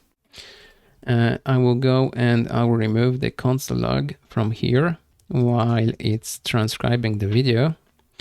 And when it's done, I will see if we will have several N inside this caption, right? 92, 3, 4, 5, 6, 7, 8, 9. And now it's done. I will mute this and let's see. Sweden's. Yeah, so everything works. So that is really nice. You can put maybe extra settings for the placement of this. So you can, now it's 100 from the bottom. But you can add a setting for this and maybe even another setting for the size of the text. For now it's just 30 in the here in the result video. Font size 30, margin 100, so you can have like sliders for those settings if you want. Well, I think this looks fine. And basically we are done with the most important parts of the app, and everything seems to work here. All right, so now the last thing will be, I guess, to make it more responsive and mobile friendly. So for example, on this page, as you can see, if we make it this narrow, it doesn't look that good. So I think that we should put first this column, and then this column should go under it. And then even for the, let's see, for the home page, you can here put any two different videos you want, like here without captions and here with captions. But here we need to make this responsive as well. So let's say that if it's mobile, it will be only the right video that is shown, and the text should be smaller, and same with the margins. So let's start with this page. So let's go to this page, and it's this file name page. And here, as you can see, we have grid columns 2, and I want to change that only on medium screens we'll have 2 columns. And now let's see. Yeah, now we have something like this, that for small screens we have this transcription, and then we have this video. Let's see if I make it this big. Yeah, maybe let's change it that I will here put SM, SM. Now we have something like this, and if I make it this small, yeah. All right, so now let me see.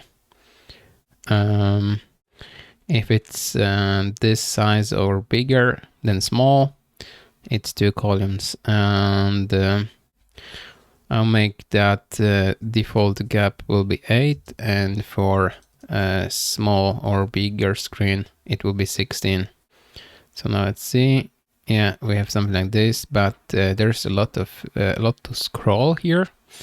And I would like to do that if it's a small screen, I would like to have a fixed height of the left column. So here I will do height of I don't know, let's see, maybe I will do 36. Let's see. So now we have something like this, and let's add overflow scroll. So now, as you can see, we need to scroll here, and we need to make it a little bit more longer. So to do 64. So now we have something like this, and I want to make only this part scrollable. So I'll get rid of those classes from here, and I will put them, let's see, here inside the transcription editor. Yeah, I think it will be inside transcription editor. Yes. And now let's see. Yeah, here we have it. Let's try to put it here. And now let's see. Yeah, so now we can scroll here.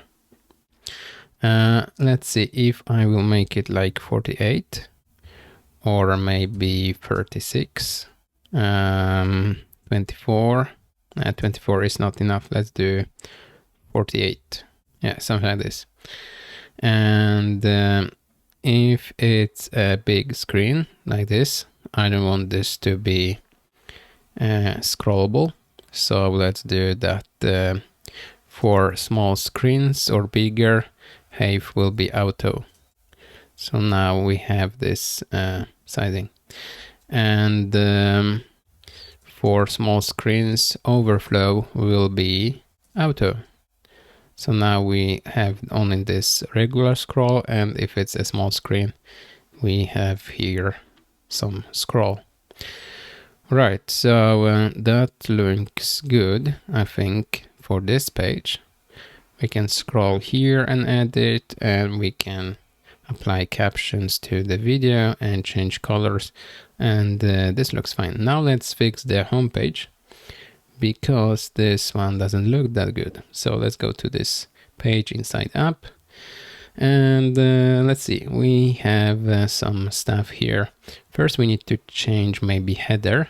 So let's go to components, and we have, do we have header here? No, I don't see. Maybe it's inside layout. Let's see. Yes, we have header here, and we have a lot of margin of 8 here. Let's see. Yeah, I think that's too much. I will do margin on the top and the bottom of let's say 2, and for SM and bigger screens it will be 8. So now we have something like this, and let's see if I make it this. Yeah, we get more margin. So this looks nice. Now for small screens we have those gap of 6 here between the links. I think those can be smaller. Let's do gap of 2 by default, and for small and bigger screens it will be 6. So now we have home pricing contact like this, and I think there's enough space for just those 3 links. And yeah, now maybe I will make them smaller. So let's do text SM. I don't know if this changed anything. Yes, it did. So let's do text small.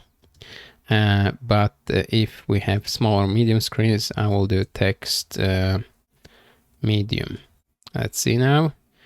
I will make it bigger. I don't know if it, let's try with large. And now let's try. Yeah, large works. And let's try with, can we do, I think it's text base. Yeah. So now it's small, but if we make it this, then it's base, so it's default. I don't think those are in line.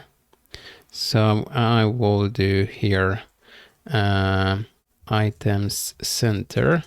Now they are in line. Now it's better, and this looks fine. This looks fine too. And now let's decrease the spacing here. So let's see, I think it's inside this page. Here we have page headers, and let's go here. We have a lot of margin top here. Let's say that those will be only for small screens and so on, but the default margin top will be 12. So now we have something like this, and I think it's better. And now if we have more space, then we have more spacing. I think that works nice. Now this main header, let's make it for smaller and bigger screens, but the default will be text, let's say XL. And then here, let's see, and this looks fine. And the subheader, this one should be smaller as well. So let's do SM text base by default for bigger screens, and for small screens I will do text SM. So now let's see if I make it smaller. Yeah, I think it looks fine. Now let's go back to our page, and we have this upload form, and let's see, we have some spacing here going on, and I don't know if I want to have this much of spacing. Let's see where it is. We have this button here, and I think the button is fine. Let's go back to the page. Let's go to page headers, and we have margin bottom of 8 here. Let's see if we make it like 2. Yeah, I think here we can decrease it a little bit. So let's make it only for small and bigger screens, but by default it will be 4. So we have something like this. And now let's go to our page, and let's see, we have demo section. Here you can put 2 videos, and I think that for small screens I will show only the right side. So let's see. Here I will add, let's see if this will work, SM only. No. Can we do XS? No, we can do just XS hidden. No, we need to make the left column hidden, but if it's SM or bigger, it should be visible. So now we have only 1 column, but if we make the screen this big, oops, still not visible. Let's try with block. Now let's see. Yeah, now we have it working. All right, so same thing with this here. So we need to have this middle column with those stars. I want this to be hidden, and for SM it will be block. Right, so if I have only 1 column, only the right column will be visible. That works nice. Maybe we could decrease the spacing here. We have margin top of 12. We can change it for only small and bigger screens, and default will be, let's say 8. Yeah, so now it's everything is closer to each other. Yeah, so now it looks really nice here. This button looks nice, and I think this will work for small screens. Now let's go back to this page, fetching information. And here we have a lot of stuff going on, but if it's a small screen, you can scroll here, and then here you have this button, colors, and preview for the video. I think that's good enough, and I think this will work just fine. Yeah, so now we can say that this website is responsive and works on both desktop and mobile.